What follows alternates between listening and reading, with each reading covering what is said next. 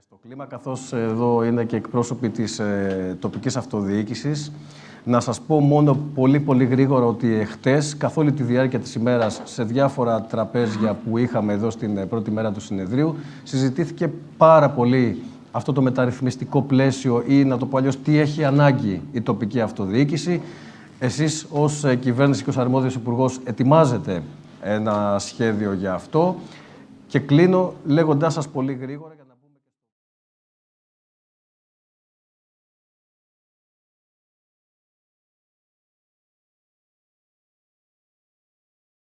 της περιφερειακής αυτοδιοίκησης, είναι ότι χρειάζεται ένα ολιστικό σχέδιο το οποίο θέλει πολύ μεγάλη μελέτη, θέλει εξαντλητικό διάλογο με τους φορείς και εκφράστηκαν προβληματισμοί για το αν αυτό μπορεί να είναι ένα βιώσιμο σχέδιο ανάπτυξης ή θα καταλήξει κάτι αποσπασματικό, όπως για παράδειγμα έγινε κάποτε μια αρχή με έναν Καλλικράτη, μετά έγινε μια προσθήκη, κάποιες διαφορές και στο τέλος μείνει η τοπική αυτοδιοίκηση πίσω με πιο πολλές αρμοδιότητες και πιο πολλούς πόρους. Οπότε πείτε μας, σας παρακαλώ, τι είναι αυτό που σχεδιάζετε, πώς το ετοιμάζετε. Καταρχάς, η κυβέρνηση του κ. Μητσοτάκη δεν σταμάτησε ούτε μέρα τις μεταρρυθμίσεις παρά τις κρίσεις. Βιώνουμε μια πρωτόγνωρη κατάσταση εδώ και πάρα πολλούς μήνες και με την πανδημία αλλά και με τις εξωτερικές προκλήσεις που είχαμε να αντιμετωπίσουμε. Αλλά παρόλα αυτά, η κυβέρνηση σε όλα τα επίπεδα συνέχισε το μεταρρυθμιστικό της έργο, γιατί γι' αυτό εκλέχθηκε από τους πολίτες και γι' αυτό περιβάλλεται την εμπιστοσύνη τους. Στο δικό μας χαρτοφυλάκιο, στα θέματα της αυτοδιοίκησης, έχουμε πολύ σημαντικά θέματα τα οποία τα έχουμε δρομολογήσει και θέματα όμως που έπονται. Καταλαβαίνω ότι βάζετε το ερώτημά σας στο πλαίσιο αυτών που έπονται, που είναι κατά βάση η πολυεπίπεδη διακυβέρνηση. Η πολυεπίπεδη Αλλά έχει διακυβέρνηση. σημασία να δούμε το πλαίσιο. Το πλαίσιο ποιο είναι? Ότι εμείς θέλουμε μια ισχυρή αυτοδιοίκηση. Για να έχουμε μια ισχυρή αυτοδιοίκηση, πρέπει να την εξοπλίσουμε με τις αρμοδιότητες και με τους πόρους. Αλλά οι αρμοδιότητες και οι πόροι δεν λένε τίποτα εάν δεν μπορεί να κυβερνηθεί είτε ένας Δήμος είτε η περιφέρεια. Γι' αυτό προχωρήσαμε σε μια τομή που είναι ο νέος εκλογικός νόμος που ψηφίστηκε από την Βουλή πριν 2 μέρες. Έχουμε ένα νόμο που δίνει κυβερνησιμότητα στους Δήμους και στις περιφέρειες. Η κυβερνησιμότητα αυτή σε τι μας χρησιμεύει? Να είναι υπόλογος ο Δήμαρχος και ο Περιφερειάρχης απέναντι στους πολίτες, αν υλοποιεί το πρόγραμμα για το οποίο τον εμπιστεύτηκαν. Και τον εμπιστεύτηκαν με την ψήφο τους για να το φέρει σε πέρας. Οπότε πάμε να τα δούμε ένα-ένα, μου επιτρέπετε. Μια και μπήκαμε σε αυτό και έχει ψηφιστεί ήδη. Εγώ θα σας θέτω εδώ προβληματισμούς και σκέψεις που ακούστηκαν και την προηγούμενη μέρα για να μπορέσουμε να έχουμε και μια συνέχεια. Ένα σημείο στο οποίο στάθηκαν αρκετοί είναι αν αυτή η κυβερνησιμότητα που ψηφίσατε με τον τρόπο τον οποίο τη σκέφτεστε μπορεί να βελτιωθεί είτε το 60-40 είτε να βγάζουν περισσότερους με λιγότερα ποσοστά ή να αλλάξει με πάση περιπτώσει αυτό το μοντέλο. Θεωρείτε ότι είναι το ιδανικό μοντέλο αυτό ή έχει περιθώρια βελτίωσης στην πράξη, αφού το δούμε? Ακόμη δεν έχει πάρει φεκ ο νόμος, επομένως δεν μιλάμε για αλλαγές, μιλάμε για την υλοποίησή του. Ο νόμος αυτός δίνει τη δυνατότητα τα 3/5 του Δημοτικού Περιφερειακού Συμβουλίου να τα παίρνει ο συνδυασμός που εκλέγεται από την πρώτη Κυριακή, αν έχει συγκεντρώσει 43% συν 1 ψήφο την πρώτη Κυριακή, αν χρειάζεται επαναληπτικός γύρος με την διαδικασία που όλοι ξέρουμε.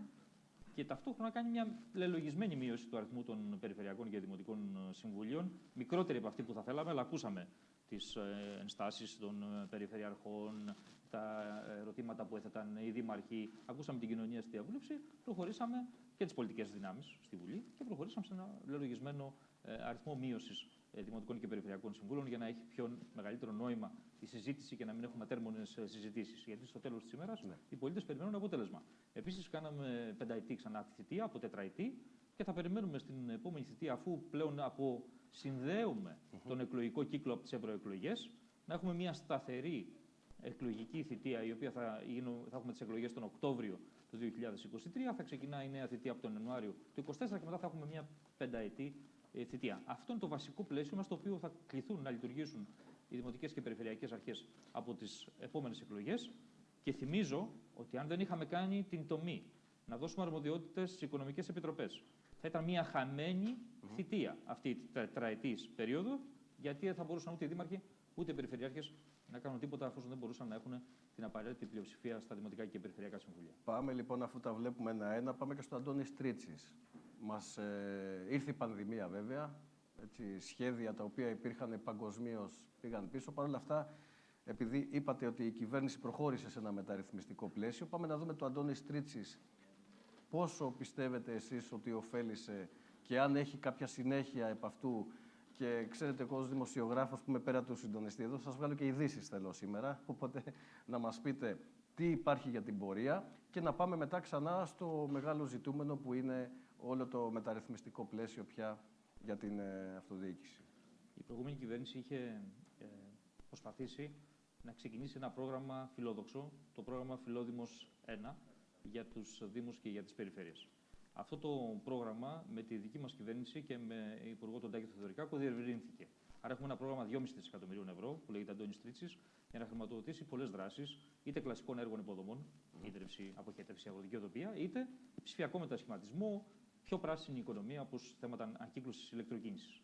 Αυτό το έχουμε επιταχύνει, κάνοντας κάποιες αλλαγές στην αρχή της θητείας μας ως νέα ηγεσία στο Υπουργείο Εσωτερικών. Και τώρα έχουμε συνεχείς εντάξεις. Παράδειγμα, χθες εντάχθηκαν 67 εκατομμύρια έργα σε διάφορους δήμους της χώρας. Είμαι σήμερα εδώ, θα συναντηθώ μετά με τον Περιφερειάρχη, μια πολύ ωραία πρόταση η οποία περιλαμβάνει αστική αναζωογόνηση σε πάρα πολλά μέρη της περιφέρειας. Ένα έργο πάνω από 20 εκατομμύρια, αν δεν κάνω λάθος, βλέποντας την εκτάριο φαρμάκι εδώ, το οποίο θα συζητήσουμε μετά, το οποίο με χαρά θα εντάξουμε στο πρόγραμμα Αντώνης Τρίτσης. Θα δω τον Δήμαρχο Πάτρας, για παράδειγμα, έχει ένα πρόγραμμα περίπου 25 εκατομμυρίων, εκ των οποίων μια πολύ μεγάλη αστική ανάπλαση, την οποία θα δούμε στα θέματα των παλιών προσφυγικών συνοικιών εδώ στην Πάτρα. Έχουμε τέτοια θέματα που αναζωογονούν την τοπική κοινωνία, δίνουν εισόδημα σε όσους εργάζονται και θέσεις εργασίας σε όσους εργάζονται κατά τη φάση της κατασκευής, αλλά δημιουργούν νέες συνθήκες όμως, είτε το πόσιμα τα οποία επισκέπτεται κανείς, είτε καλύτερη ποιότητα ζωής, όπως είναι ένα δίκτυο ίδρυυσης απαλλαγμένο από αμίαντο ή ένας κανονικός μηχανισμός, ας το πω έτσι, στην ευρεία έννοια του διαχείρισης λιμάτων ή απορριμμάτων, να μιλάμε για την ανακύκλωση, ή το πρασίνισμα της οικονομίας μας, όπως είναι να κινείται κανείς από ένα ηλεκτρικό όχημα αντί από ένα όχημα με κινητήρα εσωτερικής καύσης. Όλα αυτά θα αρχίσουν να υλοποιούνται πολύ γρήγορα. Σας είπα ότι έχουμε επιταχύνει τις εντάξεις. Κάθε μήνα έχουμε 2 ή 3 επιτροπές αξιολόγησης που περνάνε αντίστοιχα έργα. Με τη σειρά που έρχονται οι αστικές αναπλάσεις και τα έργα ίδρυυσης που είναι μεγαλύτερου προϋπολογισμού, θα έχουμε εκατοντάδες εκατομμυρίων ένταξης κάθε μήνα. Και φιλοδοξώ ότι μέχρι τέλος του έτους θα έχουμε ένα πολύ μεγάλο αριθμό εντάξεων, θα έχουμε δημοπρατήσεις, συμβασιοποίηση έργων, ώστε το 2022 και το 2023, δηλαδή αρκετά μακριά από τις επόμενες εκλογές, να δουν οι δημότες και οι πολίτες της περιφέρειας σε κάθε γωνιά της πατρίδας μας έργα να υλοποιούνται που τους αλλάζουν την ποιότητα ζωής. Πάμε να δούμε λοιπόν τώρα αυτό το φιλόδοξο, εγώ θα το χαρακτήριζα, μεταρρυθμιστικό πλαίσιο. Νομίζω ότι από τη χθεσινή κουβέντα, αν κατάλαβα καλά, όλοι θέλουν να περάσει η αυτοδιοίκηση στο επόμενο επίπεδο, να έχει περισσότερες αρμοδιότητες, πράγμα το οποίο σημαίνει όμως ότι πρέπει να έχει και περισσότερους πόρους ή τους πόρους που αναλογούν, μεταφέροντάς τους από το κεντρικό σύστημα. Και το ερώτημά μου είναι, πώς θα το κάνετε αυτό? Μάλλον θα ήθελα πρώτα να ξεκινήσω, να μου πείτε ένα χρονοδιάγραμμα, πότε θα έχουμε δηλαδή μπροστά μας αυτό το πλαίσιο της μετάβασης, πόσο τολμηρό θα είναι και τι χρήματα θα διαθέσετε από τον ΚΑΠ ενδεχομένως ή από άλλους πόρους. Θα ήθελα να μας το πείτε αυτό όσο πιο συνοπτικά βέβαια μπορείτε, αλλά να ξέρουμε τι θα γίνει ακριβώς και πότε θα το περιμένουμε. Καταρχάς, καθαρές κουβέντες. Δεν υπάρχει περίπτωση κυβέρνηση Μητσοτάκη με αυτή την ηγεσία στο Υπουργείο Εσωτερικών, εμένα δηλαδή και τον Μάκη τον Βορίδη, να μεταφέρουμε αρμοδιότητες σε τοπικό επίπεδο, α βαθμού ή β βαθμού, χωρίς τους αναγκαίους πόρους. Δεν υπάρχει περίπτωση. Οι αρμοδιότητες θα πηγαίνουν μαζί με τους πόρους. Ποιες αρμοδιότητες? Υπάρχει μια μαγιά μιας δουλειάς που έχει ξεκινήσει με την προηγούμενη πολιτική ηγεσία, τον Τάκη Θεοδωρικάκου και τον Θοδωρή το Λιβάνιο, με τη συνδρομή και των αυτοδιοικητικών στελεχών και επιστημόνων, όπως ο κ. Κοντιάδης.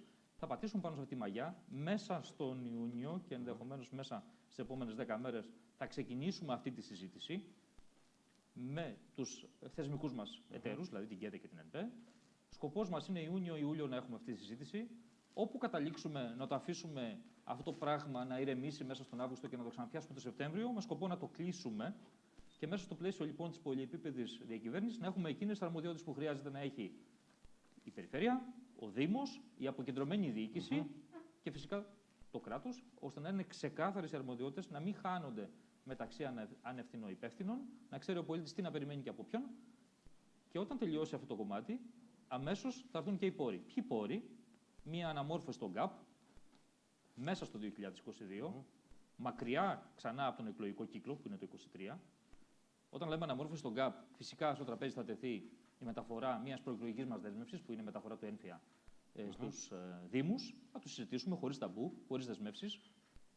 Είναι δύσκολο έργο, ξέρετε αυτό. Αλλά επειδή είναι δύσκολο έργο, πάω στο άλλο. Δεν μπορεί να γίνει η μεταφορά του έμφυα μόνο με το συγκεκριμένο χρηματοδοτικό φάκελο που έχουν οι ΚΑΠ. Είναι περίπου 2,8 δισεκατομμύρια ευρώ Δήμοι και περιφέρειες. Αλλά θα πρέπει να διευρυνθεί αυτός ο χρηματοδοτικός φάκελος, να αυξηθούν οι πόροι. Και είναι και ένα στοίχημα και για τη σημερινή ηγεσία του Υπουργείου Εσωτερικών και για την κυβέρνηση. Η αύξηση των ΚΑΠ, όσο μας επιτρέψουν τα δημοσιονομικά περιθώρια, δεν θέλω να βάλω ένα νούμερο αυτή τη στιγμή, αλλά αύξηση των ΚΑΠ, ώστε από τον προπολογισμό που θα ξεκινάει 1η του 2023 να είναι διευρυμένη η ΚΑΠ και όταν θα έρθει η ώρα των εκλογών 8 Οκτωβρίου του 2023 για την τοπική αυτοδιοίκηση, να ξέρουν και οι δήμαρχοι και οι περιφερειάρχες τι χρήματα έχουν στα χέρια τους για να σχεδιάσουν τα προγράμματα τα οποία θα θέσουν στην κρίση των πολιτών. Εσείς νούμερο δεν θέλετε να βάλετε, εγώ θα σας το ζητήσω όμως, ή τουλάχιστον ποσοστία ή τις σκέψεις που έχετε, γιατί σαφώς δεν είστε έτοιμοι να δώσετε ακριβές νούμερα, αλλά πού προσανατολίζεστε, πόσο μπορεί να είναι. Από το 2010, ας το πούμε έτσι, την περίοδο της κρίσης, μέχρι το 2020 είχαν μια μείωση σε μέσα επίπεδα, θα το βάλω τώρα, γιατί σε άλλες περιπτώσεις όπως ήταν οι επενδυτικές δαπάνες ήταν μεγαλύτερη μείωση, μια μέση μείωση πάνω από 40%. Εμείς σκοπεύουμε να έχουμε μια αύξηση τουλάχιστον 15% στην πρώτη φάση. Και σιγά σιγά να προχωρήσουμε, γιατί όταν λέμε ότι βάζουμε ένα benchmark ψηλό, που είναι να προσεγγίζουμε τους μέσους όρους στην Ευρώπη, καταλαβαίνουμε πόσο μακριά είναι η Ευρώπη από τα επίπεδα που είμαστε εμείς σήμερα, για τους πόρους που δίνουμε στην αυτοδιοίκηση. Και είμαι φιλόδοξος στο σχέδιό μου, δεν του βάζω πολύ στενά πλαίσια, αλλά πάντα θα κρυθεί σε συνεννόηση με το οικονομικό επιτελείο και τις κυβερνητικές προτεραιότητες μέχρι το που θα μπορέσουμε να φτάσουμε αυτή την διεύρυνση του φακέλου.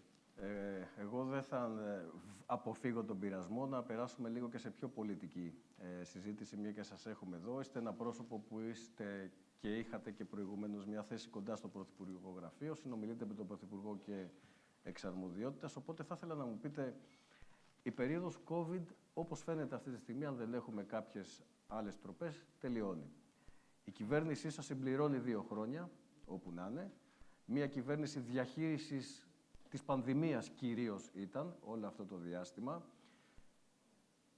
Πού θα πάει τώρα η κυβερνητική πολιτική, εφόσον έχει χάσει 2 χρόνια από αυτά που θα θέλατε? Σας θυμίζω, το προεκλογικό πρόγραμμα περιλάμβανε πάρα πολλά πράγματα που λόγω πανδημίας δεν μπορούσαν να γίνουν.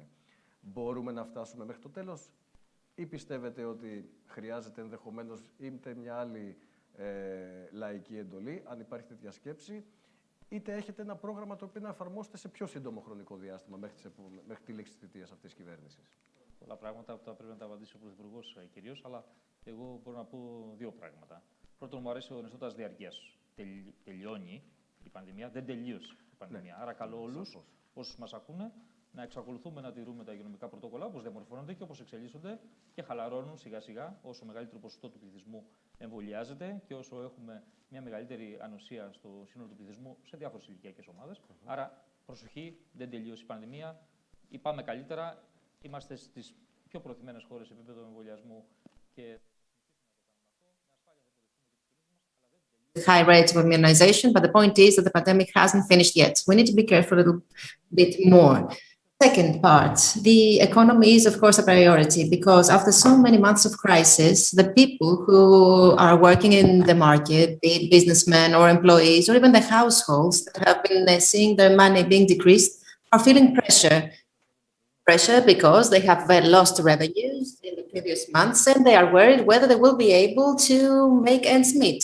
We have proven during the last few months that the people shouldn't be worried so much about the losses of the past because we are here in order to cover them and also to provide them with support by making interventions in the banking system or by proceeding to some settlements. So we need to make sure that there's going to be trust that the environment, the economic environment will be strong. And in my view, the times we live in can only be compared to post-war times because the economy has suffering from a 10-year-old crisis. This crisis has been aggravated by the healthcare crisis. Greece, at the same time, shows great opportunities for growth in the future. So you sound optimistic, at least for now. However, there is a pessimistic feeling in the society. Can the government And I would like to talk about the recovery fund. Can the government implement such a program that will include as many people as possible? Because in the pandemics, we had the protective umbrella that included all businesses and employees, but now this umbrella will come to an end. So will this lead to reactions that we haven't predicted? The government and the state will provide protection, and we will be able to provide this protection thanks to the trust that we have gained from the investors and from the citizens. And this can be seen with cash flows that are given at very low interest rates, or with the investments made in our country. The point is whether we will all move ahead or whether some people will be left behind. Our objective is to move ahead, maybe not at the same speed as in the past, but all of us will move together ahead. And we have shown in the midst of the pandemic that we have the policies to contain the increase of unemployment. We had policies that managed to support the different economic sectors, so the prospect is not so grim as one would expect. I repeat that trust is key. We have gained the trust of the citizens. We don't want to lose this trust that we have built with so much effort during the last few months, and also with the cash flows that will come from abroad. And this is not just optimism, it is realism. I believe that we have the private funds, we have the leverage of the public funds, we have the recovery fund, and we also have the NSRF program that is about to come, and tools like European tools. All of these can be used in order to get the growth we so much want. I know that you keep track of the developments very closely, so I would like to ask you, is the time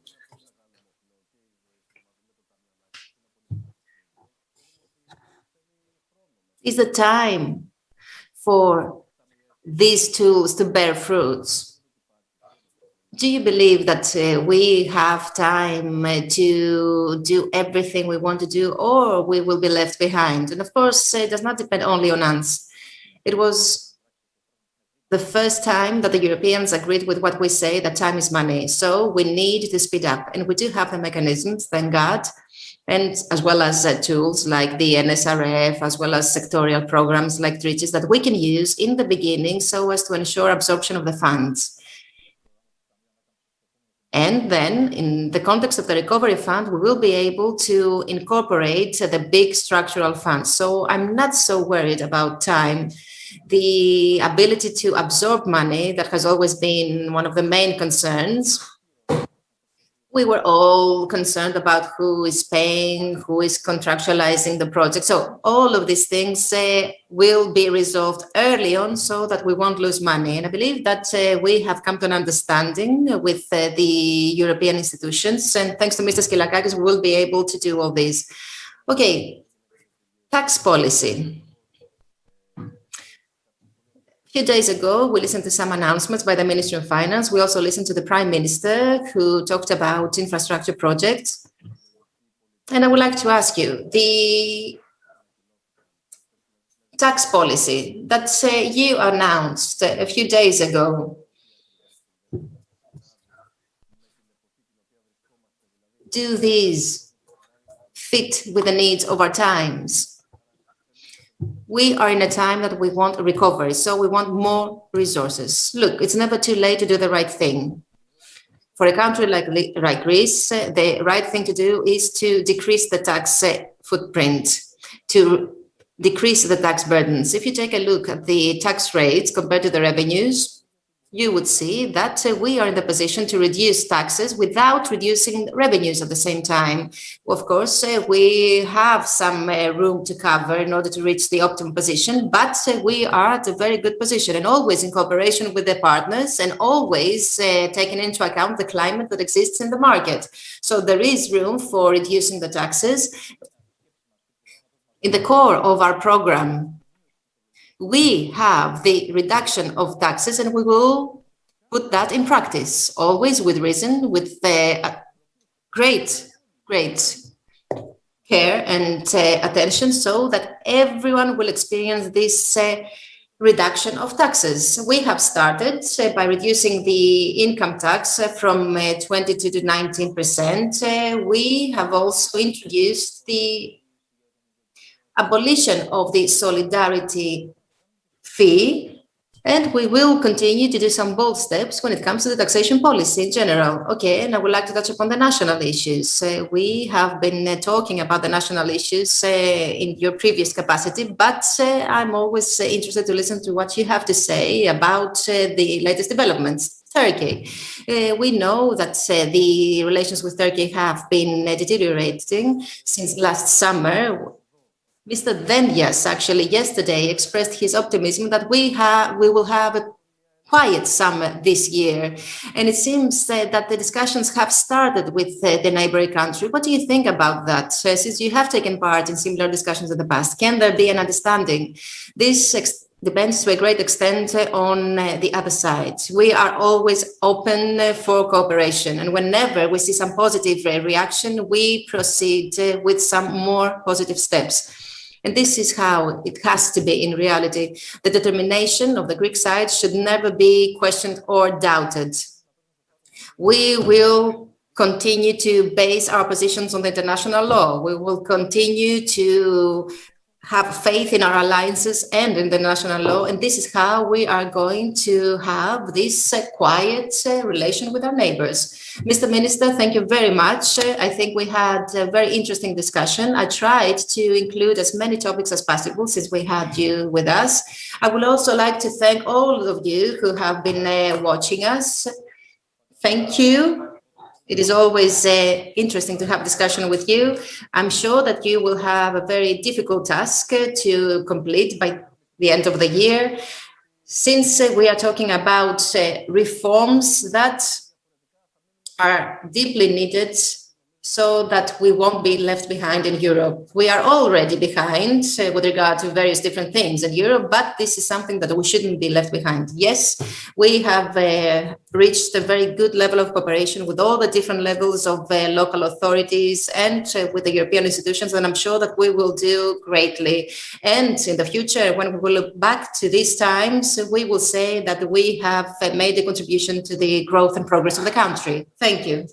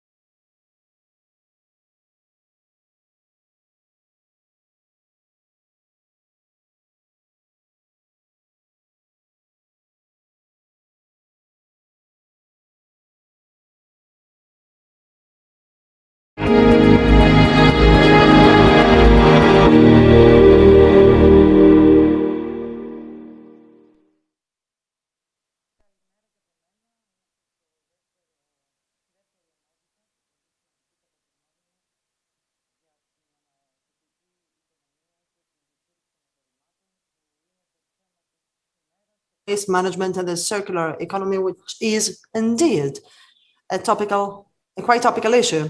If all my interlocutors agree with me, of course, this is a difficult conjuncture for our generation. We have been experiencing destruction, climate change, and we have been witnessing the consequences of all that. So we are trying to adopt, we have actually started to adopt an approach which will be different from that. So together with us, we have distinguished speakers, Mr. Manolis Grafakos, Secretary General of the Ministry of the Environment, the Mayor of Agrinio and President of KEVE, of the Union of Municipalities of Greece, in charge of the environment, Mr. Alexopoulos, President of the Solid Waste Management Association of the Prefecture of ACHAIA. Mr. Sengos will also talk on behalf of FODISA. He is the Secretary General of the network of solid waste management associations. He will join us virtually. And Mr. Kavalopoulos, General Director of the Greek Mining Enterprises Association. Mr. Grafakos will start. Good morning to all. I would like to thank you for having me here.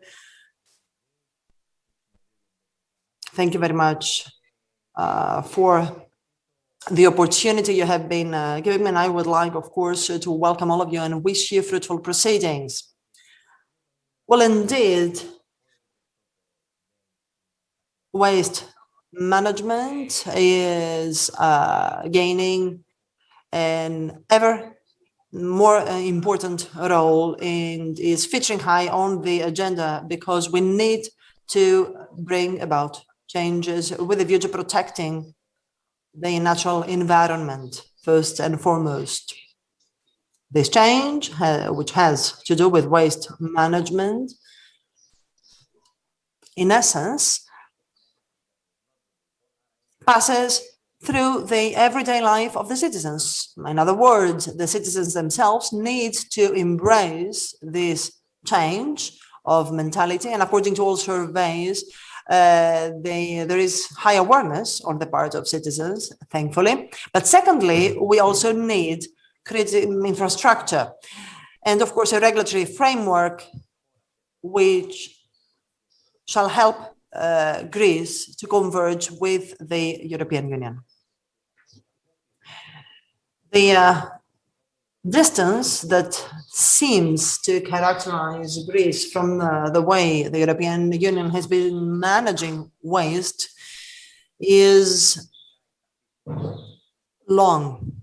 For example, landfilling today stands at 25%, that is the European average, while in Greece we stand at more than 80%. So we lag behind the European average when it comes to waste management, and much needs to be done. So together with the Prime Minister, we have been focusing on the following pillars. First and foremost, the setting up of an ambitious regulatory planning, first of all, the waste management action plan.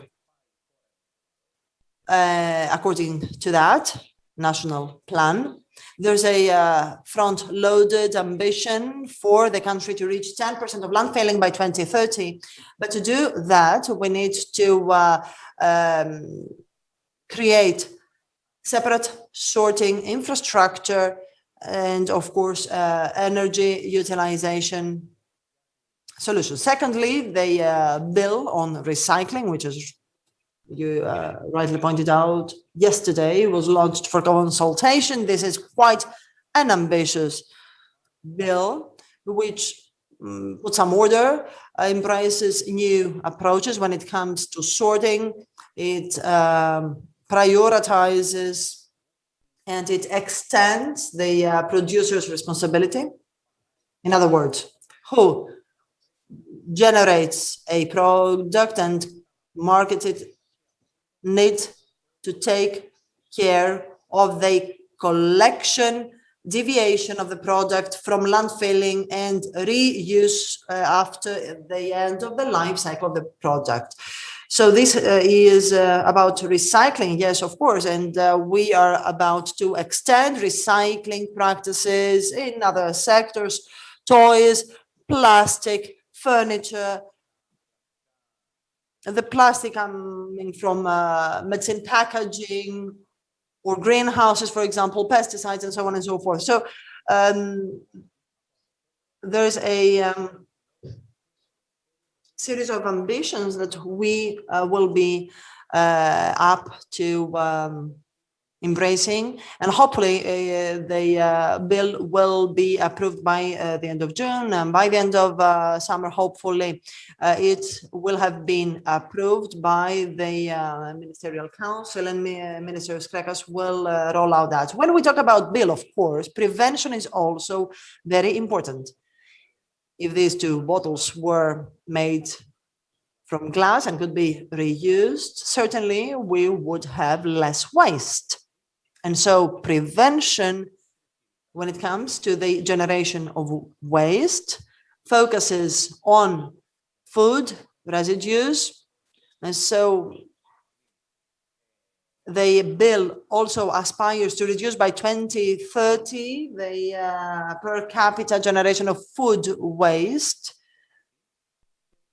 Secondly, paper. Thirdly, plastic. These are the three pillars, the three main sources of waste generation, and the prevention plan will take specific measures with reference to those pillars.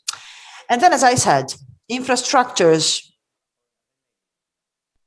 I don't intend, of course, to say that not much effort has been made or was made some years ago, but I need to acknowledge that in 2019, the country was equipped with just 4 waste management treatment plants. Another 4 were underway, under construction, and no waste management treatment plant were under procurement. So now there are 5 waste management treatment plants, including the ACHAIA plant. There used to be 4 under construction, which have been completed. 3 belong to the Peloponnese, which thankfully has already launched a far-reaching plan of waste management, and another 19 plants have been auctioned, have been proposed through procurement. Another 15 plants will be assigned to contractors by the end of the year. We have all, in the meantime, also doubled the budget earmarked. We are trying to contractualize all the projects in conjunction with the competent authorities so that the country may be equipped with the necessary infrastructure, because this is very important. Why is it important? Because instead of landfilling the waste will be channeled to cutting-edge plants that will give rise to, not pre-selected, but anyway, some compost, which will then be used in multiple solutions. We will also get a part of the recyclable material, and last but not least, of course, energy production, which is very important. And here, for example, in Western Greece, according to our plans, we will have the procurement of the tender for the big plant of ACHAIA. ACHAIA is already working, is already operating the plant. Agrinio, as the president will explain, is ready to receive the technical offers. NAF Pactos will then follow. So we have taken steps forward to embrace the whole logic of circular economy. And circular economy, of course, entails some changes in consumption habits in order to achieve the 2050 targets of the European Union. And here, of course, Europe is very much ahead as against other continents. Well, this is how we have been used to functioning. I mean, Greece very frequently has been lagging behind, but then manages to keep up. And so this is what we will do now. Well, we are trying hard to do that. I would like also to add what I forgot. Mr. Kavalopoulos will join us. Is he already connected? Because he is the next speaker, if I'm not wrong. And before giving the floor to Mr. Kavalopoulos, good morning, sir. He's the General Director of the Greek Mining Enterprises Association. Here he is. I apologize for not having introduced you at the beginning. We are delighted to have you here, and you will have 5 minutes, sir. But because mining is of outstanding importance, I would like to ask you whether you have been involved in the consultation on recycling and whether the draft bill is of any interest to you. So please include that in your answer. Thank you.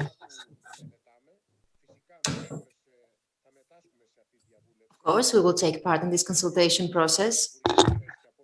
We have submitted our proposals to the minister with regard to the circular economy and the sector in general. And one of the reasons of my intervention here today is this exactly. We want to promote the cooperation and the relation between the mining sector and the circular economy. Very, very briefly, since many things have already been mentioned, I would like to say that there are 5 different aspects of the circular economy, 5 different aspects, 5 different cycles. They are the 5 R cycles: reduce, repair, reuse, refunction, and recycle. Some of the things have already been covered by the General Secretary. However, what I would like to say is that behind all these, one of the most important elements that defines the circular economy is the reduction of the quantities of the materials used, either in a primary instance or in a secondary instance. Moreover, an important element is the reduction of energy. Of course, these are related to the European Green Deal and to the European objectives set for 2050. However, what hasn't been described very clearly is that in order to achieve all these European objectives, but also the national objectives, and to ensure a circular economy that will be based on a differentiated energy production, a differentiated consumption, will be based also on electrical vehicles, and also on sustainable products that will be based on a circular economy specification. So all of these are not enough and cannot be met through an optimum use of the raw materials or through recycling. There are needs for raw materials, and these needs are and will be huge. There is huge need for metals, for pipes, for copper, which is absolutely necessary for these systems for electric vehicles. There is need for cables, for generators. All of these require a huge amount of raw materials. Then differentiation of energy, which of course involves the use of RES. This also entails a high utilization of raw materials. To give you an example, a simple generator of 3 megawatts requires 1.5 million tons of fossils to be created. So we're talking about huge amounts. I'm sorry to intervene, Mr. Rafatos, but you have given some very important statistics. You are representing the Greek Mining Enterprises Association. So I would like to ask you, have you initiated the recycling process in your own sector of activity? The businesses are doing their mining activities. Have they started recycling? Look, recycling is not directly linked with raw materials, since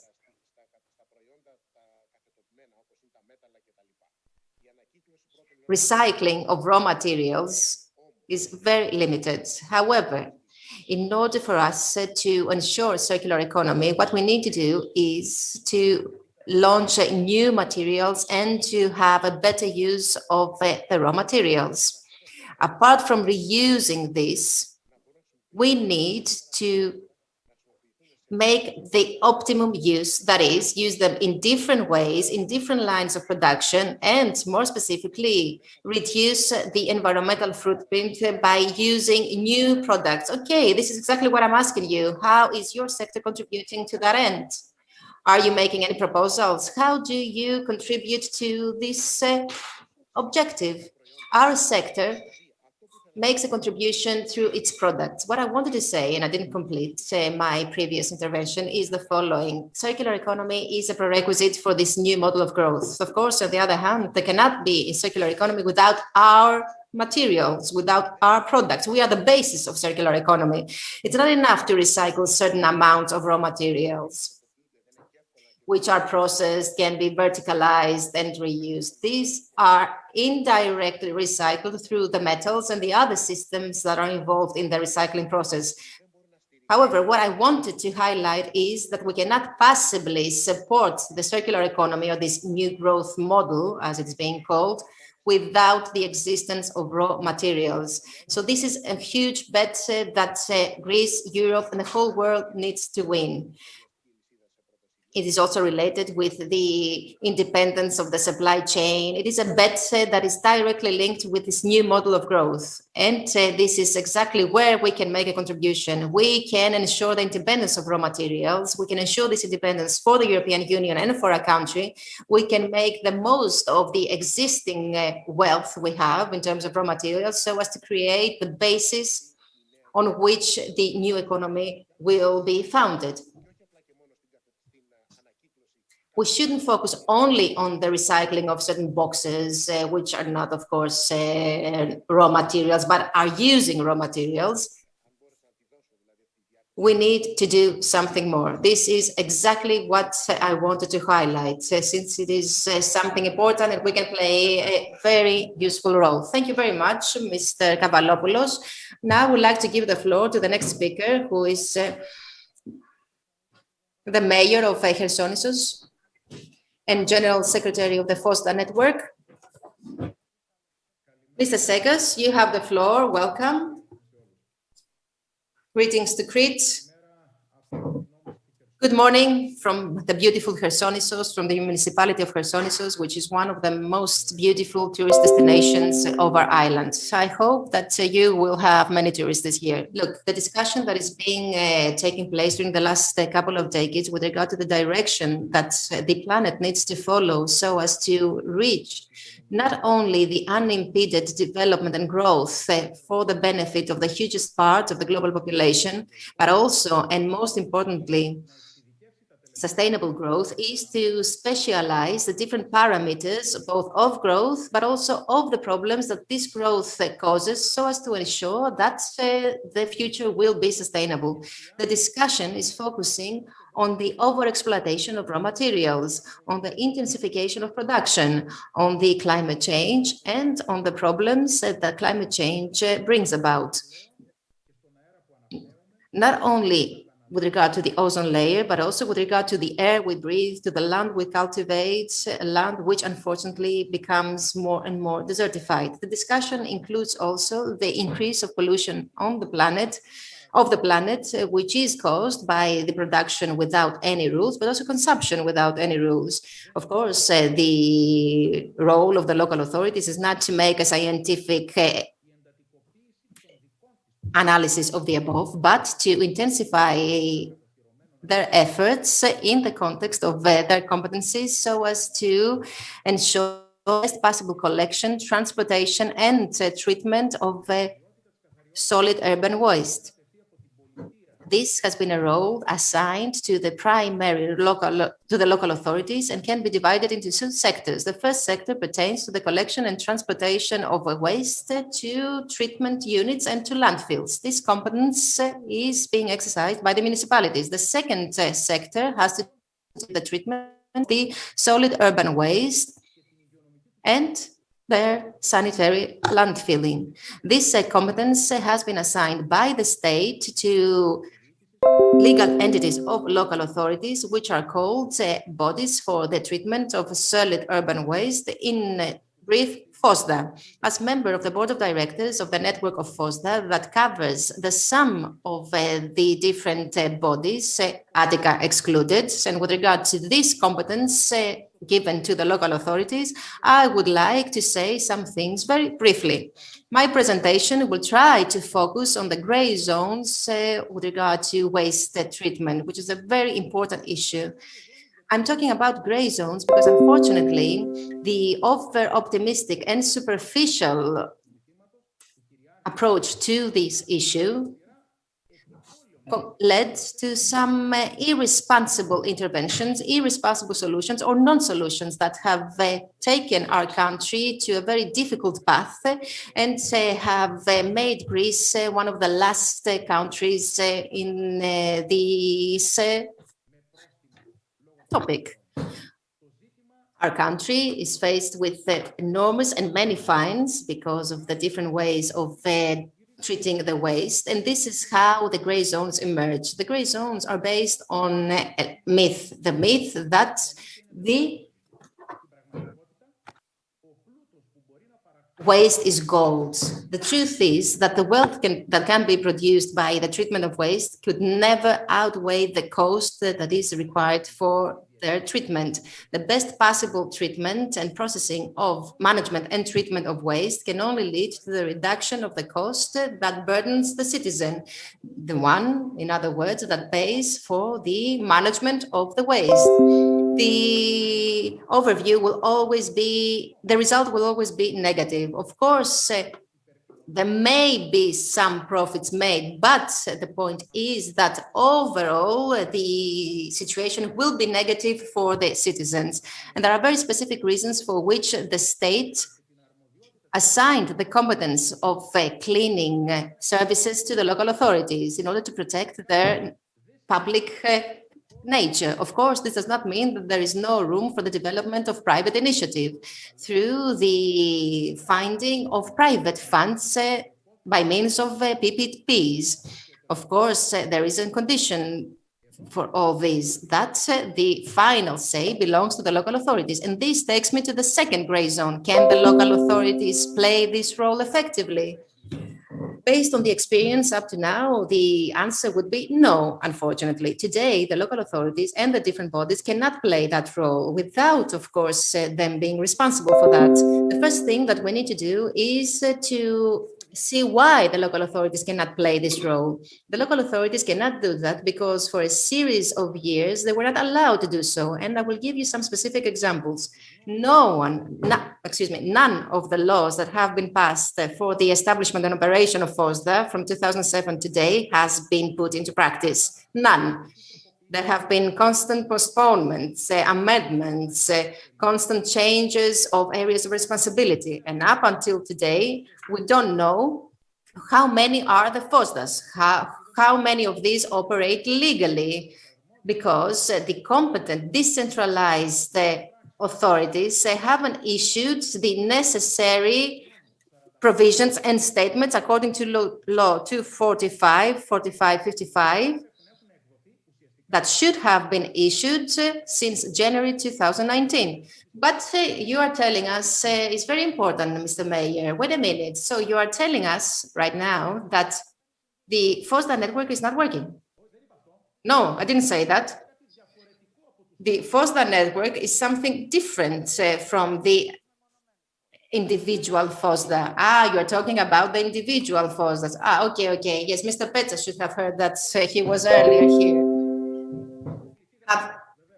Yes, we have put that in writing. I'm sorry to interrupt you, but we need to be a little bit short since there are other speakers with us today who I believe will agree with you.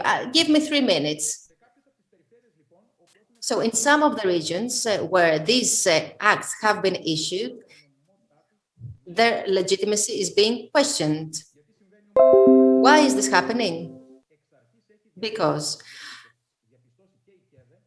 As the Central Union of Municipalities has said from the beginning, the provisions of the aforementioned law did not have the objective to regulate the operation of FOSDA. Their objective was to serve specific political interest. And I would like to ask you to read the Article 2 of this law. You will be surprised by its complexity. This article exists just to be interpreted at will by anyone. The FOSDA network, in cooperation with the Central Union of Municipalities, since 2016, have submitted incomplete proposals. This proposal was accepted by the previous management of the Central Union of Municipalities and is widely accepted by FOSDA. However, the state hasn't accepted it in full. I would like to give you two examples of bad legislation. In FOSDA, the General Assembly comprises the representatives of the municipalities of the region, 20, 25, 30, and even more. The Board of Directors comprises how many members? I'm asking you, because of this law. How reasonable is it that the Board of Directors comprises equal members as the General Assembly? Second example, with regard to the absorption of funds. A FOSDA can implement 2-3 management projects, waste management projects. And please try to be as short as you can. So if there may be 10, 15 retrievals of money so as to finance the projects. So this FOSDA can record these funds only by establishing a General Assembly in order for the right decisions to be made. And the question is the following: do we want FOSDA to be able to absorb the funds or not, and to spend their time with in doing other things? Yes, you have touched upon a series of very important issues, and I would like to listen to the view of the other speakers. They have a very important institutional role, and they can elaborate on that topic. We have Mr. Georgios Papanastasiou, President of the Environmental and Energy Committee and Central Association of Local Authorities. What the previous speaker said has been very interesting and surprising. I didn't know these things he shared with us. I would like to ask you, what is your experience? Are they true? Are they so dramatic? Is there room for intervention and solution? Well, there's no need to analyze things that much. The problem of decentralized authorities at large, as we have seen with regards to the operation of the first and second tier of self-government, are known, maybe because there is a state-supported logic or because they are short of personnel. It is unacceptable for them to delay all procedures. I was one of the people who urged the former minister when he came to Patras to close them, because it is utterly unacceptable. And this does not go only for Patras, but also for Patra, Pyrgos, etc. These are inherent problems of the public administration in Greece that needs to be addressed. And I am confident that this government will correct them. We need to get rid of a state-funded logic that there is, that is consolidated. We need to have devolution of powers. So powers need to be delegated to the local authorities, because there is a whole series of distortions of the system. And allow me to provide this as an example. Here at the region of Western Greece, there was the planning to set up 3 philanthropy PPPs, one in ACHAIA, one in Ilia, and one in Etola Karnania. In 2015, the change of government brought about a change of planning. So for political reasons, at Olokarnania, there was a second plan, plan, and now we have none. But if that delay had not existed, then now we would have had at least 3 plans. And there are specific European imperatives, and now we will have to pay the land filling fine because we are lagging behind. We have not managed to achieve all the targets related to recycling and circular economy. What about the land filling duty, the land filling duty? Well, there's no specific amount for that yet.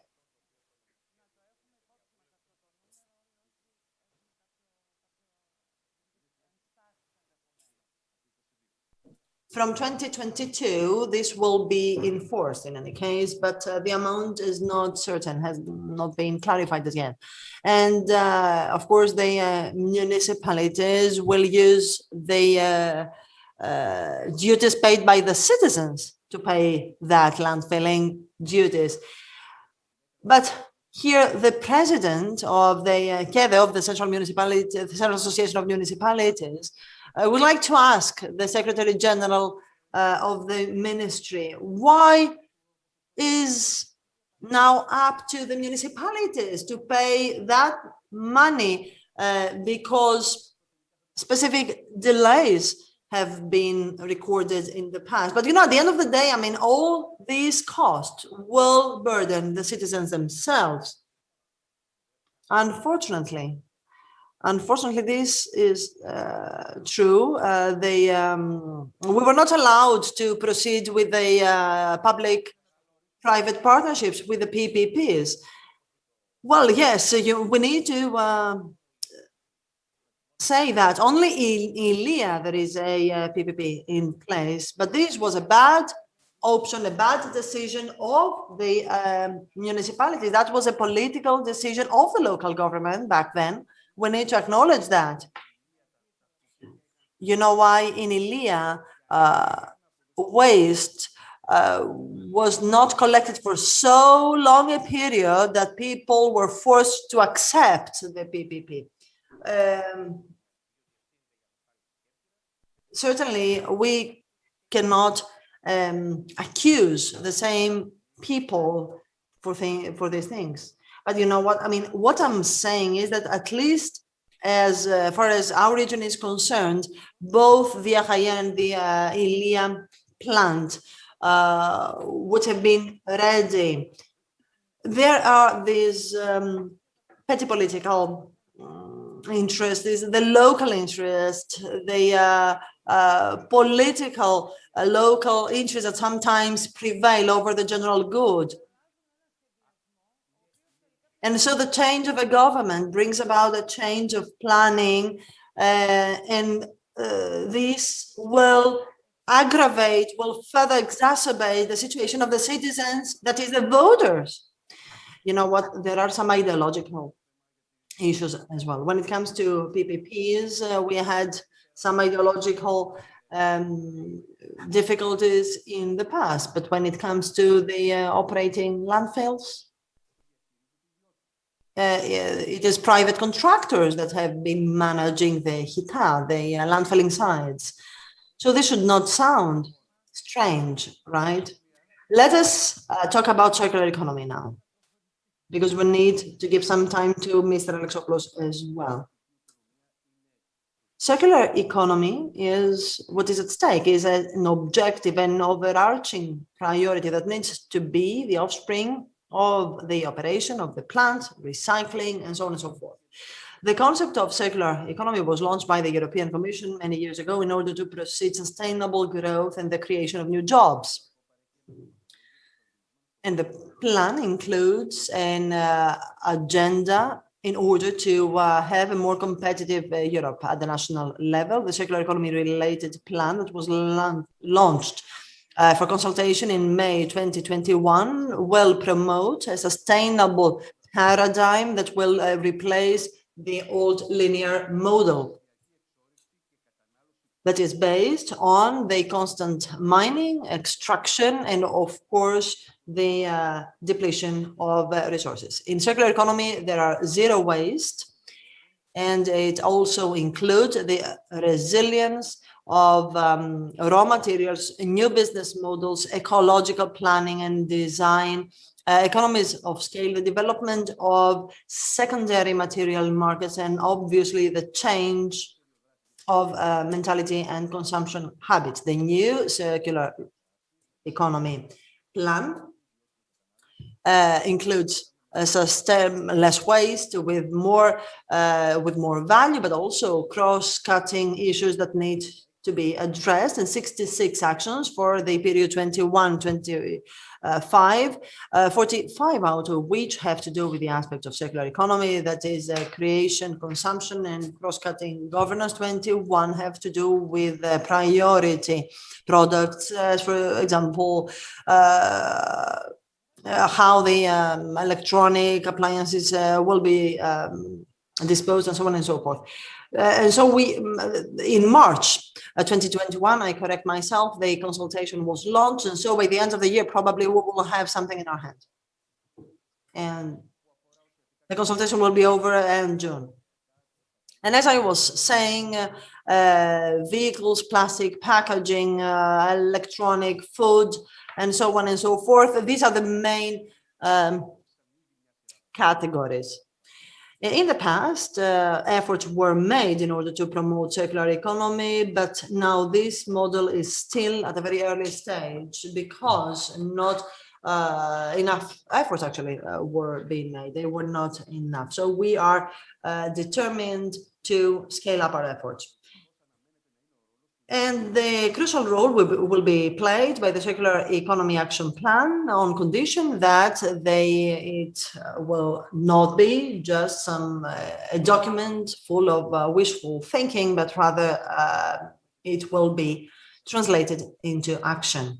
And it's worth noting also that implementing circular economy in the cities may bring about a long series of economic and social benefits to the benefit of the to the citizens, excuse me, the buildings and the local enterprises. And of course, waste management may be transformed in a circular way. The role of municipalities as coordinators of local affairs, but also as consumers of resources and goods, will be critical in this transition to a circular economy. And so there is the imperative to reinforce and to assist the municipalities through financial and human resources with a view to enabling them to improve the life of their citizens. So as the same as Mr. Segos said earlier, yes, by way of conclusion, I would like to say that there is a high number of legal arrangements approved in Greece to date, and certainly these constitute a step forward in order to promote sustainable cities for a better quality of life of our citizens. Many of the laws passed are innovative, but the first tier local authorities or municipalities are called upon to shoulder the main part of responsibilities of this ambitious new plan. And this is something we all need to recognize, and what is more, in a tight timeline. And so all of us, especially the central government, should never disregard the fact that waste management has some inherent local characteristics, and the fact that the municipalities have always played a leading role in waste management by contributing on a daily basis in ensuring environment safeguarding and the protection of healthcare. So the municipalities have been up to the task to date, and we need to acknowledge that. They will also shoulder the responsibility of being the accelerators to that. Now, I truly hope that awareness raising will be achieved by KEDE for its members. And having said that, I would like to give the floor to Mr. Alexopoulos. We are looking forward to listening to you, Mr. Alexopoulos. You are the president of the Solid Waste Management Association of the Prefecture of ACHAIA. And I would like to ask you kindly to share with us what are the projects that will be launched shortly. And I would kindly ask you to be concise. What are the projects under construction in ACHAIA? I have the bad luck of being the last speaker, which means that I need to be very brief. Yes, there's going to be also another intervention. Oh, he's even in a worse situation than I am. Look, the point is that after hearing what the previous speakers have said, I would like to say in my turn that since 1998, when I first started dealing with the public affairs and with the solid waste management, I have been examining the different policies, political figures, approaches, and failures.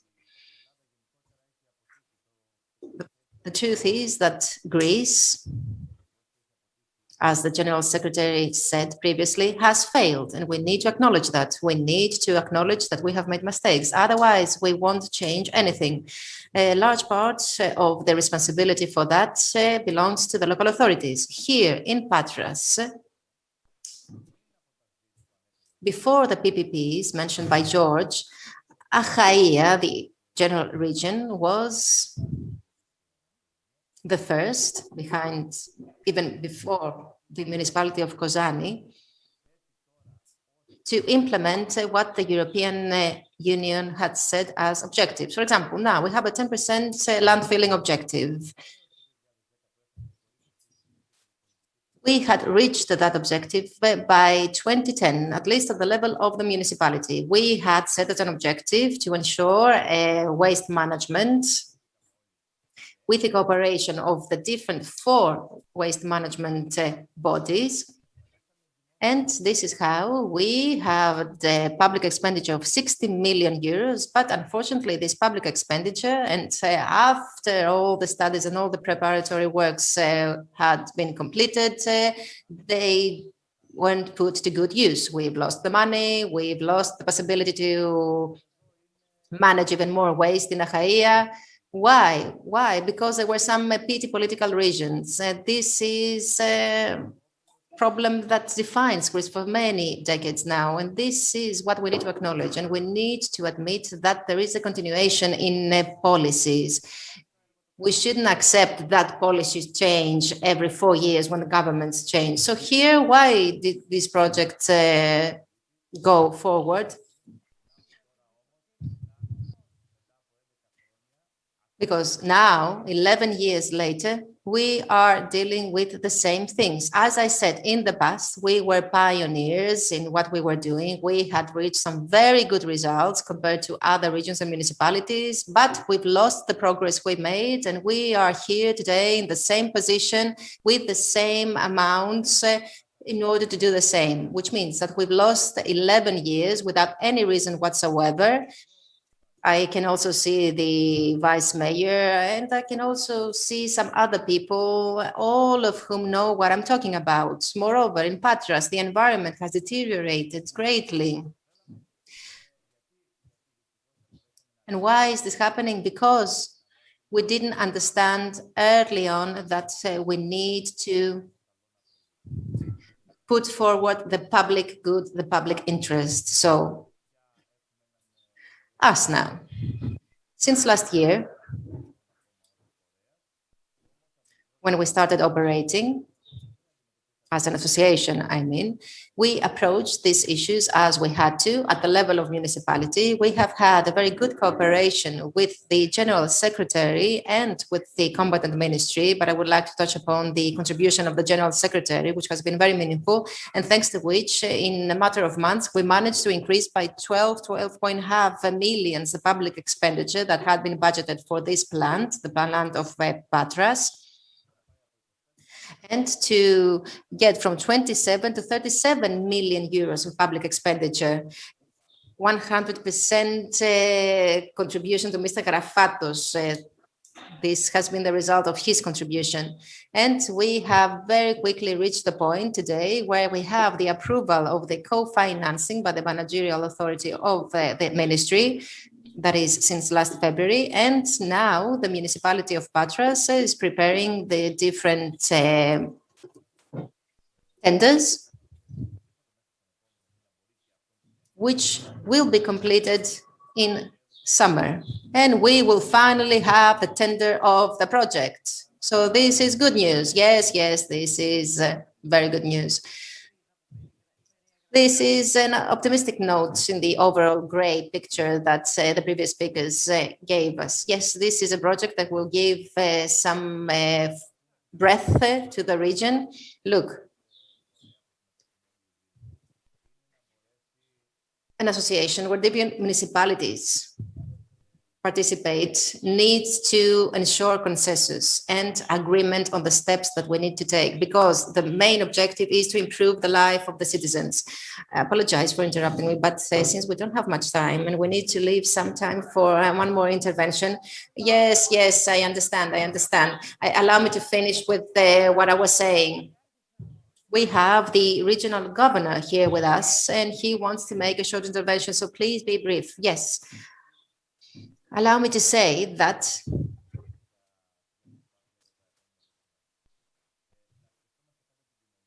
we need to think about society first. We need to get the consensus of society, because otherwise this project will never give any fruits. We need to have the society on our side. We need to show to the society that the project that we want to complete will be beneficial to the citizens and not a project that will damage their daily life. So this is a role that the local authorities need to play in cooperation with the different regional authorities, with the ministry, but as I said, with the society. Well said. I would like to give the floor to Labros Dimitrogiannis, who is the Vice Regional Governor for Energy, Environment and Natural Resources in the region of Western Greece. He wanted to say something, but also Mr. Papanastasiou would like to say something. I have tendered the plant, and the tender is in development. Yes, the citizens have realized the importance of the project. That's what I wanted to say. Yes, this is good news. 2 years ago, when we took office, many people told us that you are going to face problems with the society. And the solution is the following. If we want to get the support of the society, we need to have infrastructure that has been included in the plan, that there is a specific planning for these infrastructure projects. And all of the infrastructure projects have this special planning behind them. So we have resolved this issue. Okay, this is important. Remember that it was a major problem of the past. So, Mr. Dimitrogiannis, have the bad luck of being the last speaker. Yes, you have the responsibility of closing this very interesting discussion. We have heard very interesting things from the previous speakers. So very briefly, I would like to say the following. We are shifting from a model of linear economy to a model of circular economy, which means that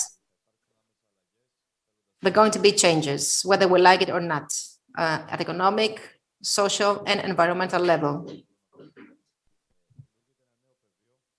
A new field of operation is being created. We, as a country, are making our first steps in that new field. There is also another development field that is being developed,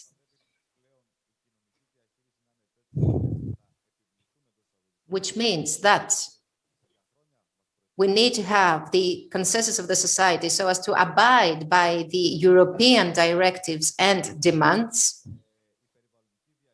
And moreover, the environmental management and the environmental footprint will be far different compared to the one that we have been used to. But there are certain difficulties. First of all, the institutional framework, which means that we need to improve and change this institutional framework. And of course, the consultation on that has already started. And this is important, since it will allow us to avoid mistakes of the past. So we are now in the position to develop an institutional backbone that will not be finite, of course. There are going to be some changes in the future based on the developments, as well as based on the needs that we haven't recorded yet, because we cannot record them as of now. The second issue I would like to touch upon is the resources. And some people may be surprised, but I believe that the huge amounts of money that will be channeled to the circular economy will constitute a problem for our country, since we don't have the mechanisms to absorb them. Western Greece, in the context of the next NSRF, will give 600 million euros, 40% of which will pertain to circular economy and sustainable growth, which means that 250 million euros will have to be absorbed, and which means that we need to have plans. I would like to ask the ministry and the minister himself to specialize the NSRF far more speedily than planned. If we have the specialization of NSRF in 2022, we will have great problems in keeping up with the times and the deadlines. Now, third major issue pertains to the political management of these topics. What we need to do is to take a look at what we have done and acknowledge that mistakes have been made. The truth is that the institutional bodies do not do that. And moreover, they do not communicate with one another so that common mistakes can be identified and avoided. Yes, which means that dialogue needs to be fostered. The region of Western Greece talks with the central union municipalities and force that, but this is not the case for the other regions of the country. And last but not least, I would like to say the following, that there needs to be a priority, just like we did in the region of Western Greece.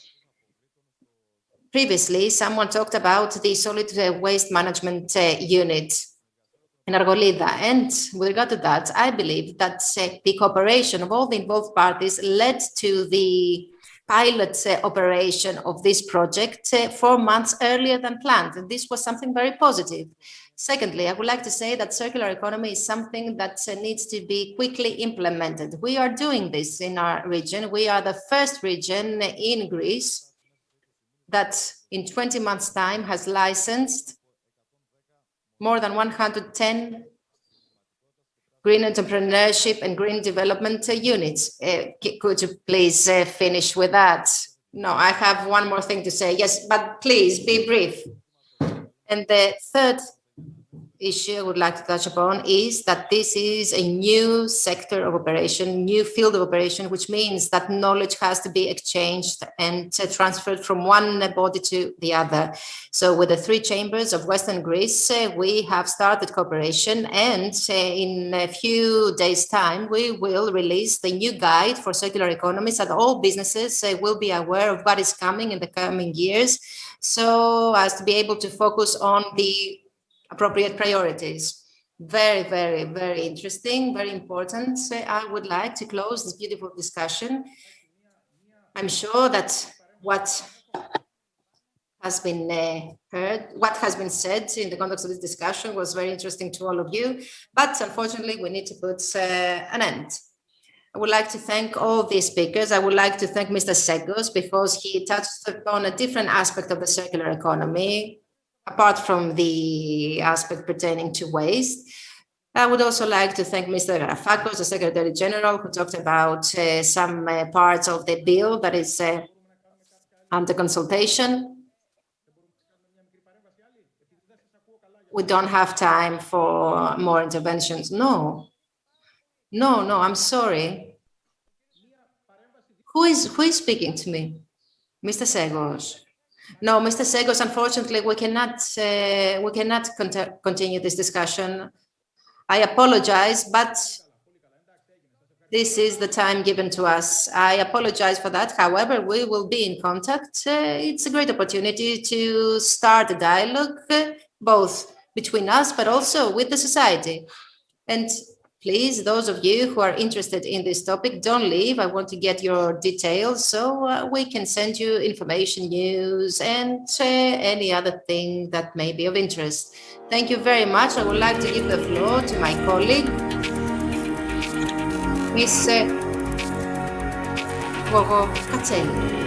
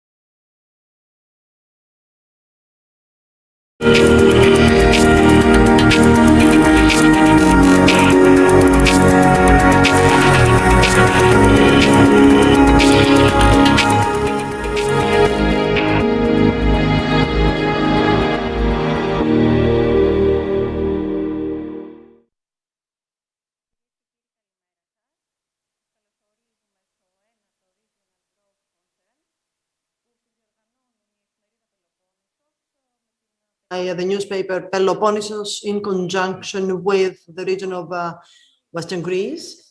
Allow me to introduce myself. My name is Gogo Katseli. I work at Agricola of Καθημερινή and Eleftheros Typos, and over the 10 past years, I have been covering the agricultural reportage. Today, we shall address local development through a flagship intervention that is LEADER. At this point, I would like to thank the development agency of ACHAIA, thanks to which we are today, and it is co-organizer of session 16. Now, LEADER was designed in such a way as to support rural areas and be able to meet the various challenges of the 21st century. What is more, it is quite flexible, which allows to national, local, and regional authorities to shape their own political programs on the basis of a European menu of measures. LEADER this year is celebrating 30 years.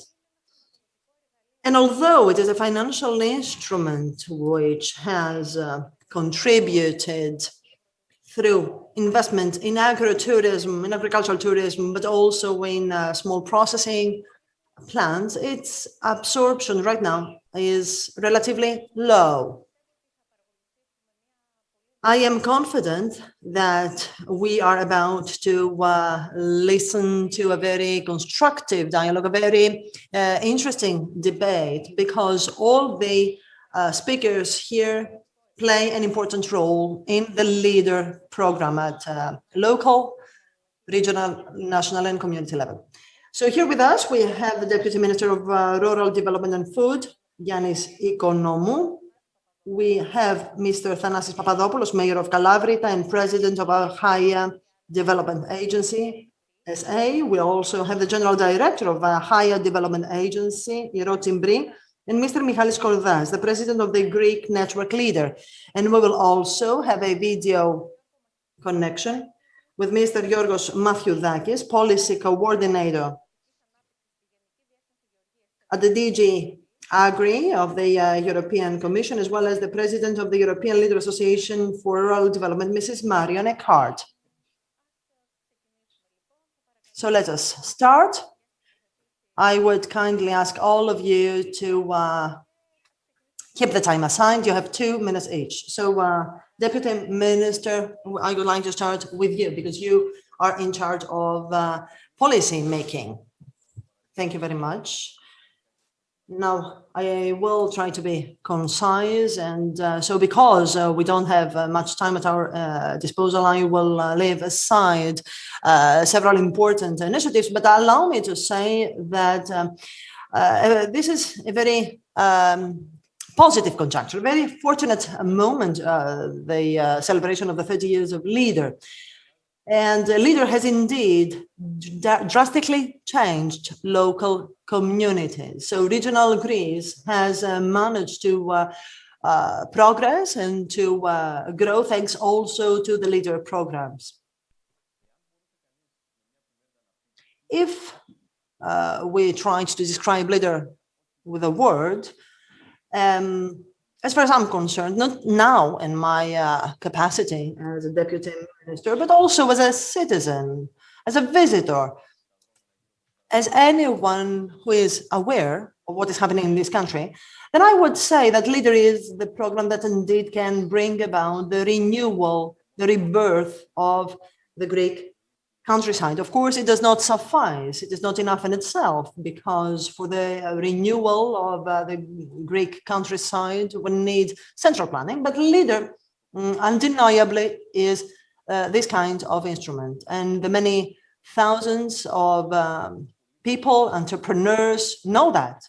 The thousands of visitors who visit the mountainous or semi-mountainous areas across the country know that. The beneficiaries are aware of the benefits of LEADER. The beneficiaries have indeed seen another source of income for them. And I believe that what we need to acknowledge is that LEADER has been doing something very important. That is, it does not approach, it does not have a fragmented approach vis-a-vis the primary sector, but rather as a value chain. And this is important in order to have a consistent policy. This is what has been lacking from many sectors of policymaking in Greece. That is, not to have a fragmented policy, not to try to fill gaps here and there, but rather try to create a chain where all the stakeholders will strengthen one the other. And this is what the leader has been doing by strengthening the primary sector through sector standardization, tourism, by giving rise to a series of initiatives and thus replacing a picture of decay with a picture and landscape of life and growth. Thank you very much. Now, Mayor, the floor is yours. I would like, first of all, to congratulate the organizing committee of the Regional Growth Conference. This is a unique opportunity to address a series of issues that have to do with the local governance. And of course, this conference also gives us the possibility to make our voice heard, also to discuss with ministers on a equal footing. And so this is very important, a very important opportunity indeed, because it is an opportunity for us to meet all the political personnel of this country and to discuss out of their offices. Now, having said that, I would like to say this. For 30 years, the leader has been implemented in our prefecture as well. The development agency, SA, is the only development agency in our prefecture. All the other development agencies that have been set up are non-operating as yet. Our development agency, SA, is called ACHAIA, and it is based in Kalavrita, so in the Greek countryside, as the Deputy Minister has pointed out. And our aspiration is for the programs we implement, and these are 7-year programs. These programs require a very long and time-consuming procedure, and so it is up to us to propose actions that will be appropriate to promote the Greek countryside, the Greek rural areas. And so leader has been implemented here. We have run 5 programs, 5 leader programs with a budget of 10 million each. And so 50 million public expenditure with a co-financing from leader, we are close to 100 million.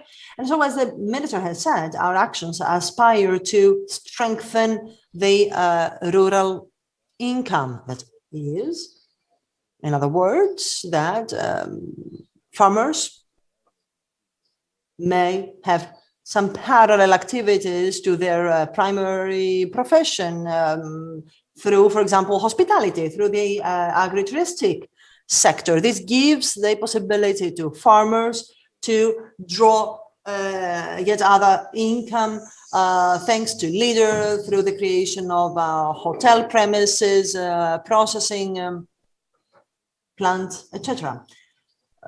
So now the local entrepreneurs, the local farmers may find ways to do other things. We would like for the local small entrepreneurs to open up their horizons, to seize, to dedicate all their time to their primary profession with a view to enhancing their income. And this is what the European Union wants to do, to strengthen the rural areas with a view to preserving the population, the local population there.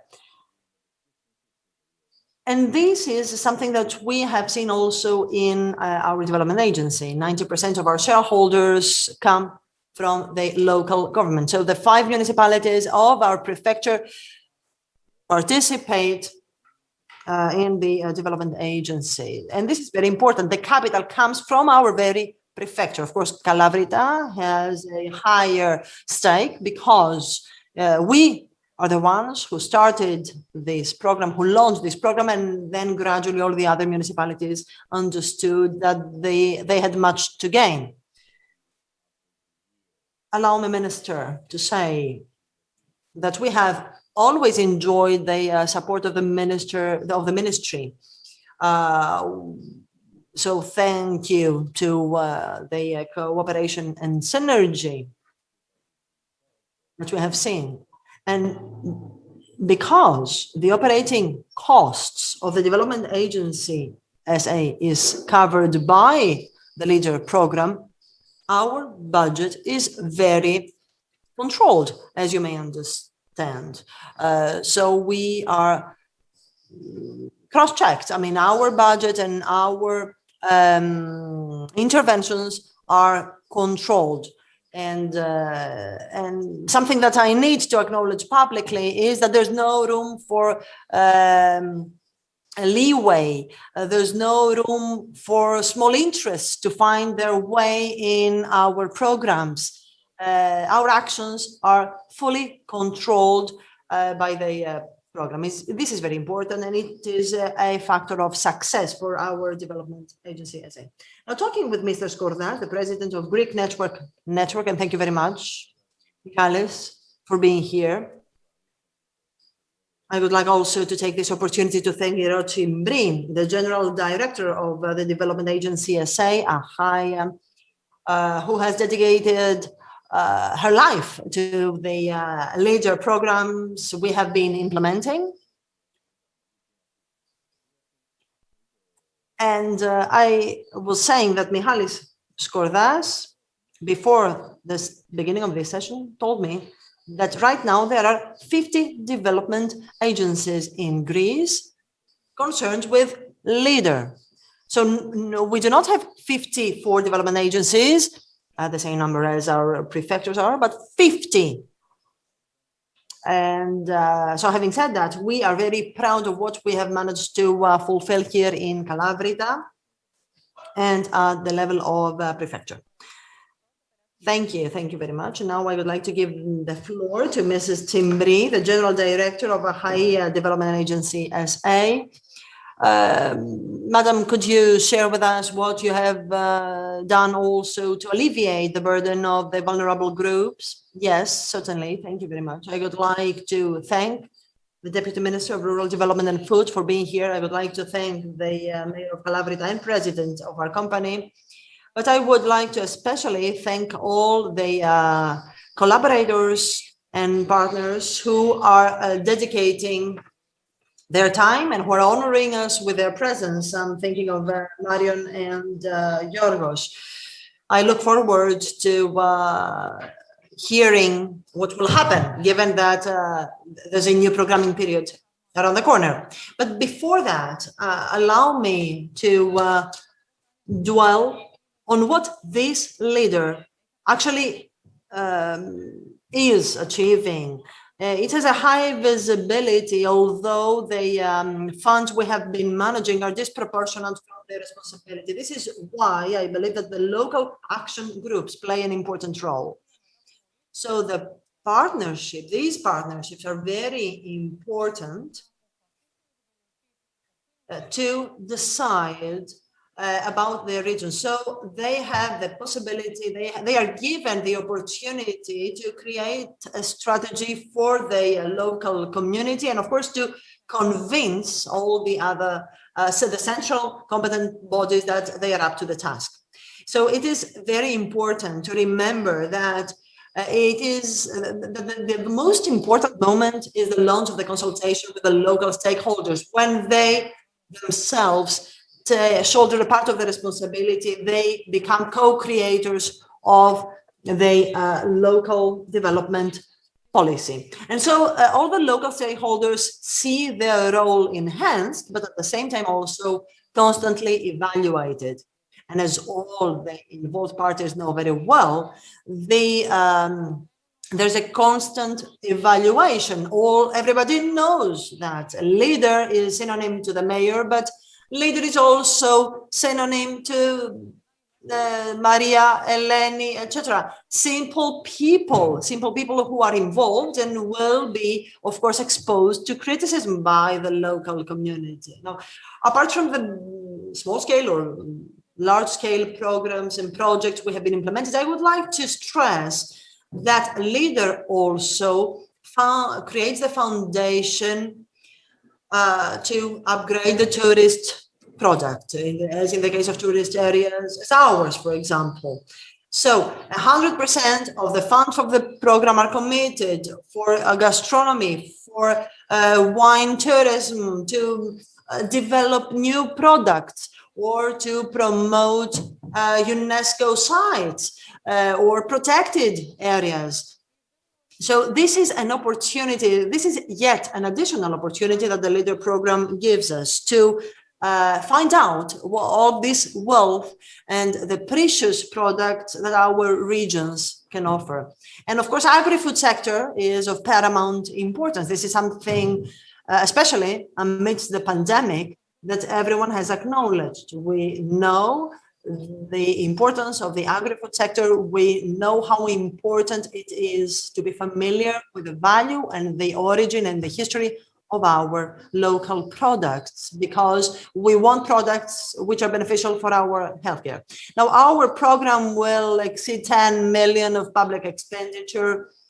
We will find out whether there will be an extension after 2023, Minister. No official announcements as yet. And the budget we will manage as a local program in ACHAIA will amount approximately to 20 million. And when it comes to criteria, yes, of course, there are some criteria. Priority is given to the farmers who wish to participate in the program.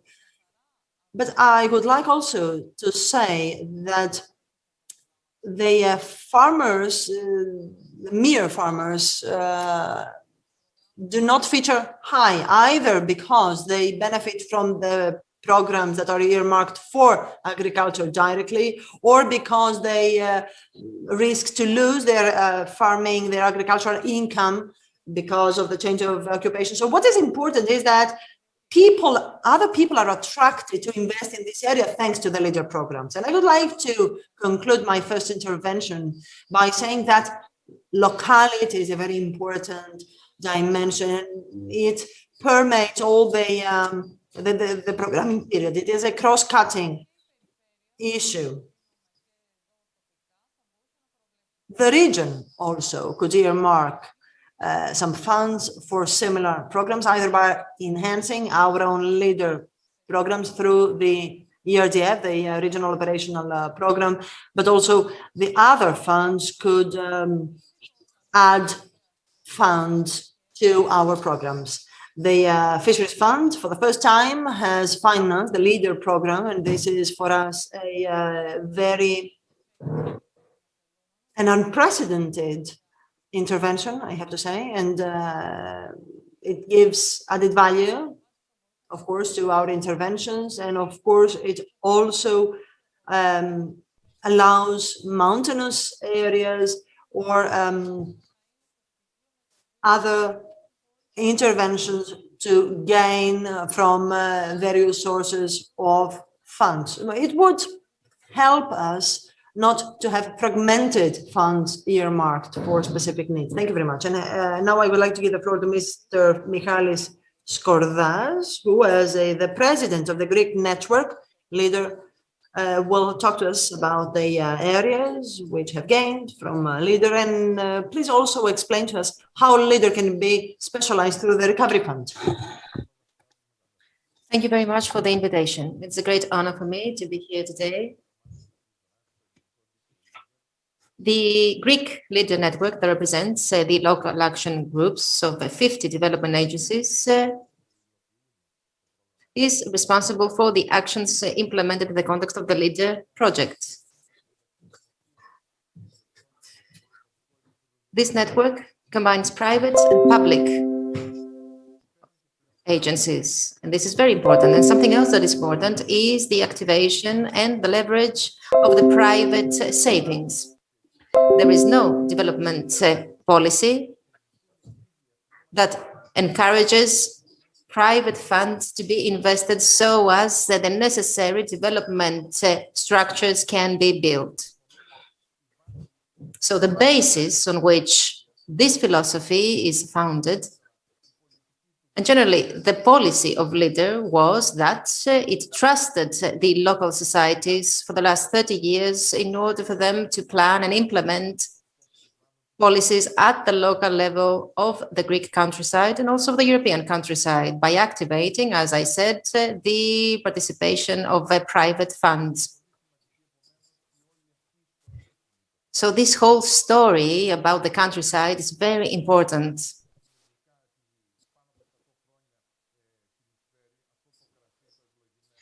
The countryside has a lot to offer, wine and many other beautiful products. And here in Greece, we have products that are so valuable and reflect the local character of our regions. And this is exactly why the LEADER policy has been based on that and has made the most of what the countryside has to offer.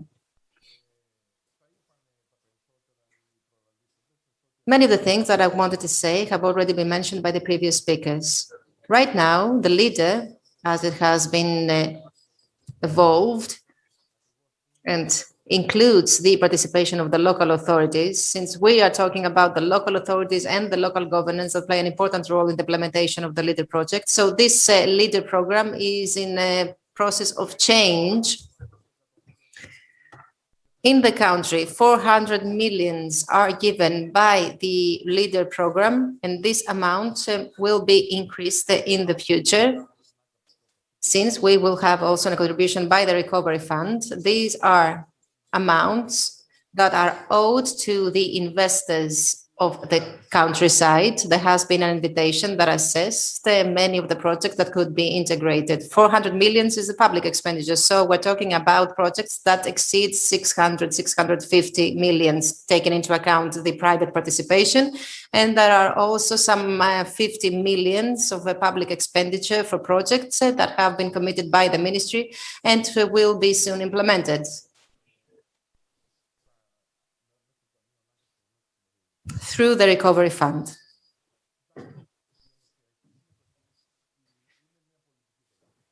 LEADER is a policy that has been embraced and implemented not only by the Greek countryside, by 29 different cities.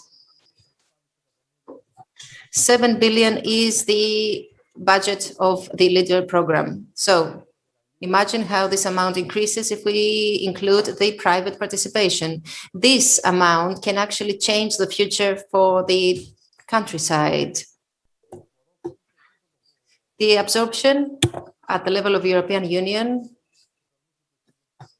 was over 60%. We were lagging a little bit behind because we had a very dysfunctional institutional framework. We had to modernize that framework so as to reach the European average. But thanks to the IT systems, like the IT system of agricultural assistance, which for the NSRF was a common practice for the last 20 years, it has been something very new for LEADER. And we have also the IT system of rural development that has to be linked with the previous one. So all these IT systems were a little bit complicated for us, but they have been activated so as to receive applications for assistance, and that is why we are lagging a little bit behind. The local action groups of the 50 development agencies include members of 750 different professional skills. These are the people that listen to the concerns of the farmer and of the micro investors of the countryside and can actually listen to their concerns and put into practice some solutions that will ease their concerns. Because as you know, the economic value is not the only thing that we should focus on. There are other values that should be taken into account, like the value of cooperation. And this is exactly what we have managed to do. Cooperation between the local authorities, between the local action groups, cooperation between the local actors with the central government, and also participation between public expenditure and private participation. In conclusion, I would like to say that in the coming programming period, we will move to a different level that will comprise different European funds, apart from the Fisheries and Rural Development Fund. It's going to be the Social Fund that in the current programming period made a small contribution, and we will also have the Regional Development Fund and the rest of the funds that will strengthen this philosophy and this strategy, as well as the policies for the local development with the participation of local communities in the coming programming period. So we will have bigger programs with larger participation of the funds and, of course, with a strengthened role of the local communities. Thank you very much. And I would like now to give the floor to Mr. Mathiodakis, who is in Brussels. Mr. Mathiodakis will talk to us about the objectives set by the European Commission for the new programming period and whether we should expect some new measures. Mr. Mathiodakis, good morning. Good morning, Ms. Katselli. Thank you very much for the invitation. I would like to greet the Deputy Minister, as well as all the other participants of the panel.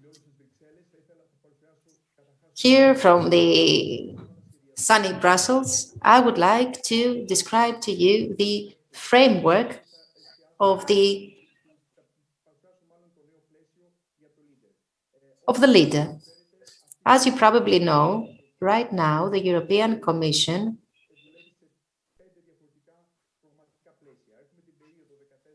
has 5 different frameworks. We have the programming period 2014-2020 that has been extended to the end of 2023. We have a transitional framework for 21-22, for which we have new funds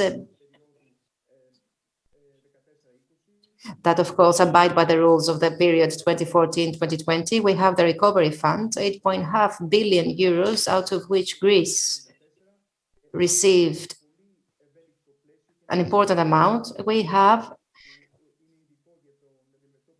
a more special measure in order to deal with unemployment, and we also have the new regulatory framework 2023-2024. I would like to say that LEADER, as has been described by the previous speakers, constitutes a success story of rural development. Rural development is an integrated policy. It does not include only the primary sector, but the secondary and tertiary sector as well. It is based on a holistic approach to development, growth, competitiveness, social participation, and integration. LEADER has always been a priority for the policies and the programming of the European Union. Since 2014, other funds have copied its example and tried to develop synergies. And something else I would like to say is that many countries, in the context of the European Union Foreign Relations Framework, have expressed interest in the way that LEADER is being programmed and that LEADER ensures the participation of citizens. Right now, the planning is made based on some major trends, the mega trends, as we call them. And I would like to touch upon mainly to the mega trend of climate change, as well as the broadband connections and the globalized economy. It is what we call the economy of distance. Right now, the LEADER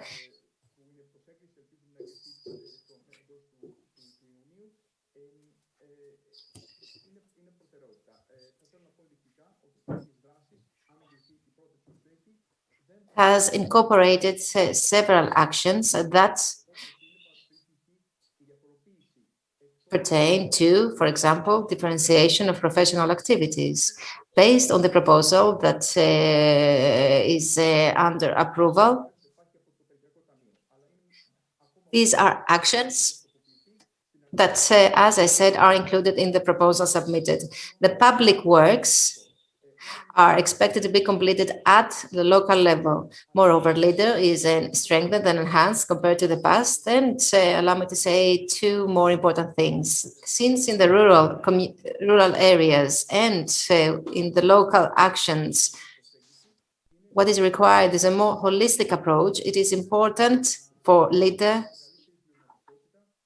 to increase complementarity and synergies among the different funds, like, for example, the Regional Fund, Social Fund, and Fisheries Fund, but also other funds like the Asylum and Immigration Fund, the Recovery Fund, Connecting Europe Fund, LIFE. In other words, in order to create a scale, we shouldn't only focus on selling a product, for example, a wine or another product from Kalavrita to Athens. No, a producer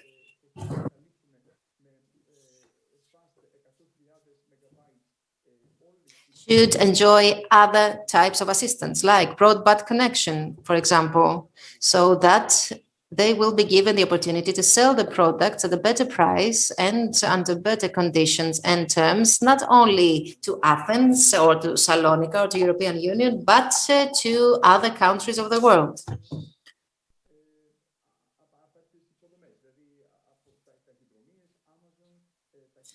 Moreover, these producers should be given and will be given the opportunity to promote and sell the products through different platforms like Amazon and others. So this is a transformation that needs to be completed, and LEADER can achieve that by promoting synergies, complementarity, and a more holistic approach along with the other funds, so as to create an economy of scale and so as to respond to the demands of the digitized economy, to the needs of the economy of distance. This is the only way that the producers will become more competitive, more jobs will be created, and the quality of life in the rural areas will be improved. And overall, there's going to be a smoother transition from the urban areas to the rural areas. Young people will be willing to move from the cities to the countryside. This is what I wanted to say. I will be happy to answer to any of the questions that may arise. Thank you very much. Now I would like to give the floor to Ms. Eckhart so that she can tell us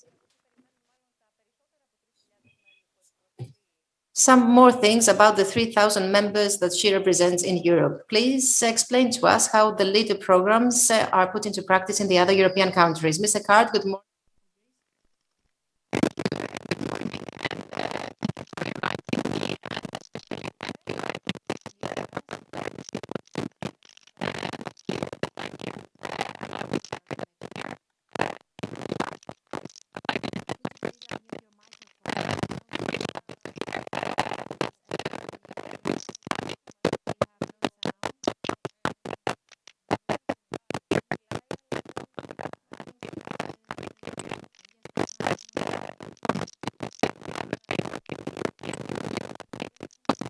Minister, until we fix the problem, could you tell me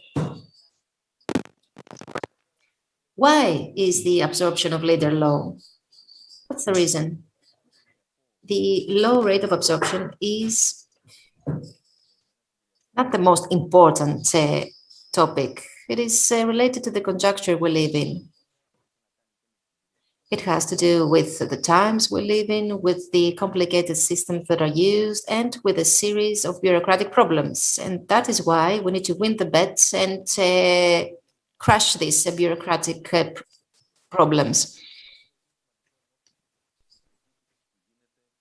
What is important to say about LEADER in view of the discussion that we are having about the new direction of the coming period is the following. What is LEADER? LEADER is two things. First of all, the improvement of the environment in the local communities and their upgrading so as they become attractive, sustainable, and worthy of visiting and living. And the other is a different way of increasing the income of the farmers. I have the feeling that if we measure the beneficiaries of the leader, we will see that the non-farmers are more than the farmers. So how should we approach this issue, and how could we incorporate this fact in our strategy? What do our farmers want to achieve in order to increase their income? First of all, the PV panels. So what we need to understand, what we need to advertise even more, is that there are ways to increase the income through activities that will ensure higher added value, both for the one who is operating in the countryside, but also for the community that works and lives around this beneficiary. Secondly, how should we design and plan the leader, taking into account the available resources? We need to make a plan that will put at the core the needs of the Greek countryside. This is not only the responsibility of the Ministry of Rural Development and Food to implement, but of the government in general, given that the leader is a responsibility of the central government, but at the same time of the local authorities. So the local authorities should have a role to play. So in our small villages, what can we see? We can see banks closing down branches, post offices closing down branches. So what do we do about that? We could use LEADER in order to replace some of these lost activities so that this will not be the final blow for our countryside. It is important to have a manufacturing unit, important to have a hostel, for example, because they can play an important role for the strengthening of the local economy. Also, if we have this type of businesses in small villages and small cities, we will be able to strengthen the local economy, which in turn will give an incentive to the people to stay there. I'm saying this because here in Greece in 2021, and given the demographic trends that we can see, and also given on the budget available, we should develop a plan that will serve our central objective. And what is our central objective? We want to have a countryside that will be filled with life. We don't want people to abandon their villages. We don't want people to migrate to the major cities. We don't want people to visit their villages and the countryside in general only for 3 days in Easter. We don't want not to give people with the incentive and the opportunity to visit these places in order to develop some economic activities. So if we want to achieve all these, we need to make the most of the available tools, and moreover, we need to have an holistic approach to the different professional activities. And in conclusion, I would like to tell you that in the coming programming period, and by the way, we need all the support we can get by the people who have worked in the context of LEADER. We have 3 directions. First of all, simplification of processes, less bureaucracy, fewer intermediate stages. We have started a whole story with the submission of letters of guarantee, which will be something very useful for many local action groups and many developmental agencies who want to be effective in what they do. Second, information, raising awareness in order for people to know which are the opportunities that they can use. And third, new thematic units by providing incentives for people to work together. LEADER has to, in the coming programming periods, to finance synergies, to provide opportunities for cooperation. LEADER should increase and strengthen the links between local businesses and people with innovative ideas in order to create economies of scale, and will make the difference. Thank you. Let us now give the floor to Mrs. Eckhart, see whether she can listen to us and whether we can listen to her. And again, the question is what the citizens and beneficiaries may expect from the new leader. Thank you. You have the floor, madam.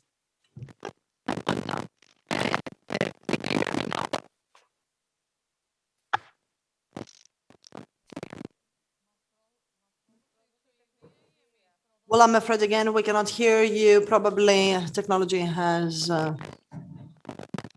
proved us wrong. Well, here, certainly we need to step up our efforts. Unfortunately, we cannot hear you.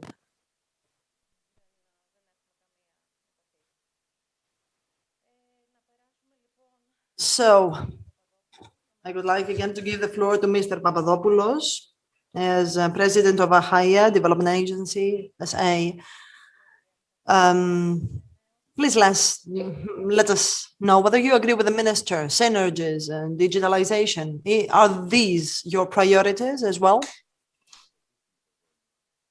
Certainly we need to identify what the problem of this country is. And this is something we have been experiencing as the minister has had. Depopulation, the abandonment of countryside. This is a serious problem we have been suffering from. An aging population as well. So we need to give incentives also through LEADER to young people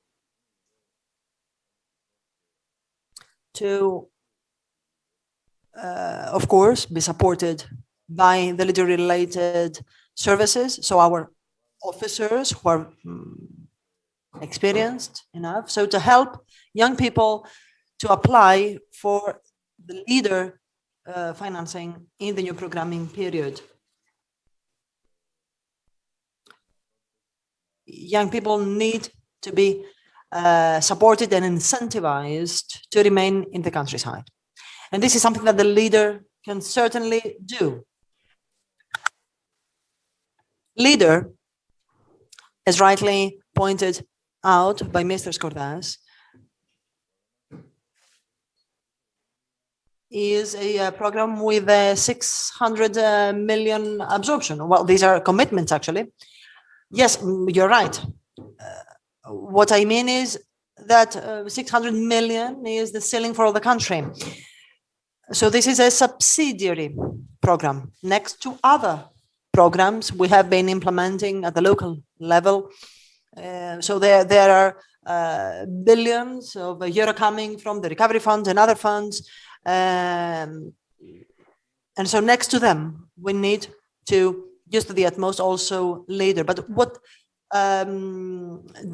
makes a distinction here is that LEADER gives the opportunity to entrepreneurs to invest their savings, to participate in order to see their income rise. And this is actually what most people want to do. They want to be given the opportunity to set up their own enterprise in the rural areas. So let us help them do that. And I believe that what is very important is that when the program is being set up in view of the new programming period, we need to come up with interesting ideas, interesting actions that will attract potential beneficiaries.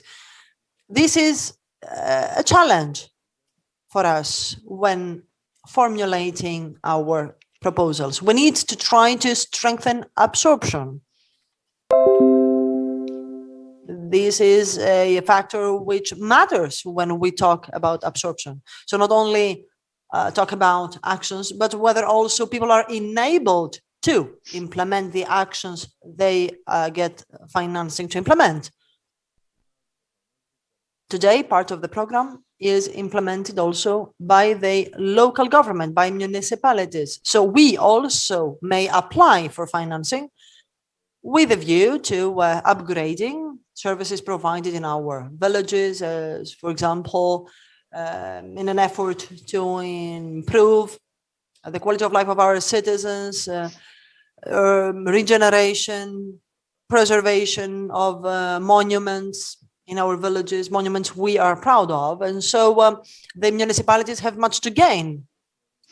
By way of conclusion, I would like to say that we need to strengthen synergy and cooperation between the ministry and development agencies. This is of paramount importance. As the minister has rightly pointed out, we need to overcome problems related to red tape, to bureaucratic difficulties. We need to lift those barriers in order to help people to benefit from that. And now I have been informed that now we have a connection with Mrs. Eckhart. Yes, let's try it again. Do you hear me now? Yes, I hope you hear me. Yes, finally. Thank you for inviting me here. I'm happy to be here. I'm sorry that I missed half of the conversation now because we were trying the test, but it has been really interesting, the parts that I heard so far. And I heard that we are planning to implement CLLD in Greece coming period with regional fund and social fund. That is great news because we have a framework that makes it possible in very many funds, as former speakers said, including the recovery funds. And we have from ALARD been working on trying to get some earmarking from the European level, because the problem is very many times at the member state level. Actually, it is not, it's so possible on European level, but when it comes to member state level, then many member states find it, I don't know, too complicated, too little money to make the effort of making an administration that works for the local action groups. And so in this programming period, it was only 788 local action groups from a total of 3,318, around 24% that actually worked also with regional and social fund. And those local action groups are mainly in Sweden, Czech Republic, Hungary, Romania, Portugal, and Slovakia and Italy. And research, the latest research that I saw from the Committee of the Regions, where they investigated how the regional and social fund was invested in the rural areas, they came to the conclusion that only 10% of these funds are invested in rural areas where 30% of our inhabitants live. So that's not a fair share, I think. At the same time, we have right now been working on European level on the long-term vision of rural areas, and we see, especially through the pandemic, that rural areas, yes, they have problems and they have obstacles. Demographic change is very big in some rural areas around Europe, but they are also great chances right now because we see quality of life that we cannot have in the cities. So I think it is right now where we need to really make an effort and use the possibility that we get also through the pandemic situation, and divide the funds more fairly. And through that, I think we can also gain trust and credibility from our citizens, not only towards European institutions, but also towards national and even regional institutions. Because, you know, citizens in rural areas, they also pay taxes and they want to have their share. And we have this problem right now in all over Europe that rural citizens feel left behind. They feel that they are not taken seriously as others. And then we get the increase of populistic parties, of people who are not seeing the use of European Union. And if we are seriously want to save that construct, we should maybe see that we invest in all citizens in a fair way. So now LEADER has been a tool that we have been using for 30 years. And I also heard one of the speakers saying that we should not only focus on selling a product. And I think this is right. We think should also not only focus on the projects of the local action groups. We should focus also on the complete method, what it actually gives an area, because the local action groups is not only its project, it's about the democratization, moving the responsibility and deciding power to the local level, and the people that are concerned with the problem, they are the ones to solving it. It promotes identity, and also through this identity of belonging to a local action group and sharing problems and possibilities, we promote knowledge transfer within the local action group, but also within the local action groups and between the projects. And as has probably been said before, but I didn't hear it, almost all projects, they aim at creating jobs, and we're very strong in tourism, recreation, handicraft, and so on and so forth, generally all over Europe. And then I think also what is important, what the local action groups do, that they include underrepresented groups in the decision making, younger, elderly, newly arrived people, and so on. And also the possibility of promoting technical and social innovation in an area, and especially in the field of environment and climate policy, which is so important now. And then we also have seen in the recent crisis, but also in the crisis from 2015, which I know you in Greece have been severely hit from. I don't know what it was like in Greece, of course, but I've seen in my own country that the local action groups were very early movers in assisting in those crises. And then last but not least, I think we have a responsibility to move Europe closer to citizens, and even also move the citizens closer to Europe, because the local action groups have the possibility to bring the voices from rural Europe to the institutions of Europe. Thank you. Των τοπικών κοινοτήτων στις Βρυξέλλες. Ευχαριστώ πάρα πολύ. Thank you very much. We need to wrap up. So, Mr. Skordas, kindly proceed with some final remarks on what we have heard about priorities. I would like to wrap up by saying what are the lessons learned. As Mr. Mathiudakis has said, leader is a success story at the end of the day, which has enabled us today to talk about synergies through the multiplicity of funds when it comes to the European Commission's planning and the synergies between the funds with a view to reinforcing, to strengthening that very success story, to disseminate this initiative also through other funds. But you know what? Synergies are up to the national policies and the local policies to materialize. So I have nothing to add. What I need to say is that we have we have had excellent communication with the ministry when it comes to the letters of guarantee or the planning for the new programming period. Now, when it comes to these elements of what we need to do, all of us, all the stakeholders, ministry, local governments, municipalities, and citizens, is to promote simplification. And this is a key word in order to implement the program in full success. We have yielded a part of our responsibilities. We have delegated powers to the local authorities. We have the National Service of State Aid that have the competence over the information system. So we have fragmentation when it comes to implementation. So we need to put some order here. We need to simplify. Simplification is the great challenge. And as rightly the minister has said, this is the first thing to address. Secondly, we need to address the depopulation, this problem, the demographic trend. You know what? The co-financing programs also are a window of opportunity, but we need to embark upon the path of criticism, evaluation, and self-evaluation. We should spare no effort to avoid missing this opportunity. And I would like to point out that ACHAIA Development Agency is indeed a pioneer. It is a front runner, not only at the regional level, but at the national level as well.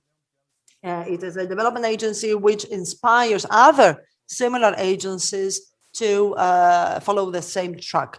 Thank you very much again for the honor of having me here. Thank you very much. I would like to give the floor to Mr. Mathiudakis. Mr. Mathiudakis, what is the deadline for the member states to submit their programs? And please, some final remarks. Thank you again. Now, when it comes to your first question, as I said, the new regulatory framework is about to be approved, hopefully by the end of this month. This is pending. We are already discussing with the Ministry of Agriculture and Rural Development. Greece is now expected to submit the amendment of the current program for 2021-22.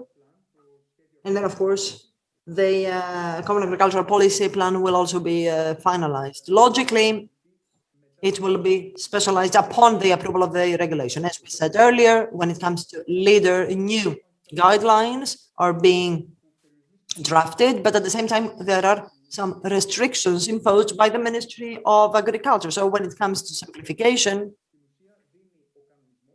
the regulation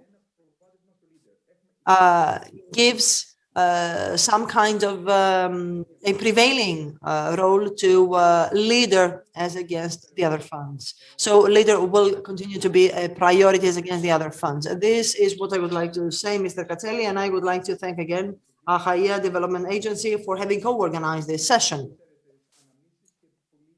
I need to say publicly that I remember many successful actions implemented from the very beginning of leader programs in Greece. Mrs. Katselli, Mrs. Timbri, some final remarks? Yes, thank you. I would like to say very briefly that having talked about the depopulation problem, we can find solutions in leader. First of all, we need to have holistic approaches. We need to have integrated policies. The Ministry of Internal Affairs need to proceed to certain reforms. We are here in order to analyze the policies and examine the directions that the other ministries are setting, and we are obligated to implement some small-scale projects under the umbrella of a general policy. It is important that leader, at least in our region, has ensured smooth cooperation with all interested parties. And I'm saying that because synergies and cooperation can accelerate results. When there are people who are willing to implement what they have to implement, and these are people who abide by the rules and show personal commitment, then everything can become better. And of course, this allows us to get in touch with the regional policies and with all the regions of Greece. We are here as leader to examine what's taking place at local and regional level and propose some ideas and solutions once, of course, they asked us to do that. We have talked about interconnection and synergy. The point is that the society needs to want that. We have been having consultation for the last 2 years. So the proposals need to come from the people themselves. That is why we visit villages and cities in order to listen to what the citizens have to say. As time goes by, this is increasing as a process and ensures a higher participation of the society. So we need to strengthen that even further. We need to give a voice to the local community so as we be able to make their vision come true. Okay, so recapping, rebirth of the countryside will stem from new thematic units through the simplification of processes. And moreover, the message conveyed by Mr. Mathiodakis was very optimistic that leader will be given a priority. Unfortunately, we need to close this discussion since there is another discussion following, a discussion pertaining to the new CAP and sustainable growth. We will have Mr. Livanos, the Minister of Rural Development, and the moderator will be Mr. Emilios Perdekaris. Thank you very much.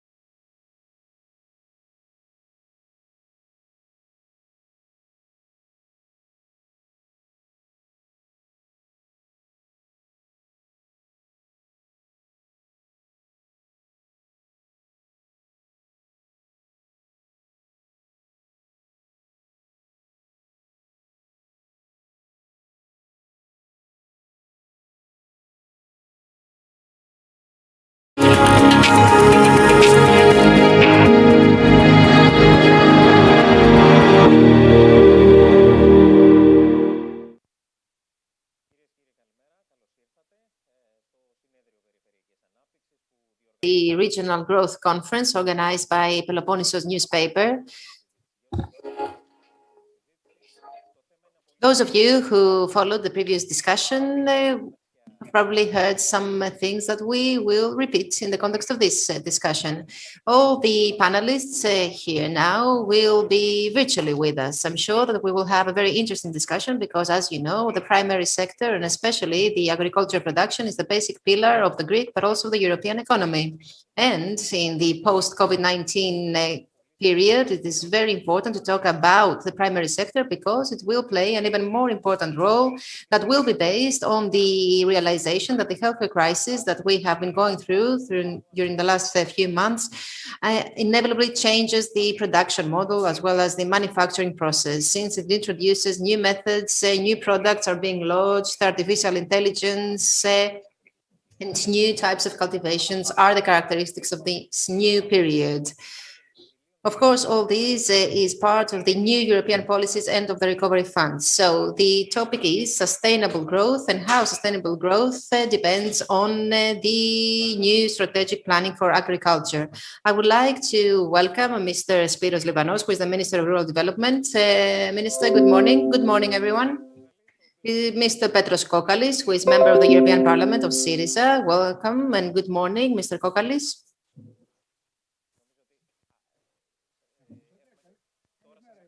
Yes, now we can hear you. Good morning. We have Mr. Norbert Lins, who is member of the European Parliament and chair of the Committee of Agriculture and Rural Development. Good morning, Mr. Lins.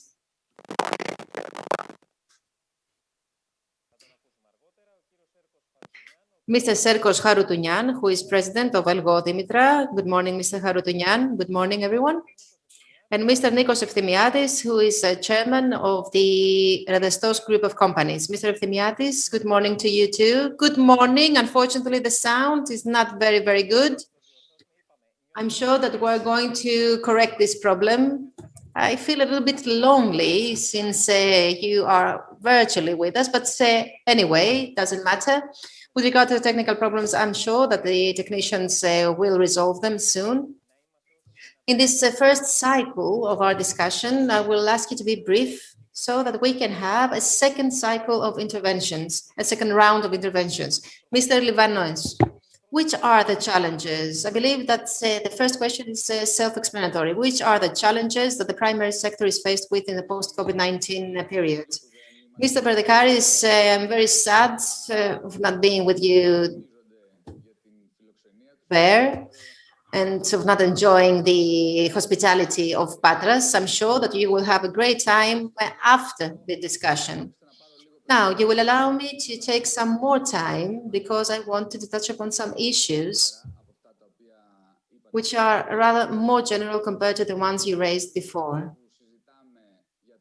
It's a great pleasure to have this discussion about the primary sector and sustainable growth, especially with the distinguished speakers like Mr. Lins from abroad, but also with the other speakers. It is a great pleasure and honor to take part, even virtually, in this important conference organized by Peloponnesos newspaper. Western Greece, being the area where I come from, is an area that presents very important opportunities for growth and also many advantages. For example, the Patras port, the very unique marine wealth of Atolokarnanias, the rivers, the wetlands, the valley of Ilia can give a major boost to the primary sector and to the area in general. I apologize, but the sound is not that good. So the agro-nutritional sector can become the locomotive of a green, sustainable regional growth, ensuring economic prosperity, environmental protection, sustainable production of food, and something that is a hot topic, food safety. Similar priorities, of course, and we will listen by Mr. Lins on that, are set by the European Union in the context for the strategy for biodiversity and the strategy that has become known outside Greece, called From Farm to Fork, for a food system that will be environmentally friendly. These two strategies constitute a very important European bet in the post-COVID era, but these are not only European priorities, they are national priorities and national choices. That is why in the ministry, we have set as a primary objective to shape a new national strategy that our country is lacking, a strategy that will transform the production model of agronutrition so as to meet the current global challenges pertaining to the protection of the environment, the food sufficiency, food safety, health of the consumers, agronutritional wealth, which is another very important parameter, and of course, of sustainability. In that context, in the ministry, we have set some specific priorities, and I will mention the 7 most important ones. First of all, in these difficult times that we are living, we are supporting 650,000 people involved in rural production. In this time of the pandemic, the state supported the producers and up to date has supported with 473 million euros approximately these producers. And we are carrying on with this support because we want to be on the side of those who are suffering. Recognizing the urgency of dealing with the consequences of climate change, we have proceeded to some adequate actions, like, first of all, water resources management, water management more specifically, which is one of the major challenges that we are faced in our times. That is why we have started to reform the legislative framework pertaining to the competent organizations responsible for water management, and we are proceeding to the implementation of many land improvement projects around the country, the size of which hasn't been seen since the 60s. Third, we are planning projects for the upgrade of the agricultural sector so as to ensure the transition of the rural economy to the new digital era. Fourth, we aspire to integrate in all educational levels, from elementary school to university, the ideas of agricultural production and of the healthy production and of environmental protection, because all these concepts and ideas need to be properly assimilated by the Greek people. And at the same time, we are planning the upgrading of our educational schools by introducing a program that will allow the development of specific skills that can be used in order to ensure all the aforementioned ideas and priorities.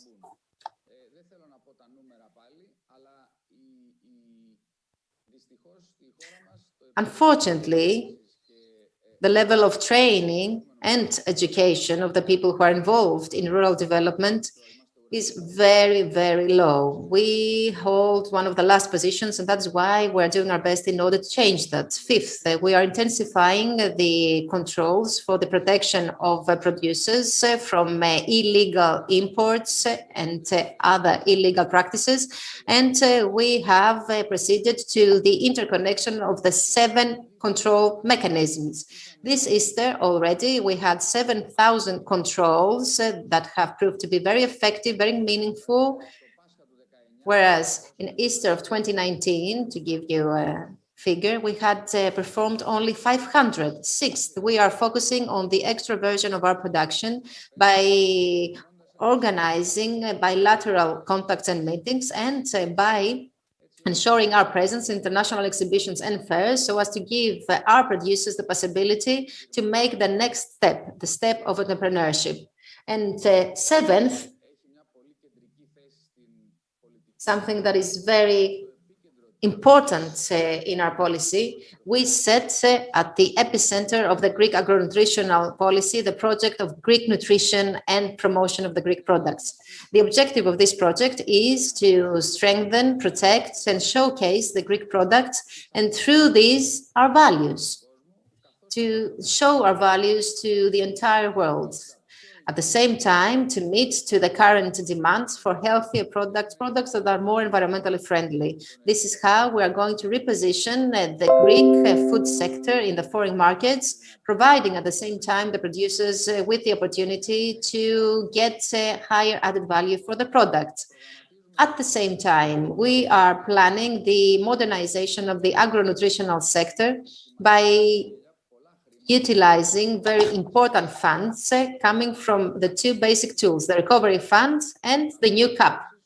The recovery fund will provide support to the primary sector,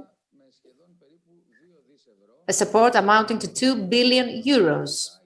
And of course, this will have a multiplier effect for the economy and growth.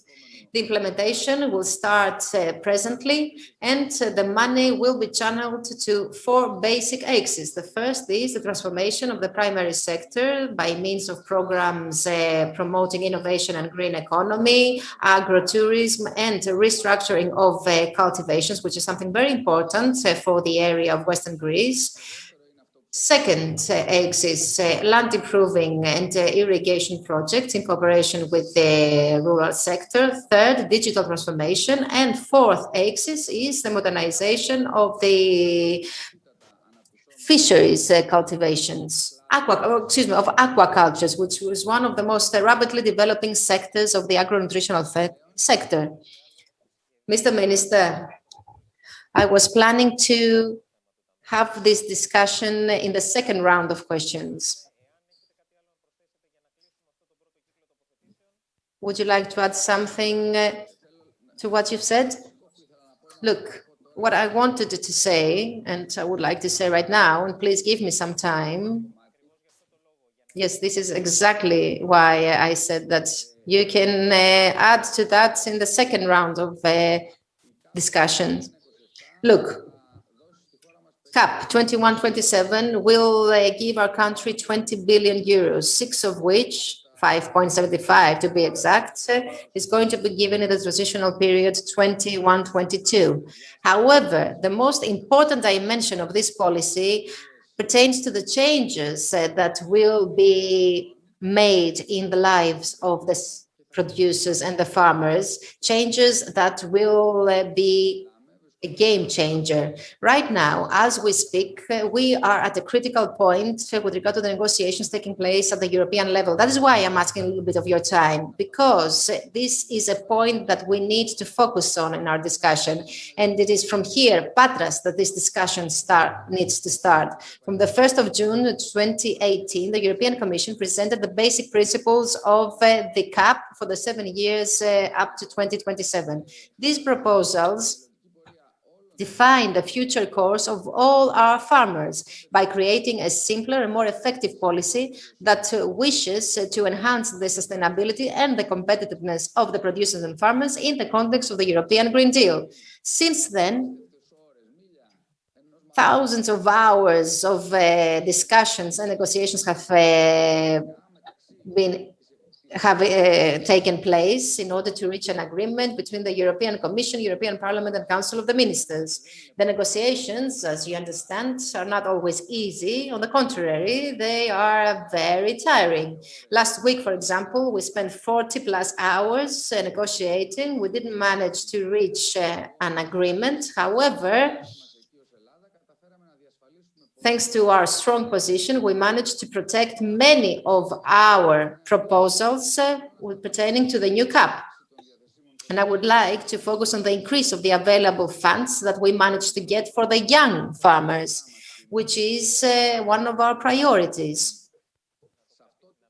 I make this, yes, I would like to keep that, and then I will give you the floor to elaborate further. Yes, I would like to talk about the reform that will ensure a more environmentally friendly approach to all the issues that we are talking about. I'm talking about the European Green Deal, basically. And I believe that in the context of the European Green Deal, I believe that in the coming weeks, the European Parliament, and we have two representatives of the European Parliament with us today, we will give the floor to them immediately afterwards. So in the context of this European Green Deal and of the wider transformation, we need to promote these more environmentally friendly farming methods, but at the same time, we need to be realistic. We need to be green reformers, but at the same time, we need to be green realists. We need to bridge our disagreements without forgetting that the basic part that we need to focus on and that we need to protect is the life and the work of the farmers. The farmers are the first who want a clean environment in the rural areas and environmentally friendly policy that will provide them with higher added value. I would like to stop here and then we can have a discussion. Okay, so I would like to give the floor straight away to the other speakers in order to talk about the issues raised by you. Mr. Kokalis, what do you have to say about this model for the primary sector in this new era that is emerging, both at European level, but also the practical level? In other words, what changes will we see in the post-COVID-19 era? I believe that Mr. Lins should be given the floor first. I agree. You're absolutely right. And thank you very much for saying that. Mr. Lins, you have the floor. Yes, thank you very much.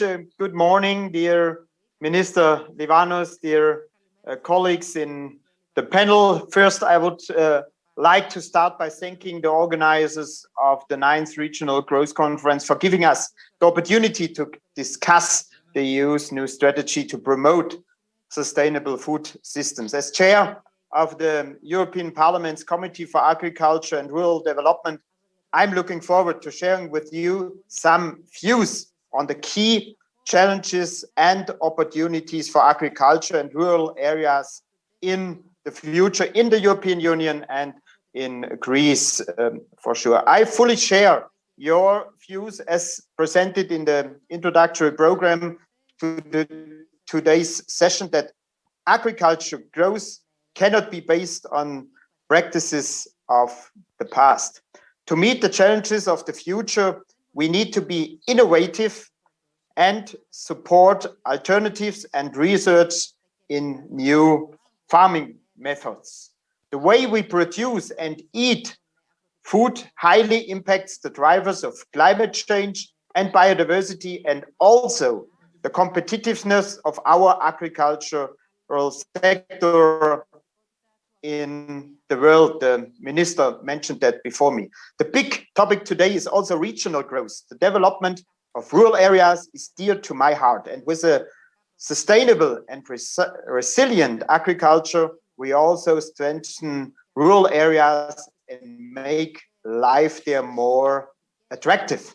The transition to a green economy can be an opportunity for rural areas and our farmers to make the most of their environmental and spatial assets, as their added value can be a game changer for energy and food in line with new societal expectations.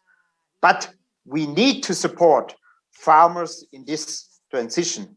This is the rationale behind the recently adopted Farm to Fork strategy and the biodiversity strategy, putting the transition in place and supporting farmers and rural areas. The goals of these strategies are ambitious and aim to promote sustainable practices along the whole food chain. Of course, this new policy framework will be challenging.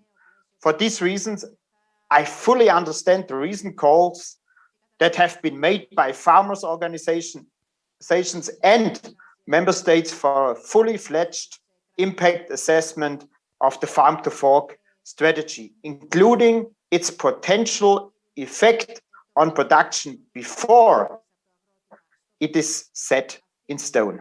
As Parliament, we are currently working in our position on both strategies, and our goal should also be to strike a balance between environmental and climate protection and feasible requirements for our farmers and food production in Europe. In my opinion, we need to focus especially on innovation and digitization. it is clear that the green transition will also be a digital transition. More cooperation between farmers, agribusinesses, and research institutions is necessary. So are long-term and priority investments in research. Overall, this would lead to a sustainable development of rural areas in Europe. Adequate machinery will facilitate farmers' lives and lead to a contribution to the Green Deal targets. In my opinion, a classic win-win situation. Furthermore, rural areas are more than just agriculture. We need to invest in broadband and essential infrastructures. This will be the chance for rural areas to keep the pace with the urban sphere. So, dear colleagues, dear Minister, I will stop here since I have already been too long. I'm looking forward to discussion this green agenda and the challenges ahead with you. And I thank you for your attention. Κληθούμε να αντιμετωπίσουμε. Thank you, Mr. Lins. Mr. Kokalis, digital transition. This was the point raised by Mr. Lins. Do you agree with that? Undoubtedly, I agree with that. And I also agree that it's very important to promote the digital tools that can ensure safety of the agro-nutritional sector and also can provide us with the opportunity to meet the challenges. Allow me to say that I am also a green realist. And right now in our country, temperature has increased by 1.5 degrees compared to 1981. The Eastern Mediterranean constitutes one of the hotspots of climate overheating, unfortunately for us, of course, and this is a reality. Moreover, another reality is that despite the global cooperation to address the climate change, we are seeing that the world that is being shaped is a world where there's going to be an increase of temperature of 2.5 degrees compared to 1821. So you can understand that the rural production is the first that is being threatened by this change. What is being threatened is the life of the farmers, their farms, everything. And the farmers are the first to realize that. That is why this topic of the rural sector is not an agricultural sector only. It is a societal sector because the farmers live from these areas and they contribute to the economy. So we are talking about a societal and an economical issue as well.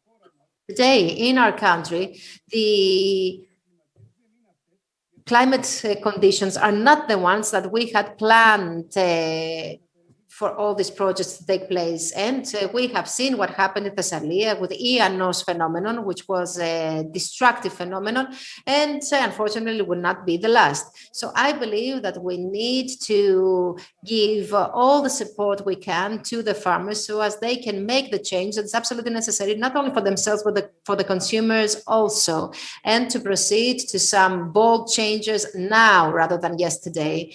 And it was a great pleasure to hear that the dialogue has started for the drafting of the new national plan for CAP, because CAP will provide us with the flexibility that can be a major advantage for our country, for the growth of the countryside.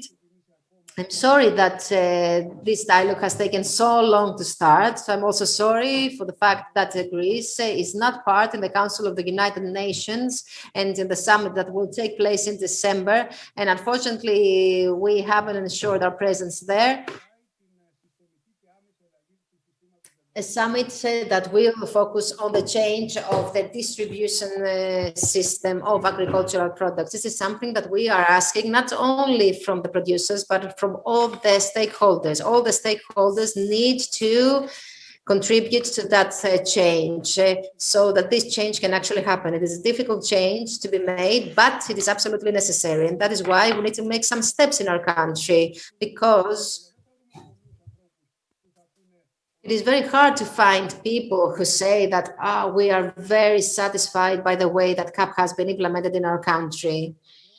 Okay, there have been some positive results by CAP since the exports have been strengthened. People have decided to stay in the countryside and not leave. These are some advantages and positive results, but there is a long way to go. And we need to ensure dialogue so that we can make these necessary steps and ensure a better future. We should not also forget that the common agricultural policy may strengthen the income of farmers, but a high percentage of funds is channeled to a small number of beneficiaries. In other words, there is room for improvement. And of course, we need to corroborate that with production, with quality of production. So how farmers work need to upgrade, to safeguard the environment, and this is very important, and it's up to us. Now, thank you very much. This is important insight. Now, Mr. Harutunyan, your organization is closely linked to agricultural production. What about you? Some remarks. What do you agree and what do you disagree with? Unfortunately, there's no sound by Mr. Harutunyan. Yes, here you are. Thank you. Certainly, no one can disagree with what has been said and with the problems that have been recorded. It is high time, though, as the previous speakers have pointed out, we took some serious decisions. I am under the impression that to be able to have an agricultural growth and for the agricultural pillar to continue to be the backbone of the Greek economy, we need to revisit the objectives set. And of course, the decisions that will be taken for the future need to go hand in hand with the specificities of Greece, and also take into consideration the tradition that the primary sector has in Greece. Under the umbrella of the innovation, of course, we cannot proceed unless we promote digitalization. Now, the Greek primary sector have some specific characteristics that in the past used to be seen as disadvantages: fragmented parcels, very particular soil and climate conditions, the coexistence of volcanic soils and arable crops. We have a rich biodiversity and a rich tradition. So all that indeed leads to the conclusion that we need to focus on quality and innovation. We cannot afford to develop mass-scale, low-quality products. So we need to change our paradigm. But to do that, we need to efficiently organize ourselves, and certainly we need to introduce innovation. We need to support innovation. It goes without saying that the new CAP and the requirements of the new common agricultural policy are very important. We cannot face the future unless we take into due account that 10 billion people will be the total population of the globe, and the habits of many peoples will change. Soon we will have to consume what is offered rather than what we wish, so it will be very difficult, quite difficult to feed all those people that will live on this planet. So we need to take some decisions. Having that in mind, we need to reduce the use of pesticides and so on and so on. And of course, this should not remain wishful thinking. We need to translate that into deeds through targeted policies with a long-term effect. And this is something that I have seen also in my career as a profession, as a university professional, a university professor, excuse me, we have not actually decided to take the right decisions. Certainly, I would like to corroborate what the minister has said about traditional food connections and so on and so forth. And let us not also forget there used to be 34 million visitors of Greece, 34 million of people familiar with our products. Let us teach them, let us educate them, let us give them the opportunity to get to know better about us. And this will be an opportunity for all development. Now, when it comes to ELGO, my organization is concerned with innovation and with training. As the minister has acknowledged, there's a great deficiency when it comes to training. We also recently relaunched the Institution of Agricultural Consultants and Advisors. We have many farmers who have never undergone any serious training, so they are deprived of any kind of knowledge and skill. So we need to take care of that in the near future. I don't mean to abuse of the time given to us. Thank you very much for that, because indeed we are running out of time. And in order to have a second round of interventions, we need to keep it short. Now, Mr. Ephtimiadis, you are a person of the market. And so I would like to share with us your perspective. What are the prospects for Greek producers and for the enterprises that are operating in the primary sector? Now, I will try to be concise, and by trying to do that, I would like to focus on the need to find out what we don't know. Mediterranean diet, culture, all that are things we know, we have a deep knowledge of. And these, of course, are very valuable, they are very important, and they are guiding principles for our next moves. But what we need to understand is that Greece today is living in a globalized environment and needs to focus on the forest, not the trees. So one needs to consider also what happens in Japan, in Germany, and so on and so forth. And on the basis of the international competition, embark upon the path of planning. I was delighted to hear the minister talking about a 10-point strategy. And this is the real foundation. This is the real basis. And this procedure needs to be also drafted, to be put in writing and disseminated to all the stakeholders. So that strategy needs to be recorded in a tangible document and then sent for consultation. We need to have some specific bullet points, know what it is about. I would say that in Greece today, we are talking about digital transformation and digitalization. And this, ladies and gentlemen, is a unique opportunity, an unprecedented opportunity for Greece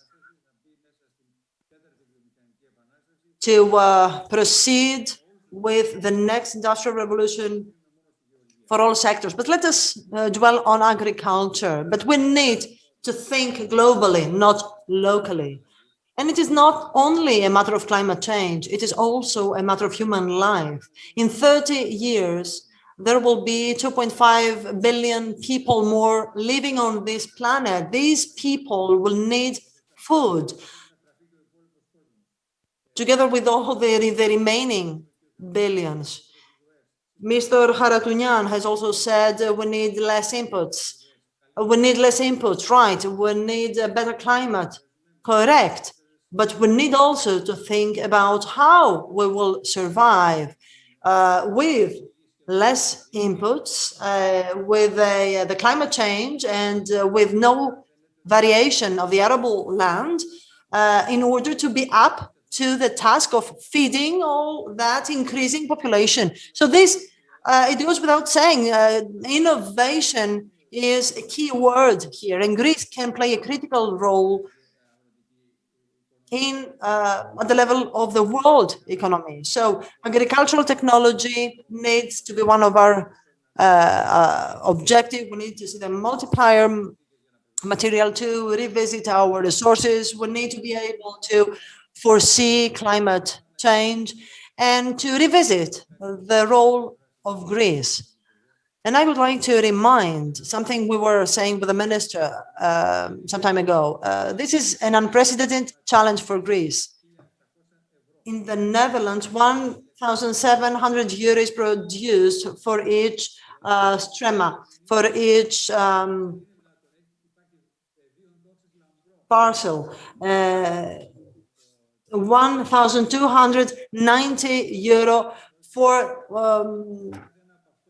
each strema of land in Israel. And so we should try not to relinquish all this potential. We'll need to unleash the potential of Greece. And we all know so how important is the digital transformation. This is of paramount importance for agriculture. We will cease to see our farmers driving their agricultural vehicles. The agricultural vehicles will be remotely driven, and so things may change. And we should keep pace with the changes. And allow me, Minister, to say that Greece, it's high time, cease to be afraid of technology and of infrastructure. We need to invest in research and development. It's high time we did that. This is our only opportunity to be even close to the Dutch and to the Israelis. We have everything in Greece. We can be self-sufficient. We used to have all species of cereals, and now no Greek cereals are circulating on the Greek market. So we truly need to claim again the role that competes to Greece by strengthening the research and development related infrastructures. And if it is difficult for the Greek state to do that, there's the private sector that would willingly step in. So that why not earmarking funds for research and developing through the recovery fund and through private initiative? In my view, research and development is indeed key. Greece has the necessary potential. We have the necessary land. We have an adequate number of people who are willing to redouble their efforts. And so we have everything. We need just to tap into our potential. Thank you very much. Well, thank you. Thank you very much. Now it's very difficult. We have approximately 7 minutes. We wanted also to talk about the recovery fund. Unfortunately, we do not have time to talk about everything. So I would kindly ask all of you to be concise in this second round of moment. Let us be concise, share your thoughts with some answers, some remarks, even not specifically on the recovery fund. Minister, you have the floor. Minister is out of mic. Can you hear me now? Yes, thank you.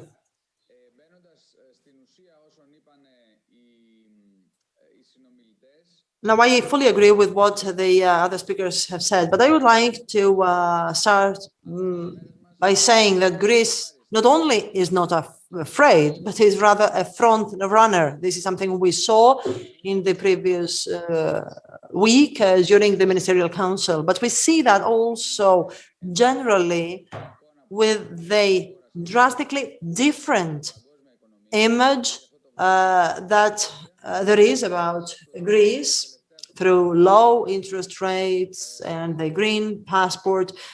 I mean, Greece actually is at the forefront, is a leader in Europe, and this is what will happen in the primary sector as well. Again, the minister is off mic. So in this context, I would like to add that, yes, of course, we want to involve the private sector. We are the first ones to say that the private sector needs to step in. This is why we spare no effort to strengthen the PPPs, the public-private partnerships.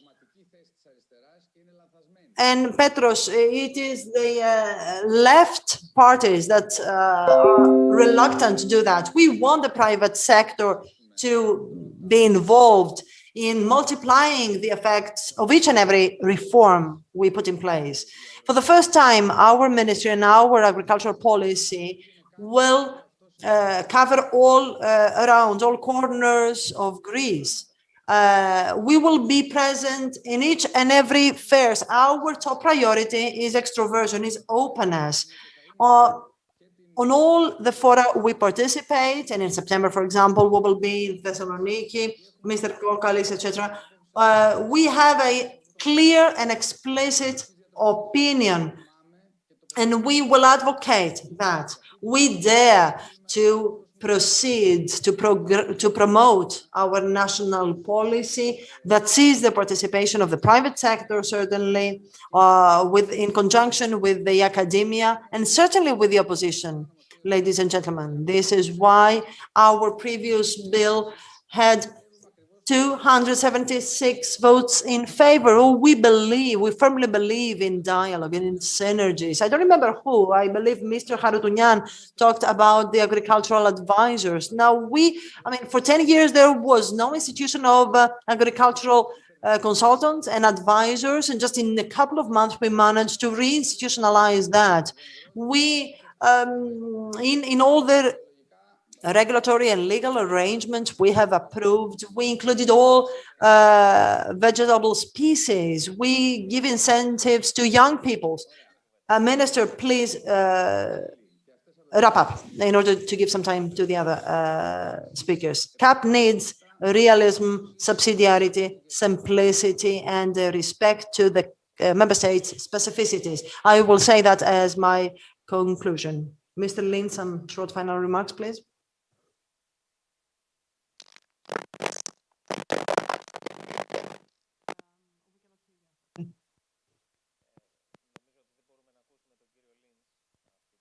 Front of this transition process within the European Union. And I want to come back that there is not only one pillar of sustainability, there are three pillars. It's always the economic, the social, and the ecological sustainability we have to keep in mind. And that I mean, when it comes to the Green Deal, when it comes to the farm-to-fork strategy, when it comes to the biodiversity strategy, and when it comes especially to the new common agriculture policy. This is our goal, this is our objective, which we have to fulfill this month in a process between the co-legislators, between the European Parliament and the agriculture ministers. And I'm slightly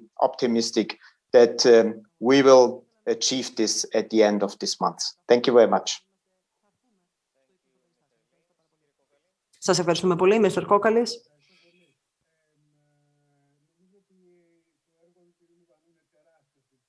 Well, I really believe that Minister Livanos has in front of him a really daunting task. And he has a 40-year-long career. And after the 40 years of failure to find agreements, we need more synergies. We need to strengthen the dialogue. We have the necessary flexibility. We need to regain the impetus to embark upon the path of a constructive dialogue all together. There are projects that have to do with the soil improvement or the water management. All that, of course, are up to the state to decide, and I would like to wish good luck to the current government. I would like to touch upon the digital agri-caps that also may be part of the funds earmarked by the recovery fund, and hopefully the Greek people will see some elements of that. So there are some ideas. Well, if I'm not wrong, Minister and Mr. Kokalis, at least we witness a willingness to agree and some convergence and a will to find a consensus. This is encouraging for sure, at least as far as you both are concerned. I was delighted to listen also to Mr. Ευθυμιάδης, who is a living token of the fact that innovation has no age. Thank you. Now, I would like to say that we are trying to do things that should be taken for granted. We are training farmers as to how they may decrease pesticides. We are sparing no effort whatsoever to improve the DNA, the genetic material. In Egypt, there are 4 species of cotton. In Greece, there are 260 varieties, variety of cotton. There's organic cotton crops, exclusively financed by private entities in many regions of Greece. So a systematic and regular effort has been made, but this needs to be intensified. So we need, first and foremost, to implement what is self-evident, what should be taken for granted, and then take further steps forward. Inevitably, we will have to face the climate change challenge. In Crete, there's a wide range of a full-scale project. In Crete, for example, we cannot cultivate oranges. There are subtropical crops there, so this is something that should concern us all. However, we believe that our efforts will be successful in the future. Mr. Ευθυμιάδης, you have a minute to wrap up. Well, what can I say in just a minute?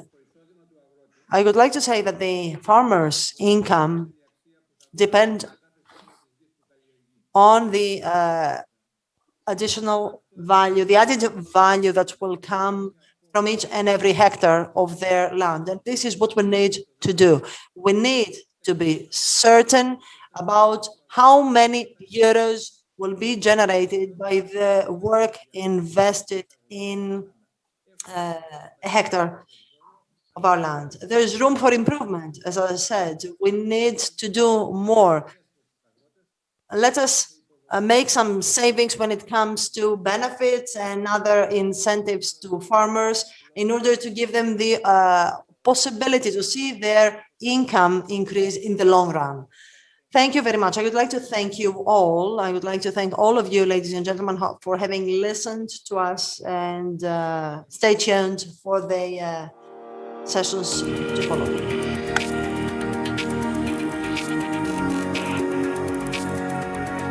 Thank you very much.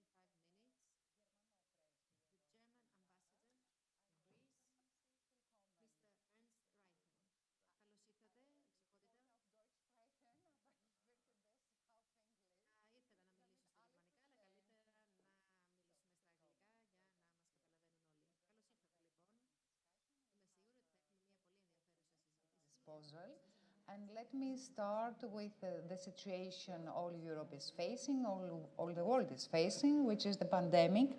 And I would like to ask you, how is the pandemic affecting the political situation in the EU? And after, I would like you to focus on Germany's role in the post-COVID era in the EU. Okay, about the EU, I would say when the pandemic started, people looked for support and security, and inter alia, they looked at the European Union. And the way I see it, the European Union really performed, in particular in two regards. The one is the Recovery Fund, which you know well, which is a really unprecedented initiative, both in scale and as something extraordinary that never happened before. The other thing is that the EU decided to purchase vaccines together and spread the vaccines evenly across the member states.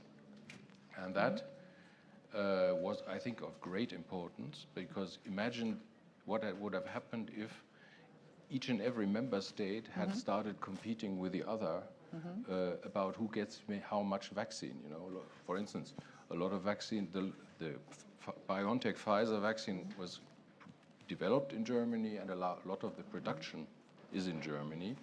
And if there had been competition among us Europeans about who gets more vaccine, who gets less, but that would have been really had bad. a bit of competition as far as the vaccination for United Kingdom was or is concerned, and we had also many delays as far as the, let's say, the dealing of the vaccination period via you and Mrs. von der Leyen. Yes, I mean, all I'm saying is that these are two really big decisions that the European Union took, which are positive and which really have an influence on everybody's everyday life and life situation.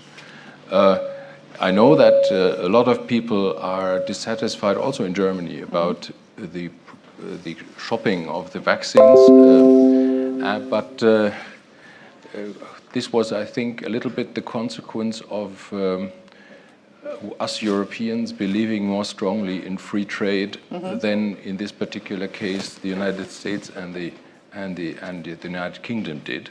The only exporters of vaccine currently are China and the European Union, whereas there are no exports of vaccines from the United States and the UK into other countries. So it is maybe a little bit understandable that they have more vaccines inside the country if they have production, as they do. I think on balance, we in the European Union, we've been pretty well off, despite these delays which people perceive in comparison. If people tend to compare with the US and the UK and Israel, they don't tend to compare with Argentina. Yes, but if you look at such places, we are so well off. Really, I think I felt reasonably comfortable here in Greece during that period. Okay, apart from the vaccination and the dealing of the pandemic, what can be the, let's say, the next day of Europe after the pandemic, as far as social cohesion is concerned, as far as the financial situation is concerned, and which is going to be the role of Germany? Yes. Is it going to be a leading role?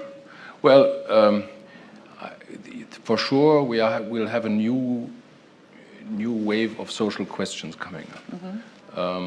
Not only because of the pandemic, but also because of the combating climate change. Because everybody agrees on the goals to be reached, but how to reach them and how to distribute the burdens is an open question that needs to be decided, because it is not as easy as some people maybe think to actually achieve the goals.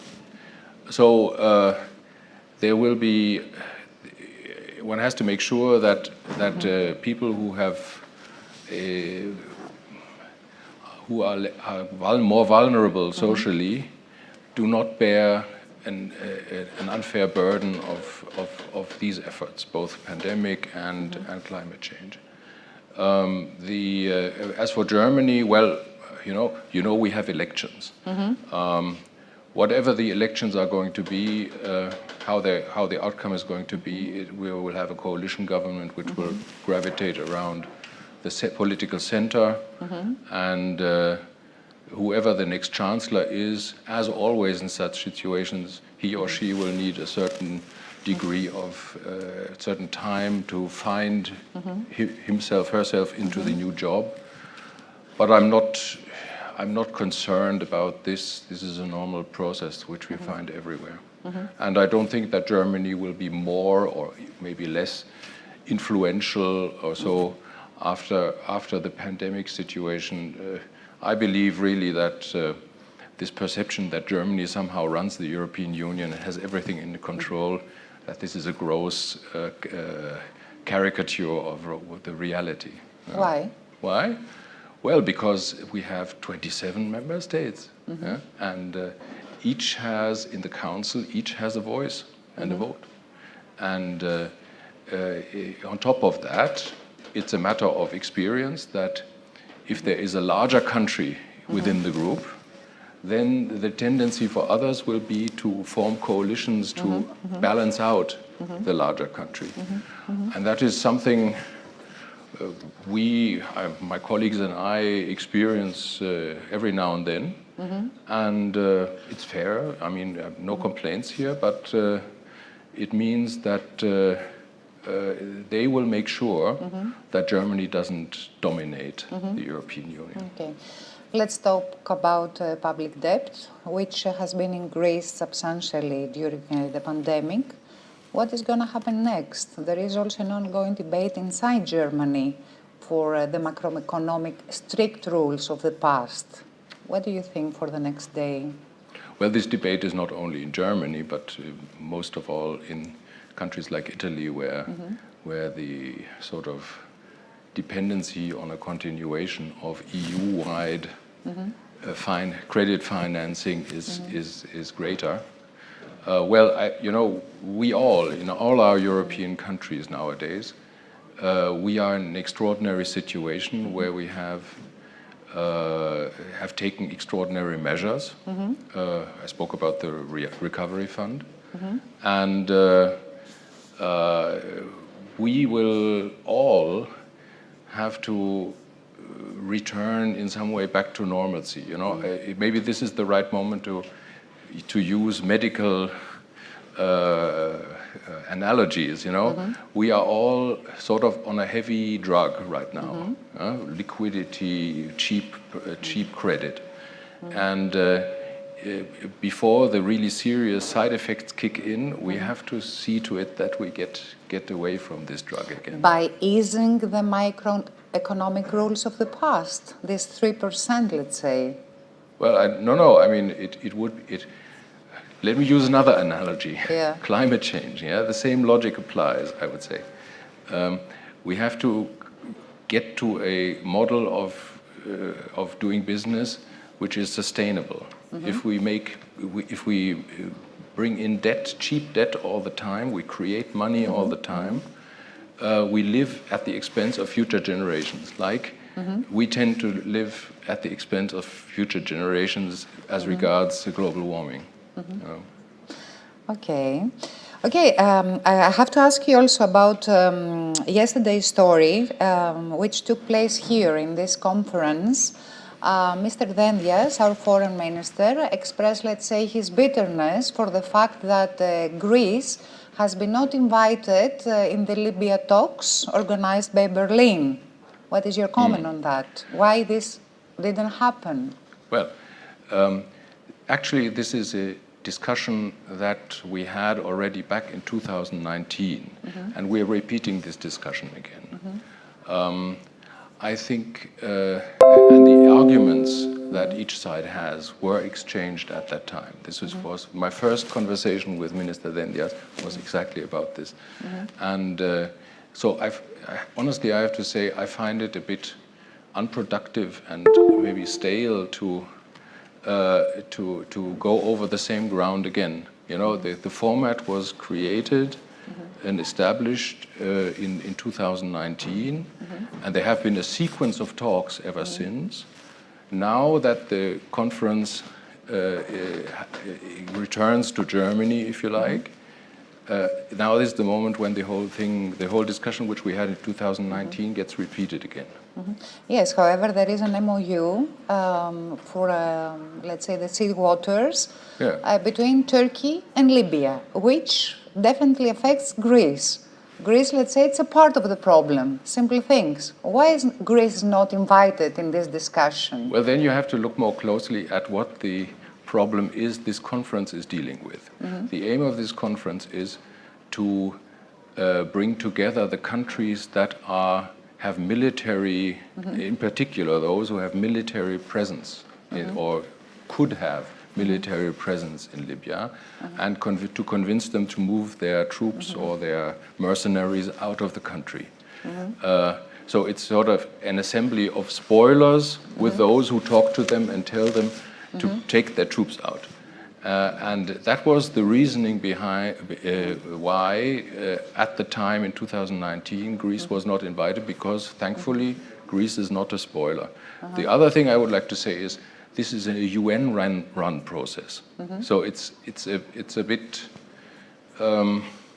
maybe oversimplistic to point to Germany and say Germany is the culprit that Greece was not invited, because this is a process that is not run by Germany alone. I think.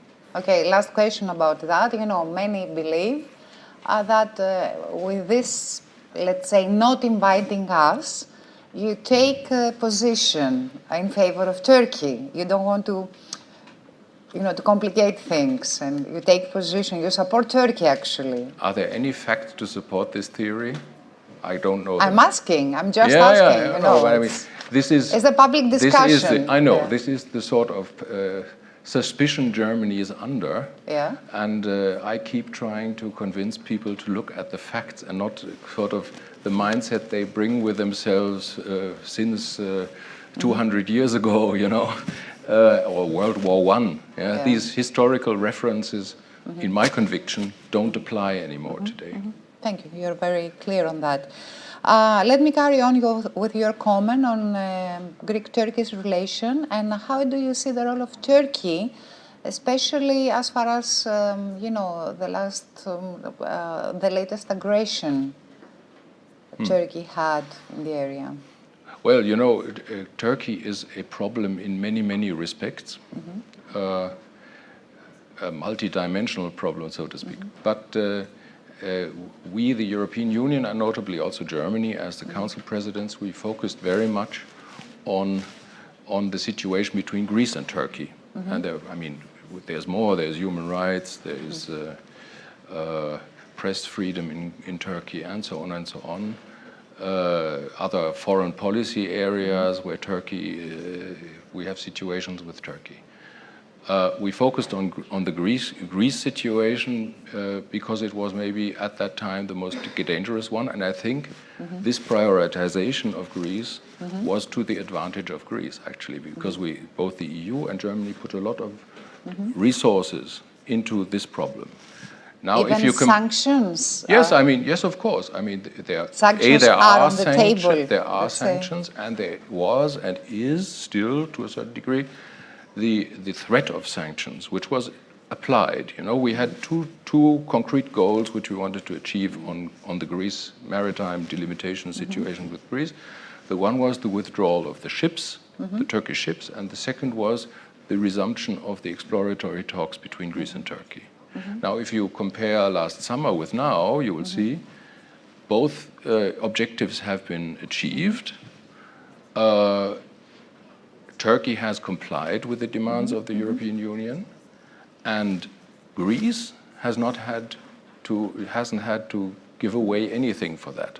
You know, the European Union as a whole, and also Germany in its role, achieved what we tried to achieve. How long this will, things evolve always. Pantare, yes. So we will certainly come to a point where we maybe have to discuss these matters with Turkey again. But at this point right now, the objective is to stabilize and firm up this quiet period we have with Turkey right now. As things stand, I mean, if I think, for instance, of Minister Çavuşoğlu's recent visit, it doesn't look so bad. So at hindsight, I would argue, all these preconceived ideas which I heard fairly often, which were that Germany was selling Greece out to Turkey, that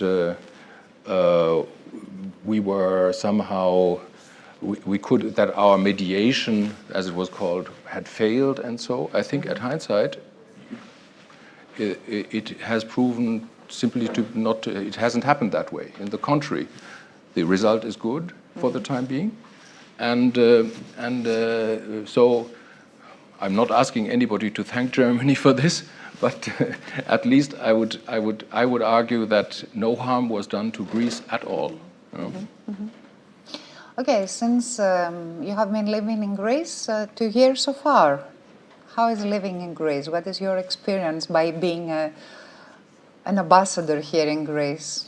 Well, in fairness, one has to say, of course, I mean, more than 1 year of these 2 years was in hiding, like everybody. Yeah. But it's been a particularly pleasant place in comparison to live in Greece. You know, I mean, even in lockdown, it is so much easier to be in a place where the conditions are so pleasant and the nature is accessible so easily and so on. So that it's really, I enjoy my time here very much. Traditionally, we have many tourists from Germany every year. What is going to happen this year? Yeah, actually Germany is the Germans, you know, there's this old saying that goes, to be German is to be numerous, right? Yeah. So the Germans are the largest group of tourists. So we're up to 2019, and I think also since. And I can't give you percentages of how many tourists will come in comparison to 2019, but it's obvious to see that the demand of all the people who have been sitting, for instance, in Germany, and want to go out again and see something nice and different, that the demand of these people is rising really strongly. You speak with friends, with family, with colleagues in Germany. What is their perception about Greece this summer? Do they feel that Greece is going to be, let's say, not a free COVID place, of course, a safe place, however? I think the image of Greece was formed during the first wave, where Greece did very well, and you know that the formation of images there's a delay between what happens and then the formation of the image, and the image stays on even maybe if circumstances have changed. But so what I'm saying is I sense that Greece has become even more attractive as a consequence of the pandemic than it has been before, because the performance of Greece has been so good. As a success story, you mean? Yes, and because people feel they can rely on the measures taken, and and on the fact that there's maybe not a hidden infection rate, which people don't know. Migration after the pandemic era, we're going to face again, this migrations issue we had in the past, which definitely affected also the political situation in Germany and in Europe in generally. How these issues are going to affect, let's say, the next elections in Germany, and your, let's say, strategy as far as migration issues are concerned. The war in Syria is ending. What is going to happen with this pact with Turkey, the financial pact? How do you see it happening? Well, we are fortunately in a situation of low tide as far as migration is concerned, and particularly in the Eastern Mediterranean. There's also the same situation for Germany, in fact. But we can't rely on it that this lasts. Greece has used this period commendably to reduce the number of unresolved asylum cases and reduce the persons who sit on the islands. There's a follow-on problem, however, and that is as a consequence, there's been a rise of accepted asylum seekers. And these accepted asylum seekers, they don't have a place to stay. They de facto don't have access to social security. They live in parks and have no perspective of a living. And that's inside the European Union, that's in principle unacceptable situation. And therefore, I think it is necessary that both the Greek government and its friends and partners in the European Union, including Germany, have a special focus here and take action urgently to reduce this social problem that we're facing right now. The pact, as you call it, is a matter of which is not moving terribly well inside the European Union. As you know, we do have a divide in the European Union that has been lasting for 5 years already, or maybe even 6 by now. And the effort to overcome this on the basis of the proposals made by the European Commission have been not terribly successful. So that we will probably have to also look into more unconventional ways of dealing with this. You know that Greece and Germany, we sing from the same songbook on this. Yeah. And Germany has taken extra measures to alleviate the situation here in Greece. But a EU-wide solution is not really around the corner, it appears. Yeah. Okay, we don't have more time. The time is not working, or we jumped from 3 minutes to 0. Yes. Okay, thank you very much, Your Excellency, Thank you for very this much. discussion. Ich habe mir sehr gefreut. Ich mich auch. Dankeschön. And alles gut. Danke. And then enjoy your summer in Greece. Thank you very much. Κυρίες και κύριοι, σας ευχαριστούμε πολύ. Είχαμε πάρα πολλά ακόμη να ρωτήσουμε τον Γερμανό πρέσβη. Νομίζω μέσα σε 25 λεπτά καλύψαμε αρκετά θέματα. Να είστε καλά και για άλλη μια φορά συγχαρητήρια στους διοργανωτές. Ευχαριστώ. Ευχαριστώ.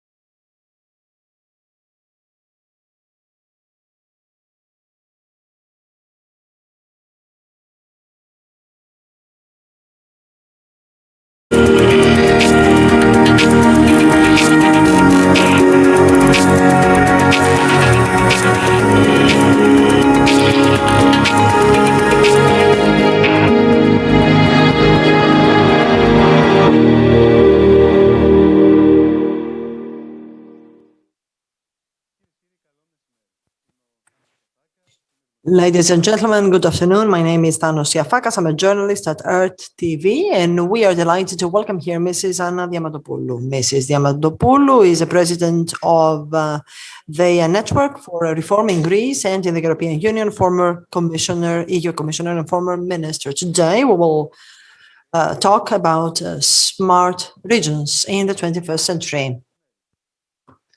Good afternoon, madam.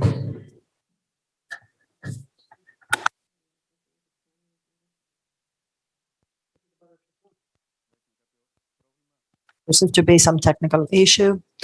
Mrs. Diamantopoulou could not hear us. Can you hear us now?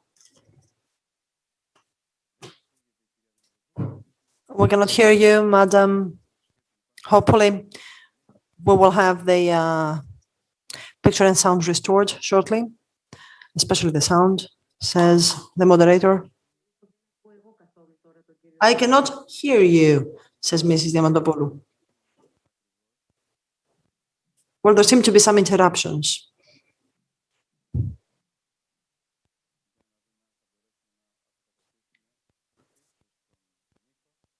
Let us try to restore the sound. Now, these are the disadvantages of live streamings.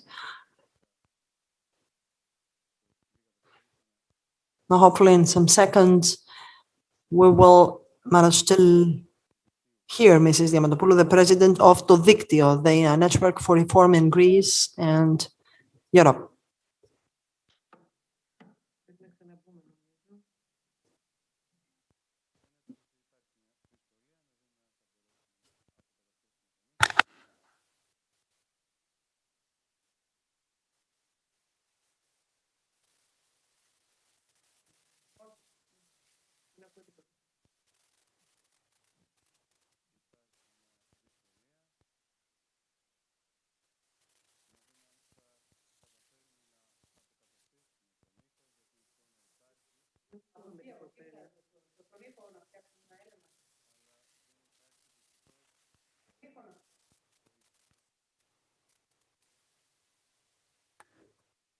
There seemed to be no progress in resolving the technical issue, says the moderator.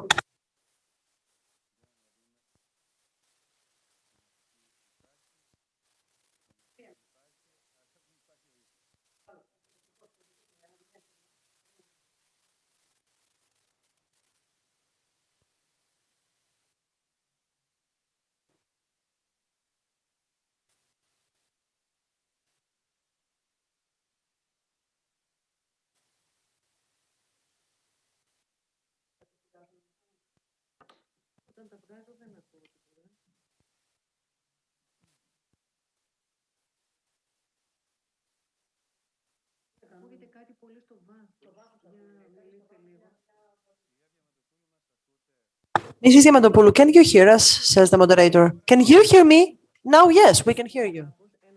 Yes, well, I seem to be able to hear you as well. We will take care of that, Mrs. Diamantopoulou, I assure you.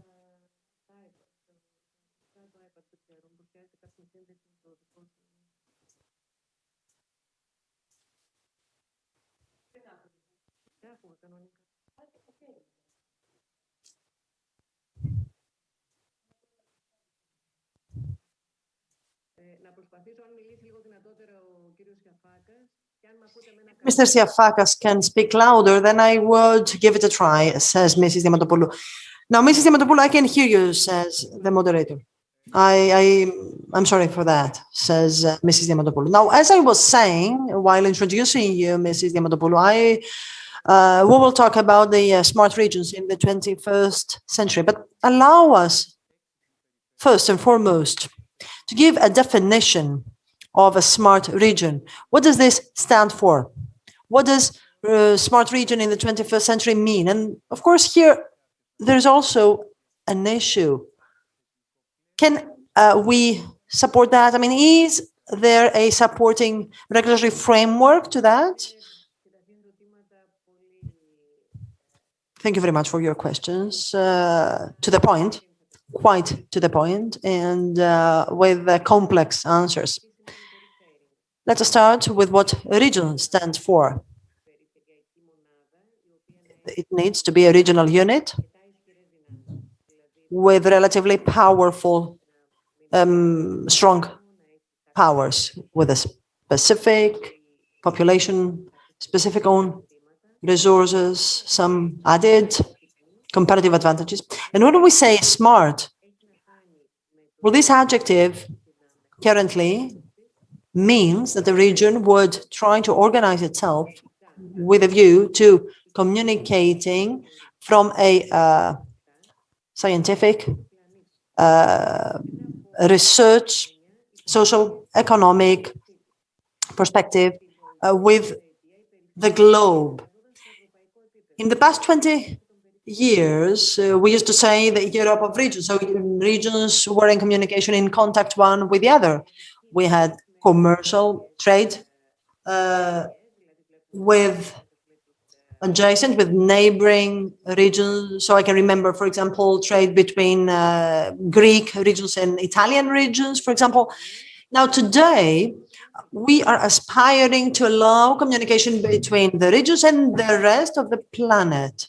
And so the regions need to be in a position to market their products, to disseminate their products all around the globe.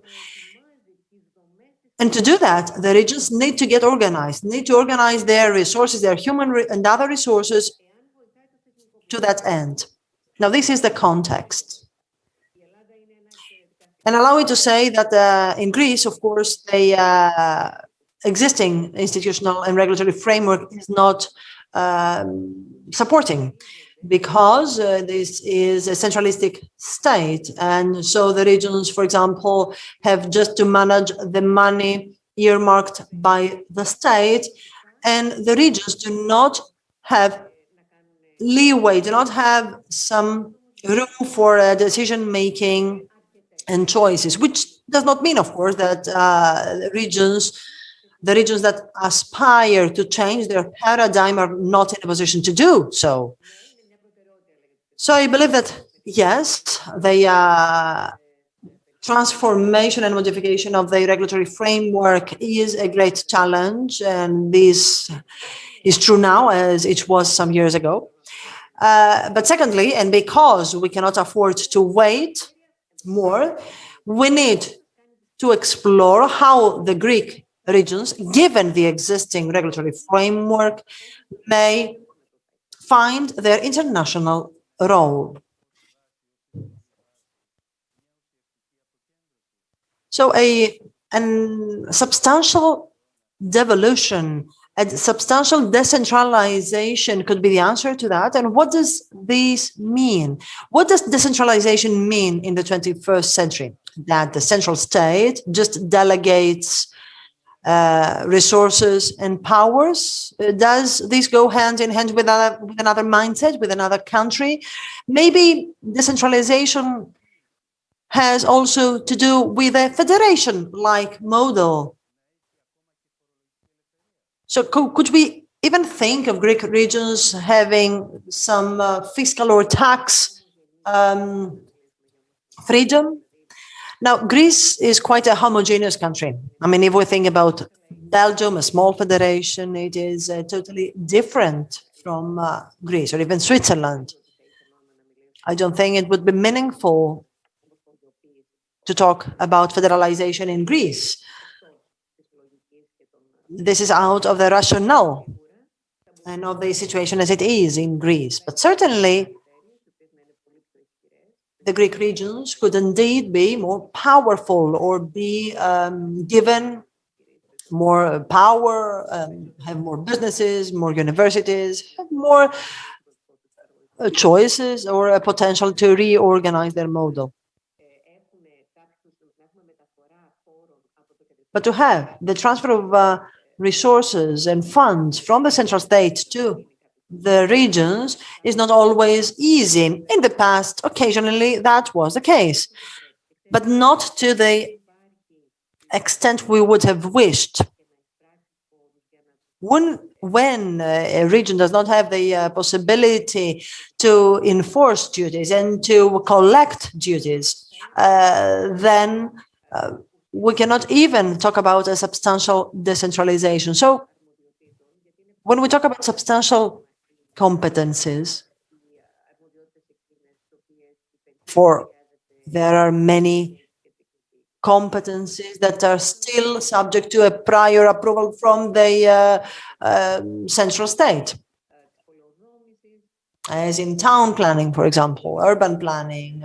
I mean, the Greek model is undeniably a very centralized model, and we should certainly talk about how in the digital era in the 21st century we would think of another kind of regional governance. But as you rightly pointed out, it is also a matter of mindset. And I can see that mindset changing. I can see my region focusing on an energy alliance, trying to adapt itself in this new era with many challenges about climate change. Regions participate in important projects and cross-border projects.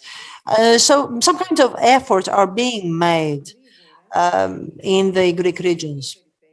But what is at stake is how quick the regions may be to adopt the new model. So how quickly may we expect the Greek regions to be open to the world in order to see their market footprint increase and being enhanced. When it comes to Western Greece, for example, here we have a low export rate. So this is a comparative disadvantage. And this is something we need to analyze. So the region needs to carry out the necessary studies to draw the conclusion, to understand why, despite the existence of major ports, the rate of export here are still below the average. Well, let us keep that in mind because it is an important insight. Thank you very much for that. Indeed, if we have a look at the region of Western Greece, we can see that it is lagging behind when it comes to exports, ranking 8th behind Thessaly, Macedonia, Thrace, Crete, and other regions. And as legitimate, and as you rightly said, we should ask ourselves, we should wonder why this is the case. If I'm not wrong, there was a fall of exports during 2018 and 2019, despite the infrastructure, despite the ports, despite the produce, the agricultural produce, and other kinds of products and traditions.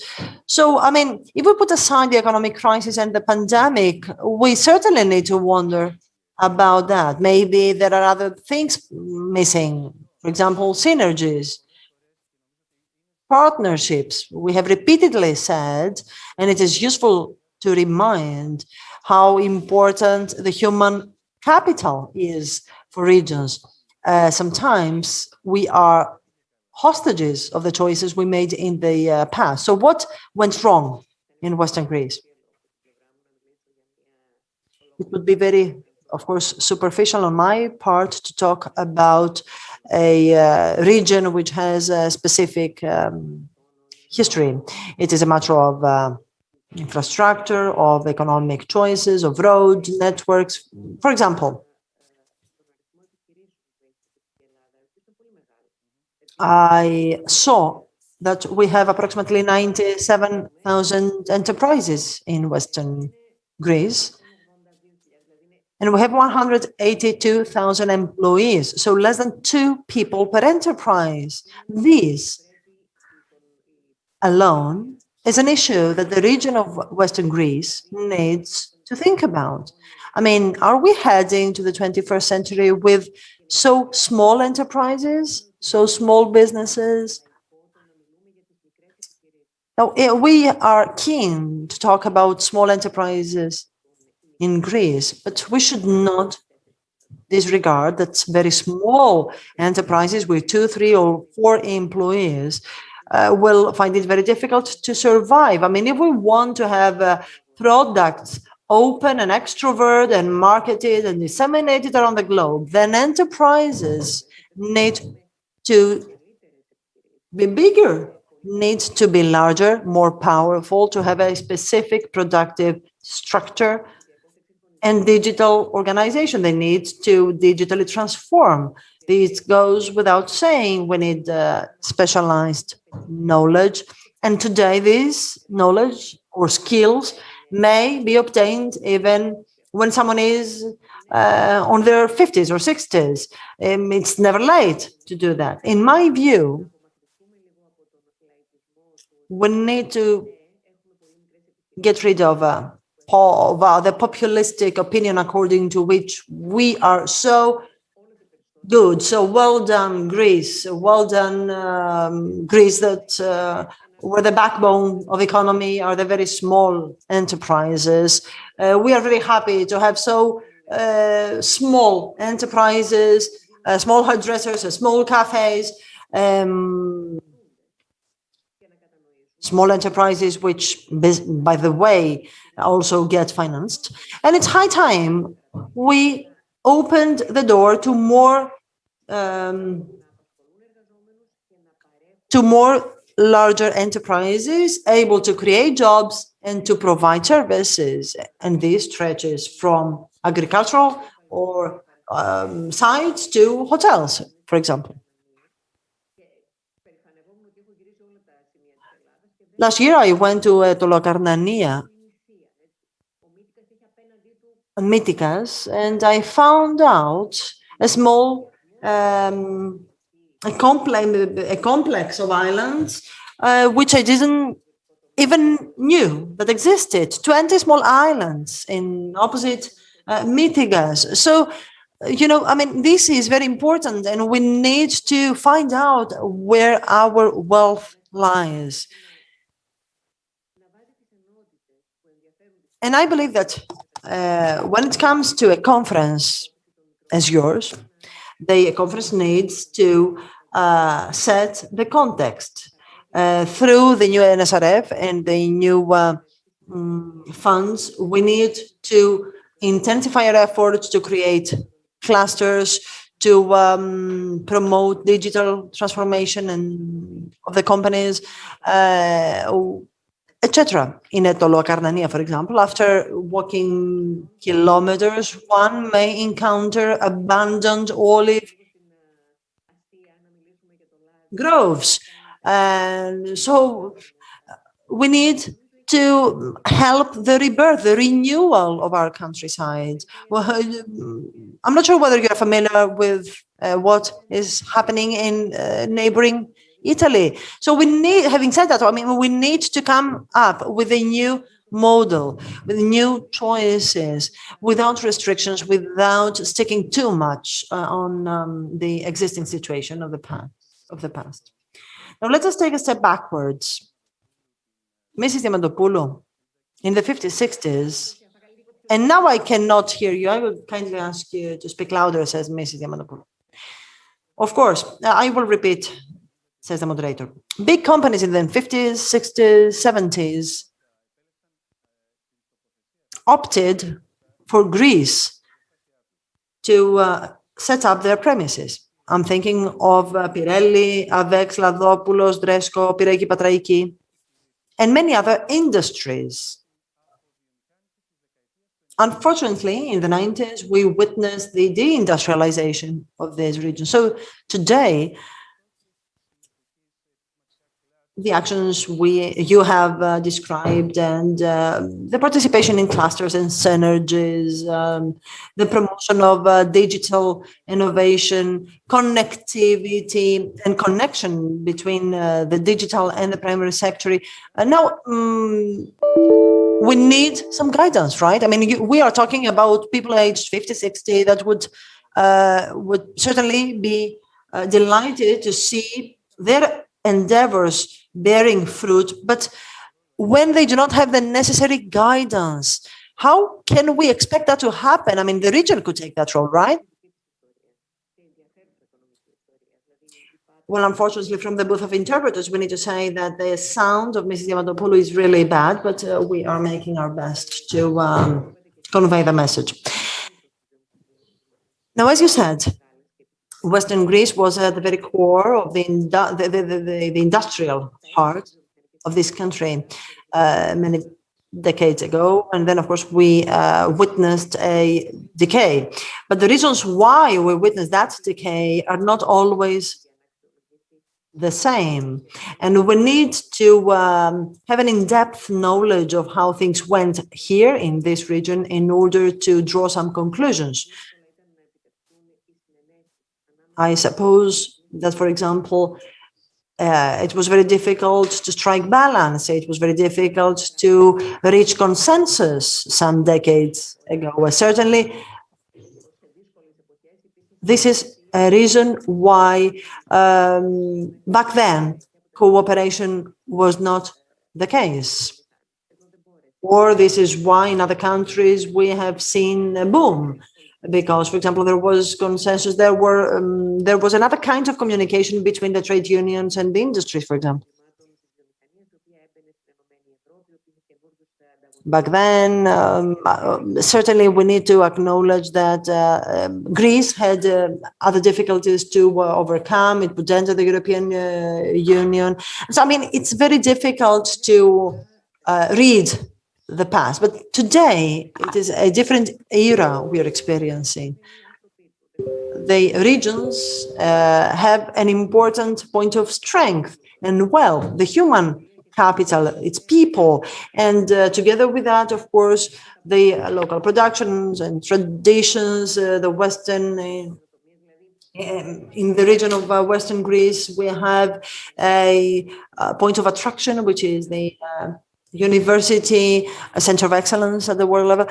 And so, in my view, the first thing to do is to record all the existing enterprises in the region. As I said, if there are 92,000 businesses, enterprises, we need to report them. We need to record them. We need to have a full description of them. We need to know whether all these 92,000 enterprises will get on board of any new endeavors to progress, to digitalize. What are the services and the goods involved?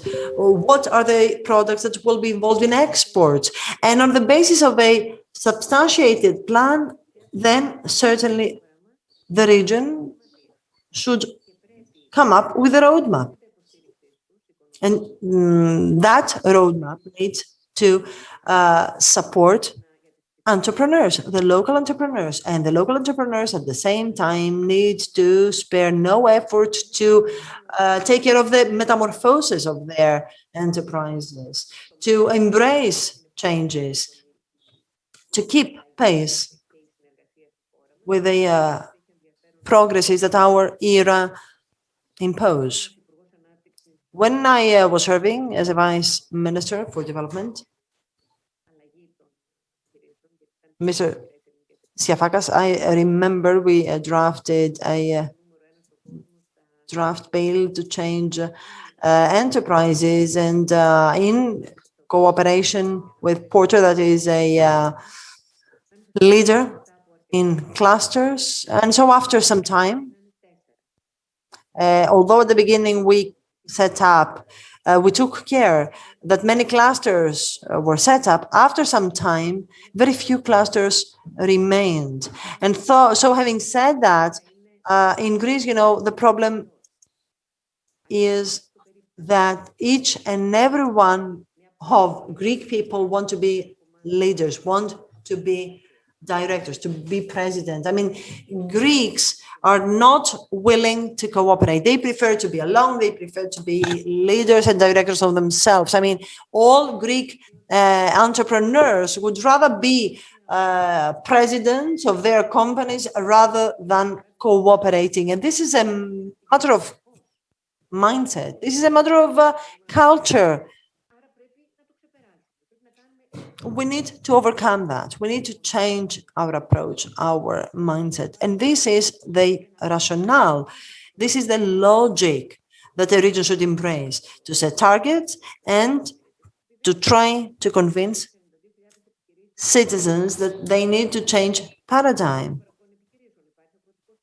There's a primary sector. There are many thousands of companies, as we said, and there's a primary sector that needs also pilot programs and an upgrade of infrastructure, and so on and so forth, but also synergies and cooperations with other areas, and areas not in Greece, other areas and regions in other countries. We need to keep our eyes wide open.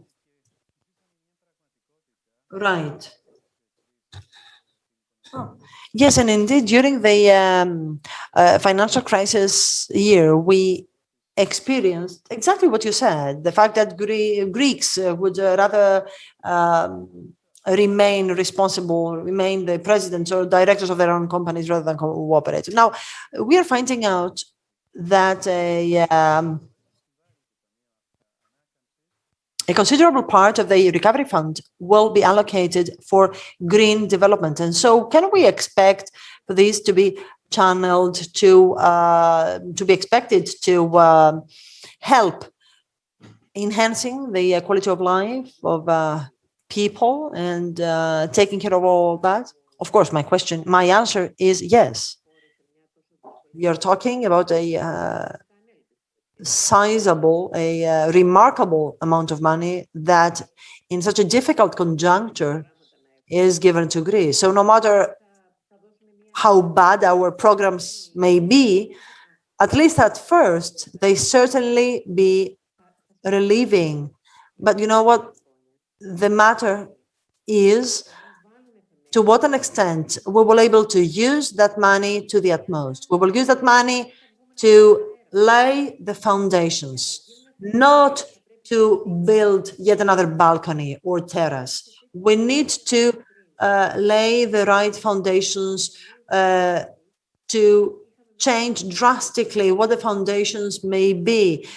We need to change the way we view qualifications, for example, or the technical professions requirements. We need to prepare the people, to train the people in order to meet the requirements set by the labor market.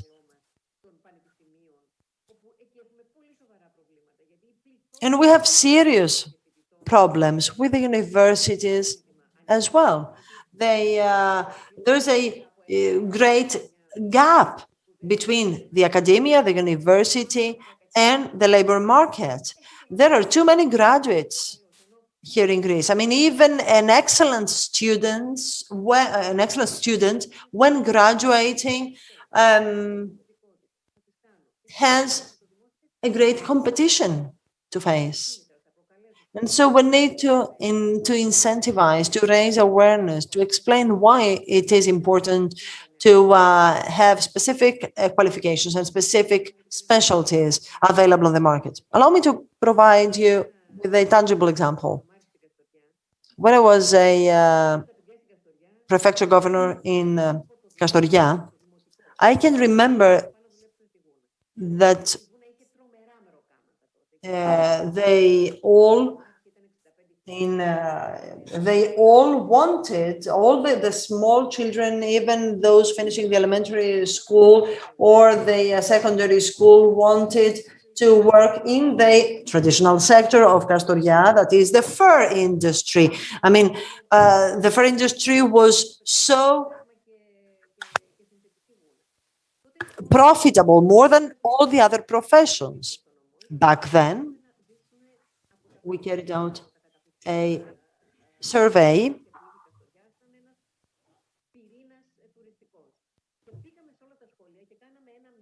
and we drew the conclusion that we needed to promote tourism in Kastoria. And so we tried to make to organize an awareness-raising campaign around all schools. We went to all schools of Castoria in order to explain to the children what they had to do, how to refurbish the traditional mansions, for example, in order to help them gain the necessary qualifications, because the fur industry was about to lose the profitability it had. So we need to have our eyes wide open towards the future, not stick to today. Thank you very much, Mrs. Diamantopoulou. We have just 6 minutes, so I need to speed up my questions and you speed up your answers. And I don't know if we will have the time to answer all the questions. You talked about the smart region. I would like to include in this concept the smart city. What are smart cities exactly? It is not easy to give a definition. And since smart cities are not something static, but let's make an attempt to give a definition. Look, what we call smart cities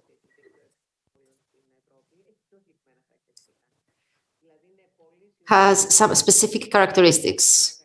These are cities that make use of digital tools in order to change themselves, to change the services they provide. They are cities where the traffic lights are working, not with the intervention of human, but by means of digital tools. The buses and the cars are equipped with sensors that make all different sorts of measurements, that set off alarms in order to regulate the traffic of the streets. There are other systems that notify the citizens when they need to water the plants. There are sensors that keep track of the level of water of the different tanks in order to make the best possible use of the water resources and in order to ensure the minimum consumption. So you can see that there are cities that are using different ways in order to communicate with the citizens.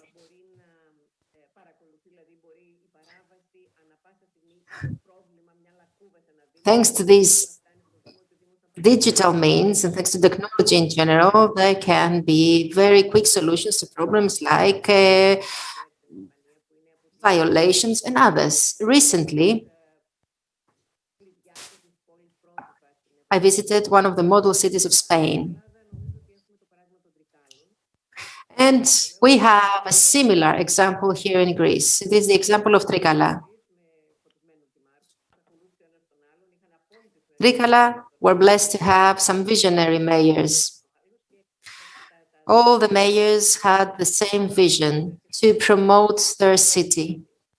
And they managed to do that by promoting digital tools. So this can be a solution. And before we talk about the production model,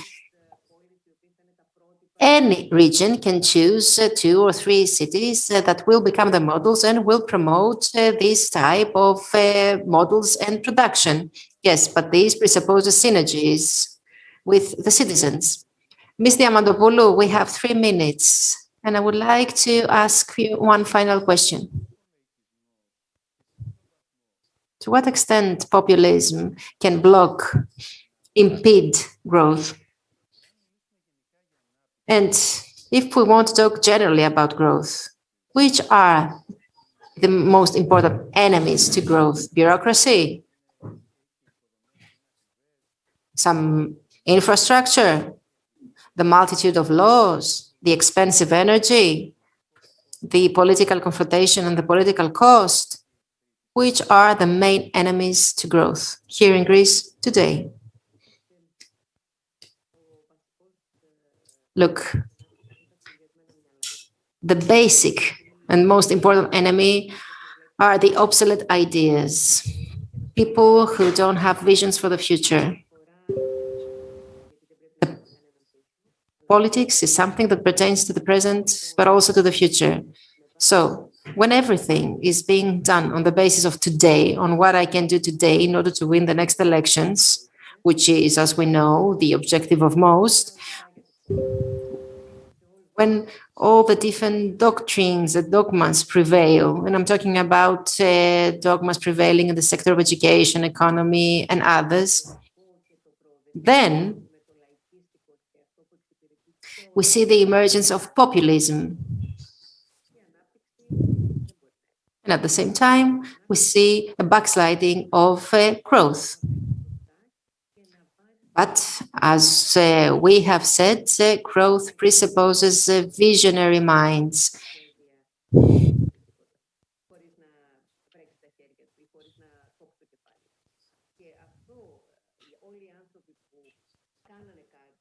So all the people that managed to make a step forward were people who had a vision, people who decided to acknowledge the mistakes of the past and make their best in order to correct them and change them. So my answer would be that the political future of anyone shouldn't be before the vision for the city and the country. Okay, and one last question that stemmed from your recent book. Dilemma, right and left. Is this an existing dilemma? Is this a right and a left side of growth? Is there a right growth and a left growth or not? In politics, there are these concepts of right and left. Today, in the 21st century, the policies are both left and right. In other words, we have an osmosis of the social state coming from the left with the liberal economy from the right, and the civil rights of the liberals. So you can see that there is this osmosis among these different sides. So we don't have to say right or left, but right and left. Ms. Diamantopoulou, thank you very much for this interview. I would also like to thank all the friends who followed this discussion online. Of course, I would like to thank the organizers. And now we will take a lunch break. Thank you very much.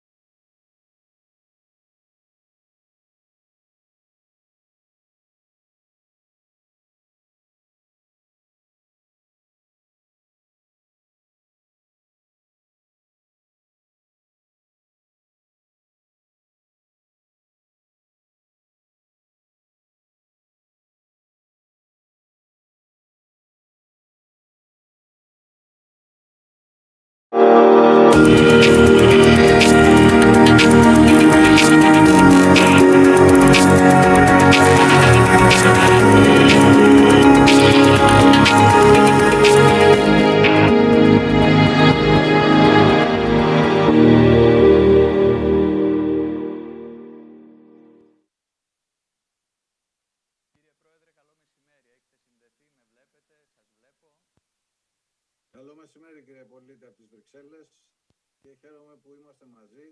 Να δώσω συγχαρητήρια στους διοργανωτές γιατί είναι ένα πάρα πολύ ενδιαφέρον συνέδριο με πολύ καλή οργάνωση και θεωρώ ότι ενδιαφέρει πάρα πολύ κόσμο σύμφωνα και με αυτά που βλέπω ότι το παρακολουθούν.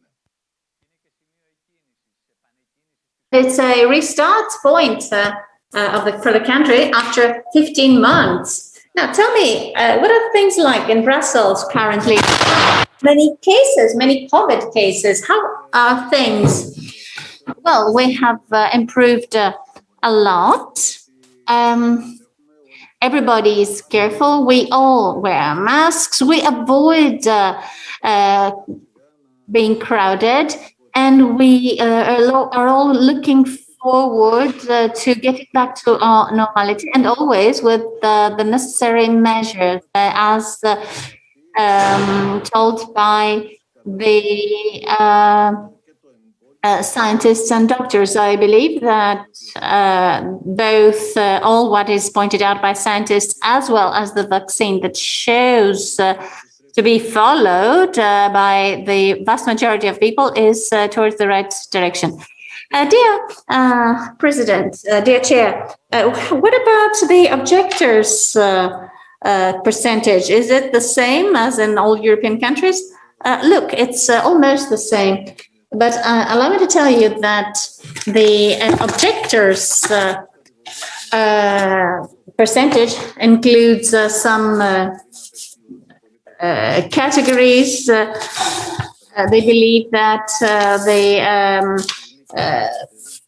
job could be improved. It is a category that shows us that is changing, and not all objectors or people who have strong feelings against vaccination are a rather small minority. Have there been many complaints about delays in Europe regarding vaccination and stuff? Look, I believe that it's unfair to have such a discussion.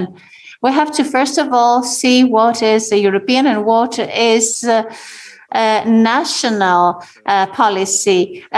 From the treaties, no interventions are provided for. And a great lesson that we learned is that the states have to give many sovereign rights for the fight against COVID. And since we're talking about the future of Europe, because, Europe mainly has financial, commercial, and other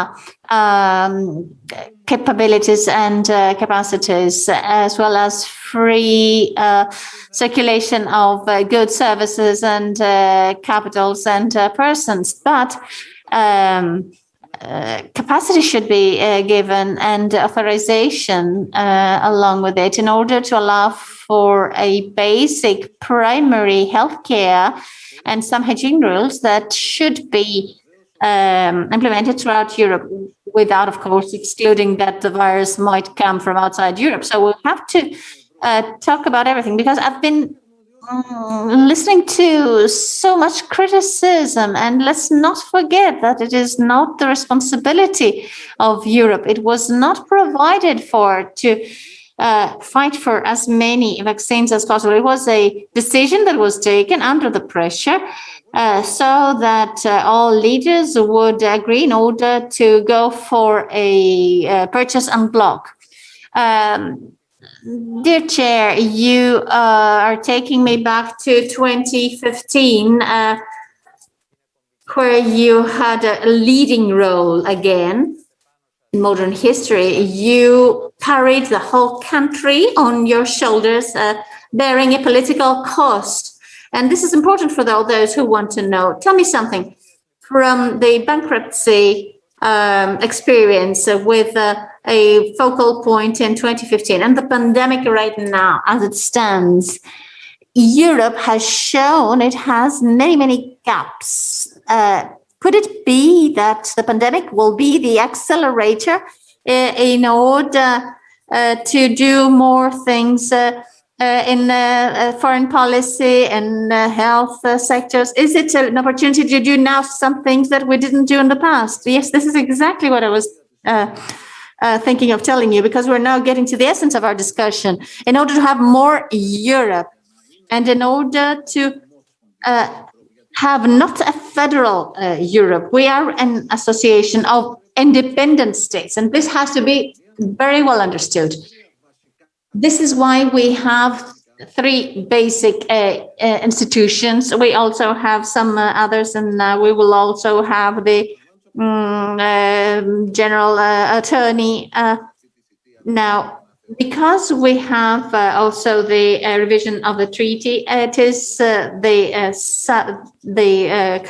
council of that decides, and the Commission currently is taking the issues to the summit after having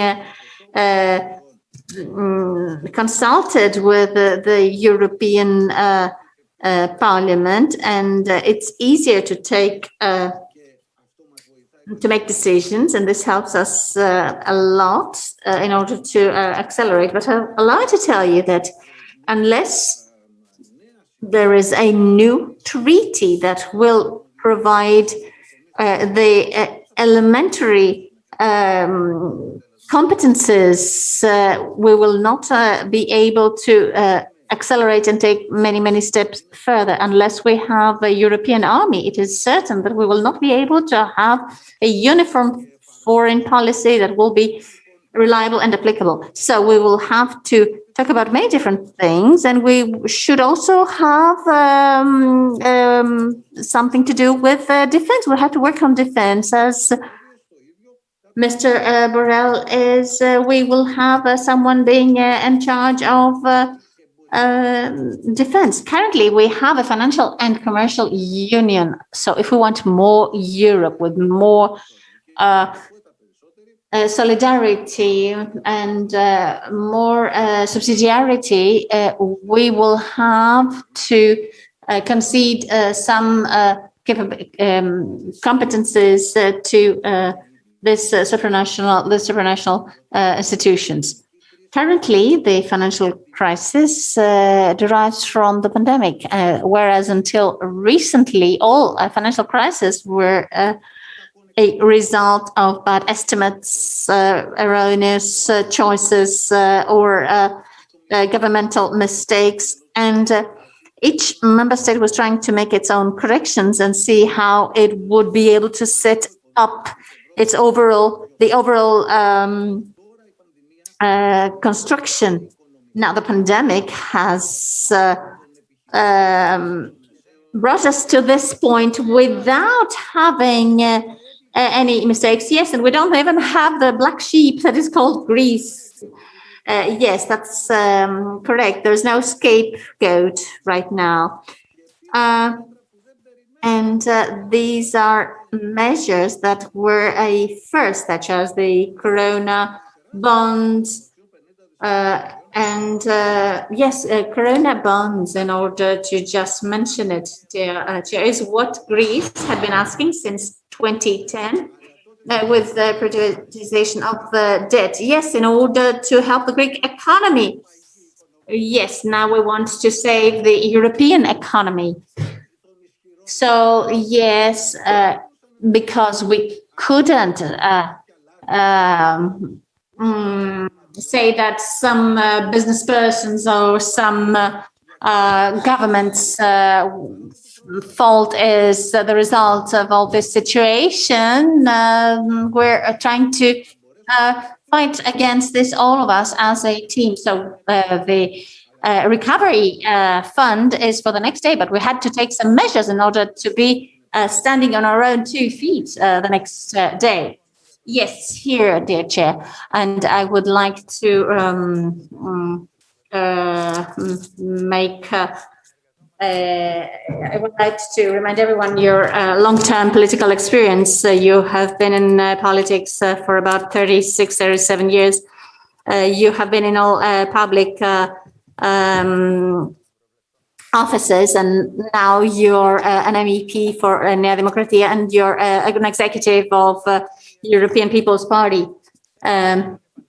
Okay, let's say that the pandemic will be over in 1 year and we'll come back to our normality, but the bill is going to be a long one. And underneath Greece, it will read plus 140 billion, under Italy, 150 billion. What about these debts? Is there a case that an IMF or a Troika might call us for a new memorandum? Or are you having discussions to take care of these in long term? Because if we don't, unless we do so, we will be back somewhere in 2009. Look, this has been merely the result of a health crisis, public health crisis. So we should try and do our best in order to come to a recovery period. This means that indeed a large part of both private and public debt, when all this is over, right afterwards, the European Central Bank, the commissioners that are in charge of fiscal policy and development, as well as the European Parliament, which is already talking about these issues, and such a discussion has already started at level of European parties. We will have to see what are the debts that were due to coronavirus and see how these can be undertaken by specific investments, and there onwards study how we could restructure that, or how, in what way we will have to deal with it, because otherwise, I mean, let's say that someone has taken a loan for his or her business, and the state has imposed that this business be closed. We will have to find a solution for that. It's not because of his or her responsibility that this closure has happened. And already such a discussion has been developed at the European Parliament with Ms. Lagarde, with whom we're in continuous contact, and we will find solutions because we are responsible. We impose the lockdowns, and lockdowns mean a drop in demand and therefore a collapse, allow me to say, of the whole economy. Therefore, we are the ones to find solutions. Politicians are going to make decisions, representatives of citizens who want to develop countries and economies, but we'll take it step by step. And already, as you see, all the programs that we've had this year are European programs. First of all, the European Pact, Stability Pact has been and we gave many programs in order to support SMEs. And okay, so from your current strong, like to say, position, you're in a position to tell us that now we will not get into any new memoranda because this concerns Europe as a total and not just the south part of Europe, southern part of Europe.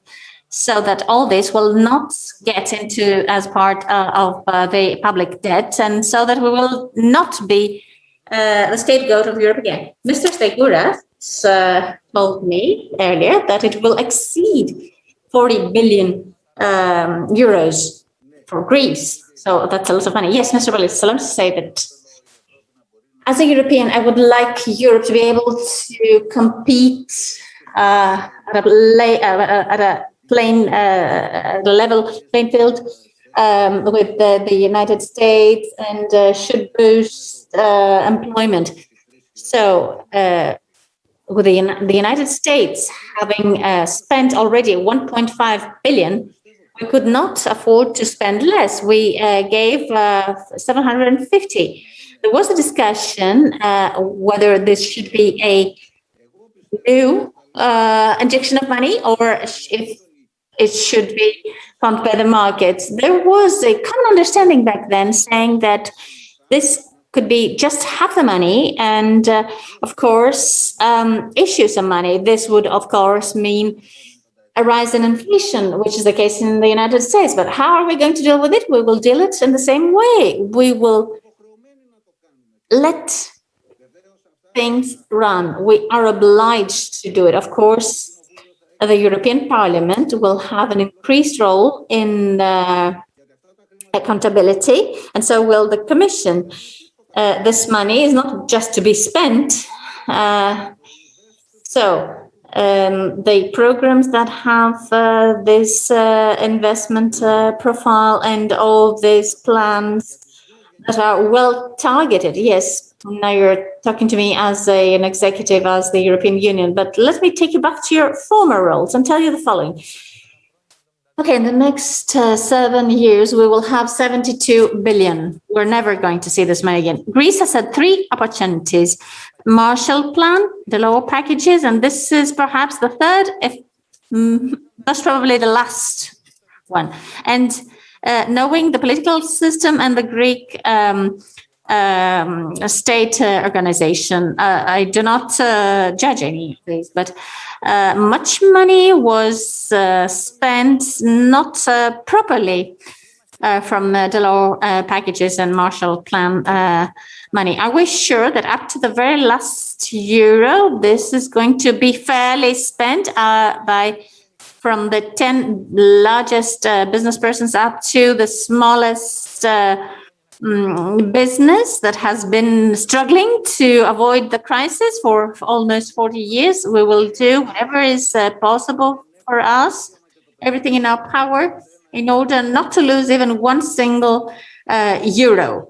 And this, in my opinion, is guaranteed by the government of Kyriakos Mitsotakis, along with the program that is currently run. And let me reiterate that there will be accountability reports and control audit, and the money will be given in installments, and we will be checking on targeted, I repeat, targeted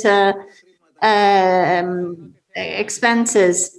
No, national governments will not be making out of this money whatever it pleases them. Yes, this is very serious, because indeed many of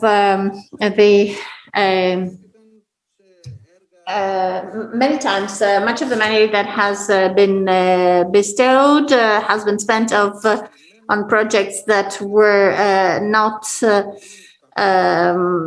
able to produce any good results for the economy in general. Here we will use this money for infrastructure, tourism. There will be plans that will be submitted by the governments, and we want to have the best possible consensus with the other member states of the European Union, so that we will all get to the development of the next years that the next generations are entitled to. One question, Mr. Chair. I do not devalue any political party, but let me tell you that Greece owes to your party the moment where Greece entered the European Union, but it also owes a lot to Andreas Papandreou's era. But currently, it is the player of the European Union and no longer a pariah of it.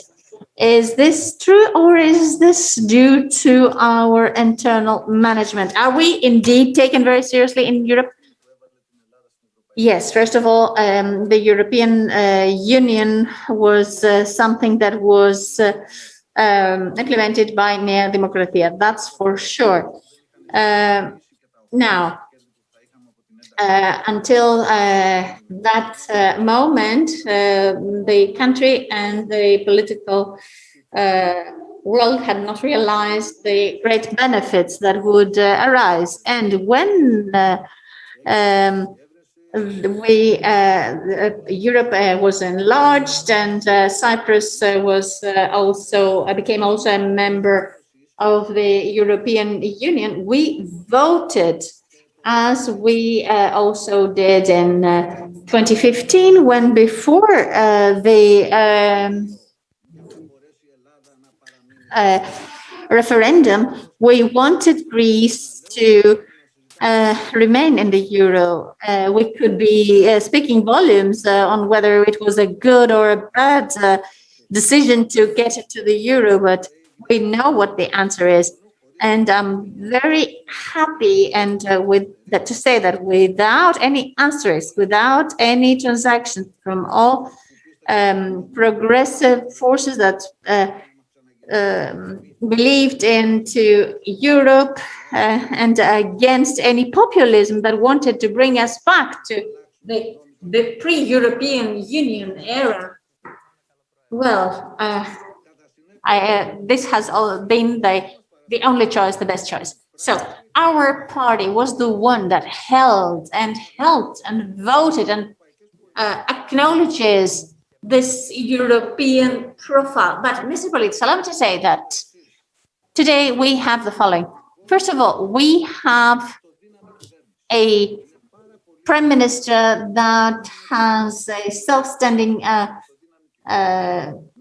powerful government with suggestions. We're ready for reforms, and we have a vice president of the European Commission. We have also a vice president at the EP, and this person intervenes substantially and politically at the decision-making level that in its turn then carries along all the political forces and the chair of regions. And this is a very significant institution in Europe, and we have a compact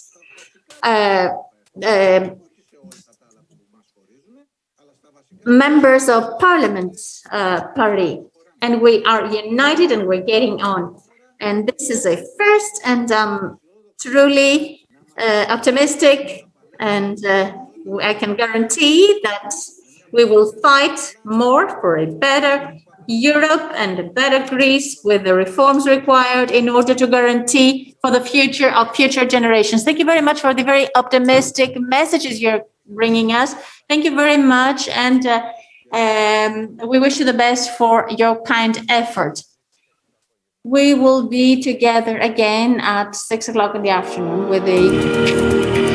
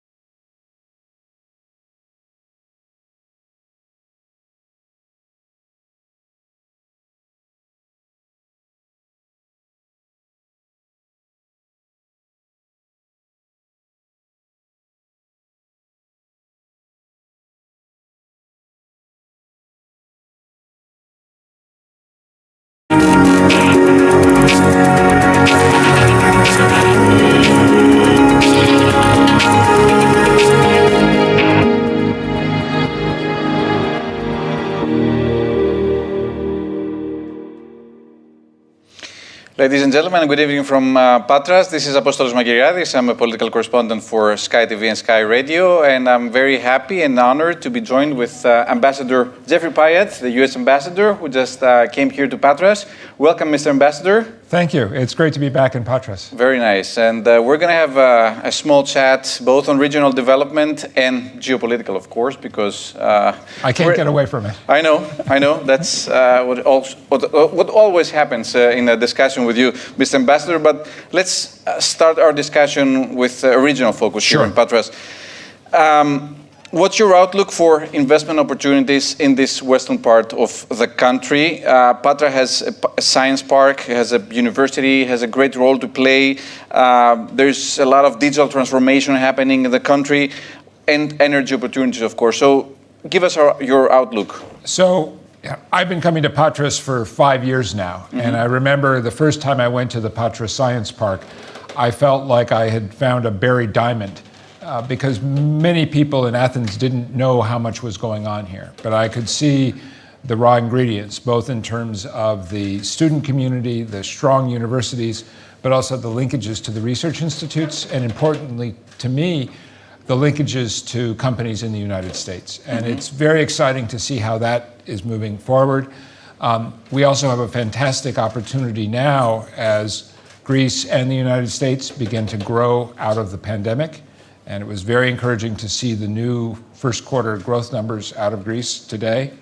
As we both begin to grow out of this, you see a very good synergy between the priorities that President Biden has enunciated in terms of the clean green economy, in terms of digital technology, and especially making digital work for our democracies, and the priorities of Prime Minister Mitsotakis. I had a terrific conversation this afternoon with Governor Farmakis, and I was delighted to hear how his priorities fit so well with what we have been doing at the embassy. Obviously, all the technology stuff that comes around the Patras Technology Park, and we can talk a little later about my visit today to Advent Technologies and Think Silicon, which was fantastically encouraging. But separate from that, on the energy side, this is a region that has great endowments of geothermal, of wind and solar. In fact, just across the Gulf there is the Katolakomata wind power project. And the last time I was here at ACHAIA Klaus physically was the same time that I went for the inauguration of that project. So that's moving ahead. You also have great opportunities, I think, leveraging the geography of Western Greece, the natural connectivity to Italy, all of the energy opportunities that arise from the transformation that's going to happen as we move from a carbon-based energy system to a more sustainable one. So I'm quite optimistic. And again, I think a lot of it is going to be a function of both the policy choices that Prime Minister Mitsotakis is making, but also the complementarity, the synergy with the priorities that President Biden is working on. It looks like the Greek economy is showing some kind of resilience, and I'm happy that you commented on the first semesters, on the first trimesters numbers. Now, there's a there are two examples that you just referred to. One is Advent Technologies that has entered NASDAQ. Right. And the other one is Think Silicon, where the California-based Applied Materials announced the acquisition last year. Now, those two companies, in a sense, indicate the systematic work that is being done here in the science park, in the universities, and as well as, of course, exploiting the great talent that exists here in Greece. Should we expect some future collaborations with other U.S. companies? So the growth is already happening, and Advent is a fantastic example, and I love pointing to it because I visited Advent on 3 occasions now, and again, the first time I visited them, nobody had heard of Advent Technologies. I went back today, and you can see, first of all, it's a much larger operation. Their headcount here in Patras has grown. They're growing in the United States. They're in a very hot sector because their main product line focuses on hydrogen fuel cells, which complements the whole shift to electric vehicles and clean energy in the United States. They've also made a significant acquisition in California, And now they are looking to grow their footprint here in Greece with a new office in Athens. And what I find encouraging about it, first of all, it's a real success story. And the gold standard for success for a US startup is a NASDAQ listing. And you could see the effects of that when I went to Advent today. The labs are nicer, the equipment is newer. Everybody is clearly taking advantage of the capital that they've now gained access to. But they also continue to innovate, and they're innovating in a way that deepens the ties between our two countries. The same thing with Think Silicon, a company, I remember the first time I visited them, I asked them, how come nobody has bought you yet? And so it was interesting that that actually happened. But now they didn't buy the company just to get its technology and move the people to California. Right. They're growing here in Greece. They're growing in Patras. Their headcount is growing here. They also have a new office in Athens. That's a good example to work on, meaning not just buying the company and getting the people outside the country, but investing here in the country and also making sure that the company hires more people. And both companies, just like Pfizer that I was visiting yesterday in Thessaloniki, both companies have become engines for brain gain. Yep. I met engineers and scientists who were working in the UK, who were working elsewhere in Europe, and have come back to Greece because they want to be close to their families. They love the climate here, and they didn't have the opportunity before. But now we're helping to create that opportunity. And I think, you know, if there's one storyline that has evolved throughout my 5 years in Greece, it's this transition from crisis to opportunity. I was just thinking about it. I was just thinking what we were discussing 5 years ago and what we're discussing now. So this is a tremendous shift. Now, it took us less than 2 hours to come to Patras from Athens last night, and that's good news. So after the completion of the new highway, the infrastructure ministry has announced that they're moving forward with the project of interconnecting Patras port with the country's railway network for passenger and commercial use. What does this mean for the city, and how can the US companies benefit from this development, you think? So I think there are two aspects of this. I find the same as you. I find it a bit of a mystery still that Patras, when you're sitting in Athens, everybody thinks of it as being so far away. But in fact, it's what in Los Angeles would be a daily commute for some people. And it has been for 200 years, Greece's gateway to the West, to the rest of Europe. It's poised to exercise that role even more. We see all kinds of opportunities there from a logistics standpoint, but I think also in terms of moving ideas and knowledge back and forth. And that's, you know, Patras is clearly among the top 3 knowledge centers in Greece. And as all of our economies evolve towards a model which is knowledge-based, it's well positioned to capitalize on that. Let's go for that. There is some good news from the tourism front. There's a lot of airlines bringing tourists in Greece from the US. That's very good news. I was wondering whether we should expect a similar trend from US cruise operator, in particular in Katakolo port. So 2 interesting things. When I was talking to Governor Farmakis this afternoon, tourism is a relatively small part of the Western Greece economy, especially compared to Attica or compared to the islands, which means there's a lot of room for growth. My favorite touristic site in this region of Greece is ancient Olympia, which is spectacular. I always say it's the most famous classical Greek site that nobody's heard of, because everybody knows about the Olympics, but nobody knows that this is where the Olympics were born. And this is where Microsoft comes now. And this is where Microsoft comes in, because now Microsoft has made a major commitment, and I've talked to the CEO, Brad Smith, about their ancient Olympia project. They're very excited about the opportunities that creates to use these new digital tools. They will be announcing at the new Olympics Museum in Athens a virtual visit to ancient Olympia, but they're also working with the Ministry of Culture, and I've been talking to Minister Mendoni about their virtual reality-based tools, which they are deploying to help enhance the visitor experience at ancient Olympia. So this will become very compelling, I think. You can imagine a tourist who comes to Athens, goes to the Acropolis, goes to the Olympics Museum because everybody knows about the Olympics, but then says, hey, it's only 2 hours to Patras. We should go and see ancient Olympia. So there's a product there. The private sector is going to have to make it happen. I'm also excited about this because we have the Olympics in Los Angeles, my hometown, in 2028, which will be a great opportunity to do even more with ties between California and our Lieutenant Governor, my friend, Lieutenant Governor Eleni Kounalakis, a great Greek-American political powerhouse in California. So there's lots and lots of opportunities to leverage that. I think also on the cruise side, this is obviously a transition year as everybody works through the pandemic environment, but what's very clear is you're going to have a lot more Americans coming to Greece than in a normal year on a percentage basis. I was in Sifnos last weekend. I've never heard so many American accents on Sifnos. I was talking to somebody else who was flying in earlier this week on the Emirates direct flight from New York. It was close to 100% capacity in coach and 60 or 70% in business and first class. So people are coming because, it's like Harry Theoharis says, all you want is Greece. And especially in America where we've moved fast on vaccination, everybody wants to enjoy a normal life again.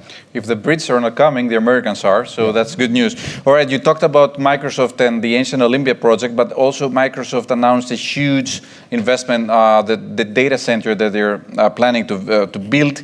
There is Cisco, who's building the Maritime Technology and Innovation Center on Syros, as you just said. Pfizer is planning a second innovation center in Thessaloniki. Should we expect more U.S. investment in the near future? It's already happening, and there's clearly a bandwagon effect here. And you've named the flagship cases. True. I was in Thessaloniki yesterday. It was fantastically exciting to see how Pfizer has grown. And I had not been to the Pfizer facility for a year. It's 3 times bigger than it was last time. And they're constructing a new campus now, which will eventually employ 700 people. It's a game changer in terms of how Greece and Thessaloniki fit into the Pfizer worldwide structure. And with all of these companies, one thing that's been so impressive to me is when I talk to the local representatives, they all say that the product which is generated from Greece is just as good as that which would come from New York or California or Milan or Paris or Frankfurt. You can do world-class work here in Greece, and it's a matter of creating the enabling environment. And I give Prime Minister Mitsotakis and Minister Perakakis and Minister Georgiadis and Minister Dimas and the rest of the team enormous credit for creating that enabling environment. This year, Greece is celebrating its bicentennial. Yes, and as are we. True. And you have been very active celebrating it. Can you tell us more about the U.S. relationship, the U.S.-Greece relationship in this context? And of course, you know that Western Greece played a vital role in the Greek Revolution. Right. So I got to know some of the history of Western Greece in the Greek Revolution when I started racing the bike race of sacrifice from Patras to Kalavrita, which of course memorializes the Greek Revolution.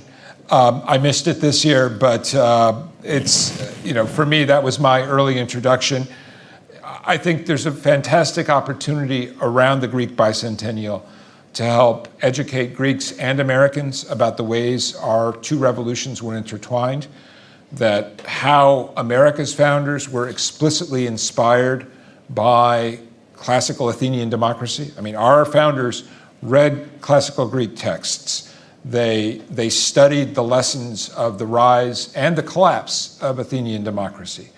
And then when the Greek freedom fighters took up arms in 1821, this became one of the first real foreign policy debates in the United States. And you had this great tension. We were a young country, 45 years old, but you had this great tension between people who said America has to come to the aid of the inheritors of Athenian democracy, and others who said, no, we should leave Europe to sort out its own things.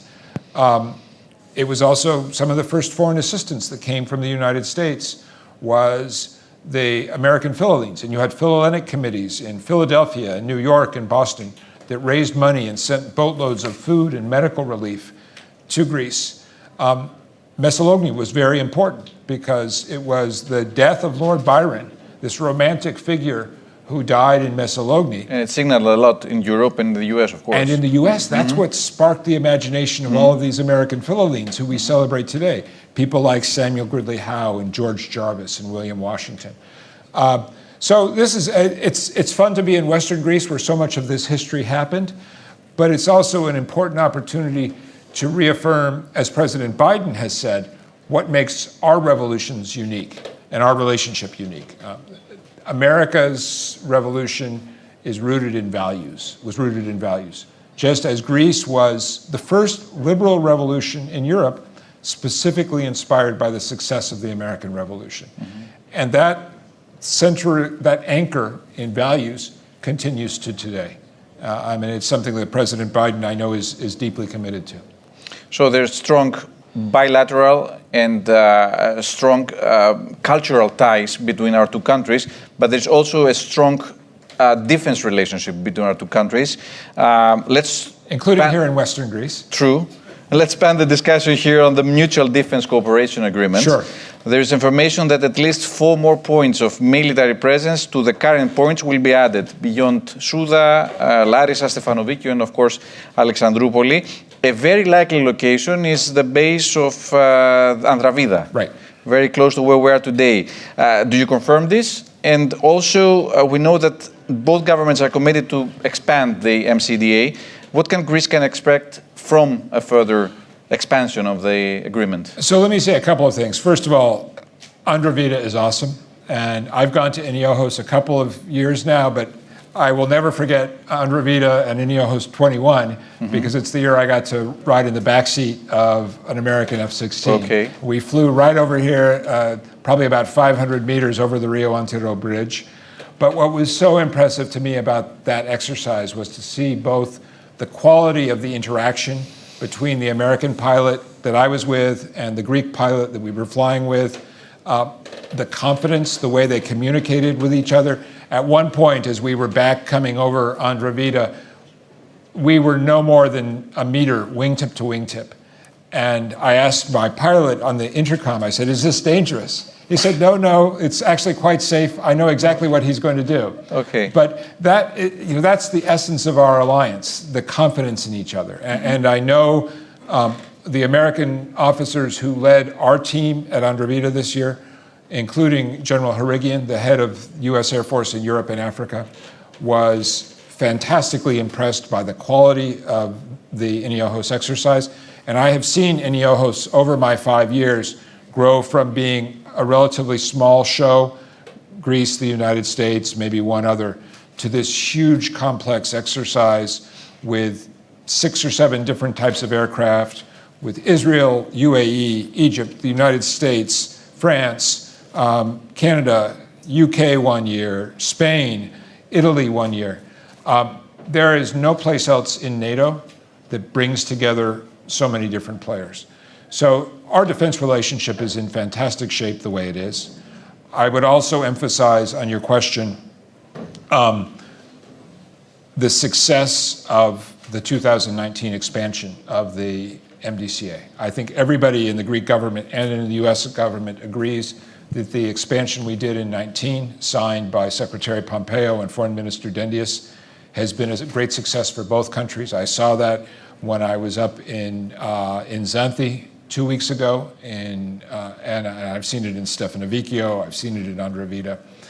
As you say, there is agreement by both governments to extend the MDCA and to add additional facilities.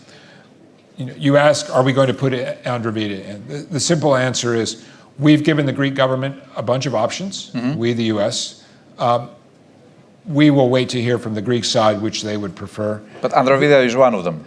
Andravida is on the menu, but if the Greek state decides that Andravida is not convenient, we can live with that. It's not going to be a disaster. What Greece gains, and we've demonstrated this where we do have a presence in Alexandroupoli, in Larissa, Stefanovikiou, we have made investments. We have improved infrastructure. The transformation of the port of Alexandroupoli. We're going to have 5, 6, 7 big ships coming through Alexandroupoli this summer as part of these big exercise series. That helps the economy.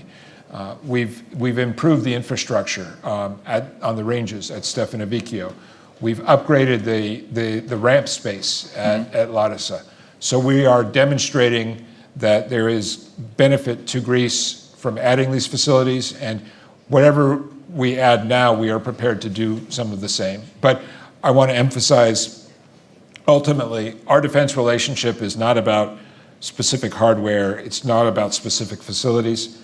It's about building the interoperability. And again, what I saw in the backseat of an F-16, the way in which our forces are able to work together. Do you have video of that? There is a video. Okay. And maybe I'll show it with you. Afterwards, I have our flight plan on my phone. I'll show it to you so you can see exactly the route I took. Okay, let's stay a little bit on the diplomatic field. As you know, Mevlut Çavuşoğlu was here last week, on Monday.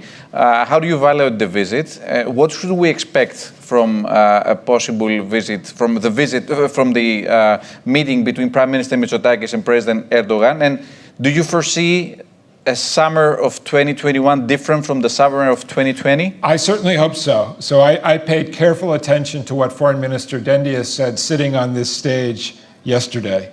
And I am delighted to hear his confidence, which the United States hopes for as well, that this will be a quiet summer. I think everybody would benefit from that. We are strongly supportive of the steps that Prime Minister Mitsotakis and the Greek government have taken to promote dialogue with Turkey, but also to reaffirm the red lines, which we would expect nothing less from Greece. We were quite vocal last year, as you will remember, in expressing our concern about some of the provocative activities that Turkey was engaged in, including in the waters off of Cyprus.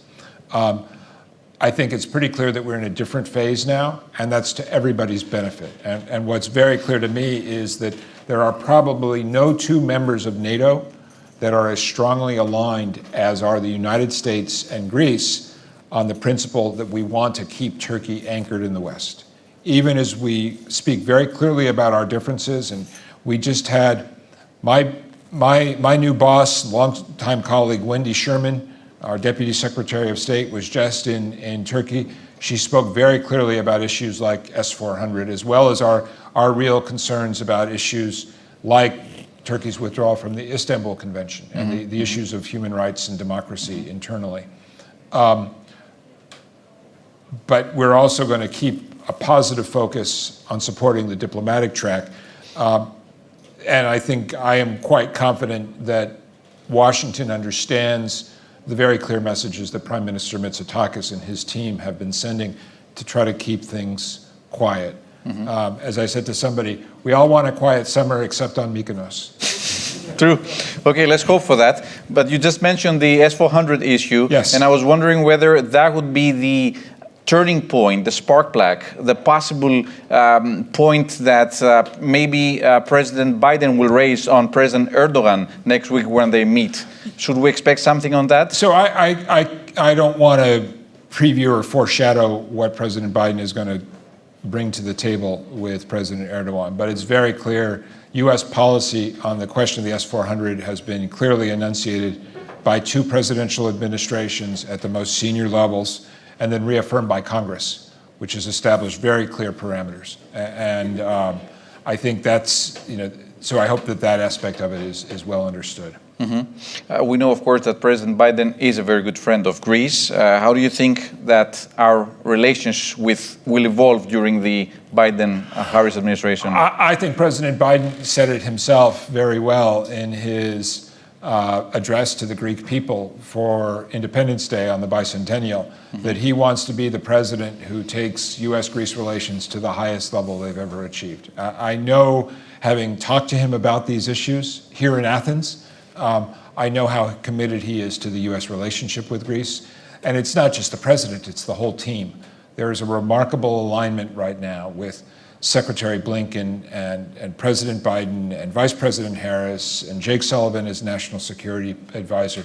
These are all people who know Greece, who know Southeastern Europe. They also know the Eastern Mediterranean. And I think one of the other clear trend lines from my time here in Greece has been the growing strategic ambition of Greece's foreign policy, both up into the Western Balkans, unlocked by the Prespis Agreement and the new relationship, and Foreign Minister Dendias, of course, is in Kosovo today, but then also importantly in the Western Balkans.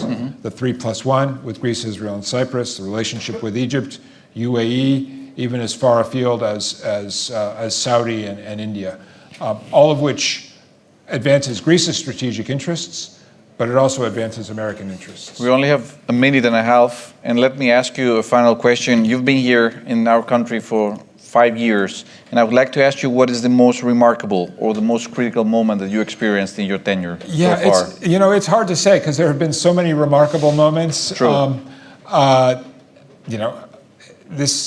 One of them was right near the beginning. President Obama's visit was spectacular. The way in which, and you'll remember the way in which he was received in his speech at the Niarchos Center. Yeah. The way in which he spoke on the Acropolis, and frankly, the very serious conversation that he had with Prime Minister Tsipras about what in those days were critical issues like debt sustainability. I also remember Prime Minister Tsipras's October 2017 visit to the White House. That was an important turning point to have a series of prime minister speaking so positively about relations with the United States. And then the fantastically warm reception that Prime Minister Mitsotakis received at the White House in January of 2020, just before the pandemic. But I also remember the spectacular reception on the 8th floor of the State Department, the best entertainment room in Washington, D.C., with Secretary Pompeo and Vice President Pence. And then I think one of my other really inspiring moments was January 20th, and being with President Sakarapulu at the Agora after a very difficult U.S. presidential election and the assault on our Capitol building. It was very moving for me as an American to hear the way your president spoke about American democracy and the importance of reaffirming American democracy, but to do so in the Agora, in the place where our democratic ideals were born, was really a remarkable moment. But I think, through all of that, what I really will remember is the people, the land. This is a beautiful country. Greeks take it for granted. The light. Sadly, I won't be here for the sunset today, but I know one of the most spectacular sunsets in Greece is looking west from the Rio Antero Bridge. It's very good that you're highlighting that. Hopefully, we'll see you next year. I don't know whether you will still be under the same tenure, but hopefully, we'll host you next year too. Thank you very much, Ambassador. And I will be back one way or another for sure. Thank you very much for being with us. Thank you, Apostolos. Very great conversation.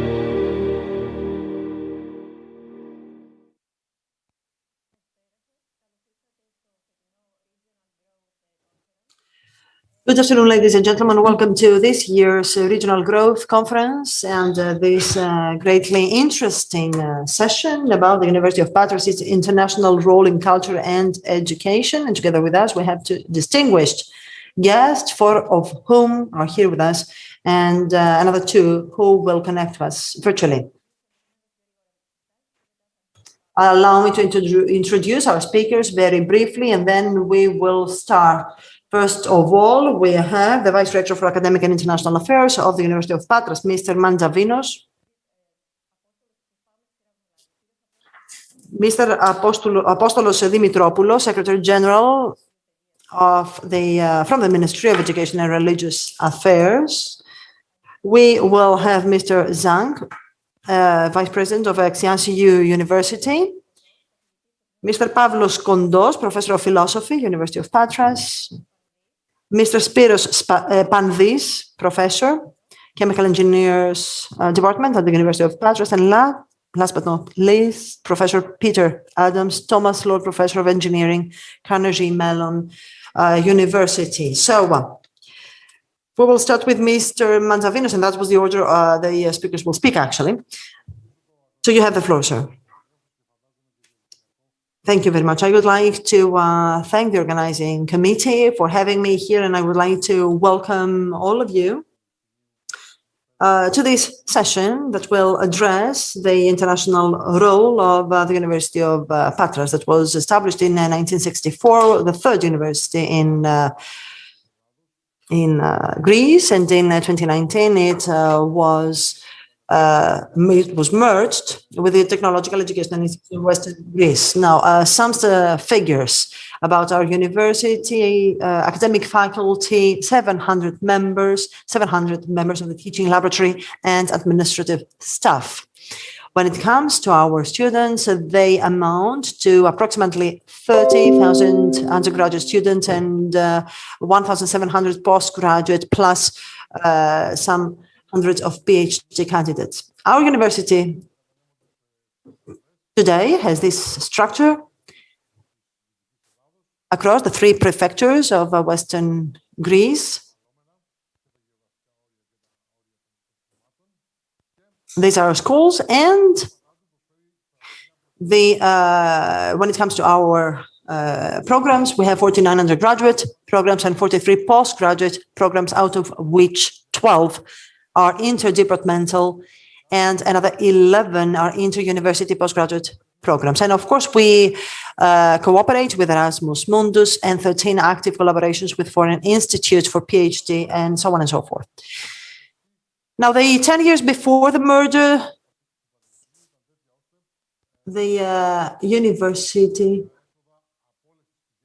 had annual revenue amounting to 25 million euro, plus minus 5.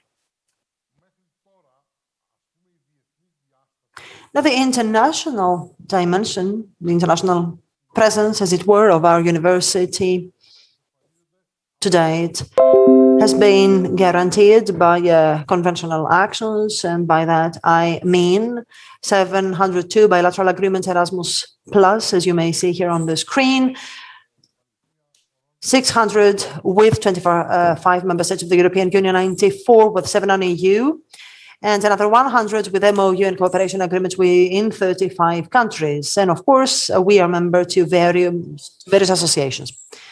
Allow me to take a step backward to the 60s, the political changeover in Greece, and then, so I'm addressing who today is age 50 or who, after the undergraduate studies here in Greece, wanted to do something else. Now, back then, we had the so-called brain drain phenomenon, because that was the only way forward for the people who aspire to do something more.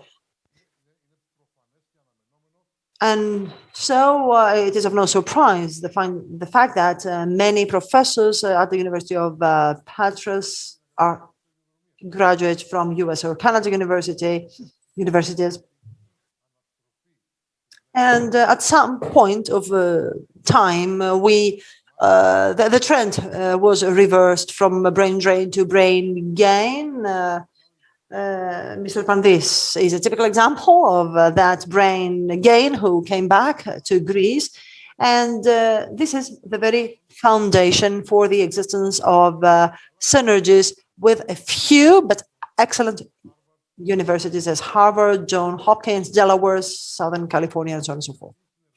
However, for that cooperation to be fruitful, there needs to be the institutional foundation. And here steps in the ministry, which institutionalized an initiative entitled EAPP Greece, which brings together American universities with Greek universities through the setting up of summer schools, virtual and e-classes, online courses, and hopefully joint programs in the future. The University of Patras, to date, has been in contact with William and Mary and Illinois. Mr. Pandis again is the contact point, as it were, for the University of Patras. There's another initiative taken in conjunction with UK universities, which is underway for the post-Brexit era. And so we are curious to see how this will shape in the future. And of course, as you may see, the University of Patras has traveled to the West. However, we are interested in exploring new roads, new ways, as the Silk Road, for example. And to that end, we are trying to develop the Sino-Hellenic cooperation along 3 pillars.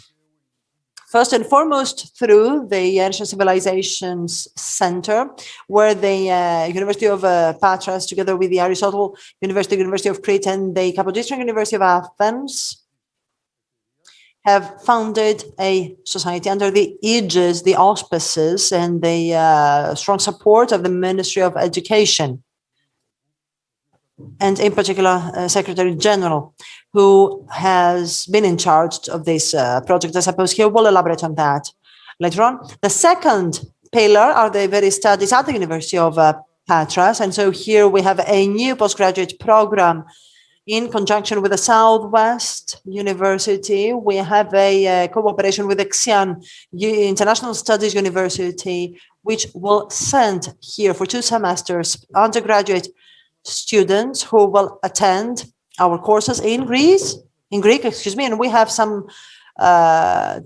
cooperations of international mobility to China and from China. And I believe that Mr. Kondos will dwell upon them in his speech. The third pillar is the endeavor of the University of Patras to go itself to China. So recently we have launched a cooperation with Xi'an Shiyu University, established in 1951 and located in northwest China. And the rationale behind it is to run jointly undergraduate and postgraduate programs in specific sectors, especially engineering and natural science.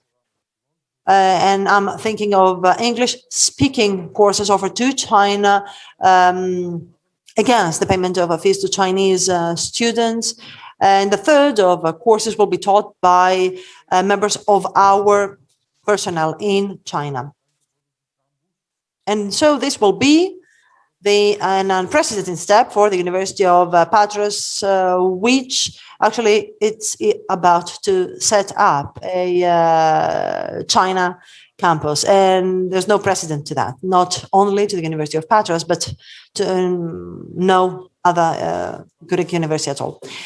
By way of conclusion, allow me to say the following. I firmly believe that globalization and the internationalization of university is an interactive relationship. It's a two-way, three-level interplay, as it were. Now, the level one is individual. It is the case of the colleagues who studied abroad, started their career abroad, and then continued here in Greece, continuing to develop the relations with the other countries. The second layer, the second level, has to do with the university itself. And here I would like to stress that it is of paramount importance for the administration of the University of Patras to invest in the university's internationalization and international presence. This entails the increase of the university's visibility. The more visible you are, the more attractive, of course, you are. And visibility does not come by its own, alone. We need to invest in increasing and improving our ranking. We need to invest in more accredited programs, not only by national authorities, but also by foreign organizations, as for example, the chemical engineering department, which was twice accredited by the competent authority in the UK. And the third level is the institutional one. And here I'm thinking of the state, the Ministry of Education. And so we were positively surprised with the step taken by the Ministry of Education. We are tuned with the Ministry of Education, and there already is the legal framework, the institutional framework for non-Hellenophone postgraduate and undergraduate programs. There are programs abroad. Of course, some amendments are needed, but steps have been taken forward. But of course, any fairy tale that has respect for itself has a dragon. An entropic dragon, as a colleague would say at Thessaloniki. And that dragon here in Greece is called the Doatap. I will dare to use the word anachronistic, and because it is deterring, it is inhibitory. Doatap in Greece stands for Authority for Mutual Recognition of Qualifications and Diplomas. So this is simply anachronistic. And I'm not only thinking of the diplomas taken in Sorbonne or in Cambridge, etc. I'm also thinking of people who graduated in China, in Africa, in other universities, who was lucky enough not to get involved with the Greek state, sometimes is doomed to have to do with the Doatap and with all the red tape involved in the Doatap. Hopefully, we will manage to turn things around and to change this anachronistic reality in order not to deter people from coming back here in the scholars. So, by way of conclusion, going global for the University of Patras is an important medium to revitalize, to renew the Greek university, the Greek academia. This is inextricably linked to the optimization of the synergies we already have with American and European universities, while at the same time exploring new opportunities eastbound and elsewhere, including Africa. I can make a promise here. It's difficult, but not unfeasible. The University of Patras is determined to change the perspective the academia has adopted vis-a-vis internationalization and all the benefits arising therefrom. We are in favor of internationalization. And by the way, allow me to say that the international dimension of the bicentenary, of the struggle for independence that we celebrate this year was reinforced through the Philhellenic movement, the American Revolution, and other movements, the Enlightenment, and so on and so forth. All that triggered a revolutionary success story 200 years ago. Hopefully, we will repeat history. I recognize that you have a series of challenges to address. I wish you good luck to all of you. And having said that, I would like to give the floor to Apostolos Mitropoulos, Secretary General of the Ministry. Thank you very much. Mr. Manzavinos, dear professors, dear friends from remote places. First of all, I would like to congratulate the organizers of this conference, this initiative, as well as the University of Patras for its contribution.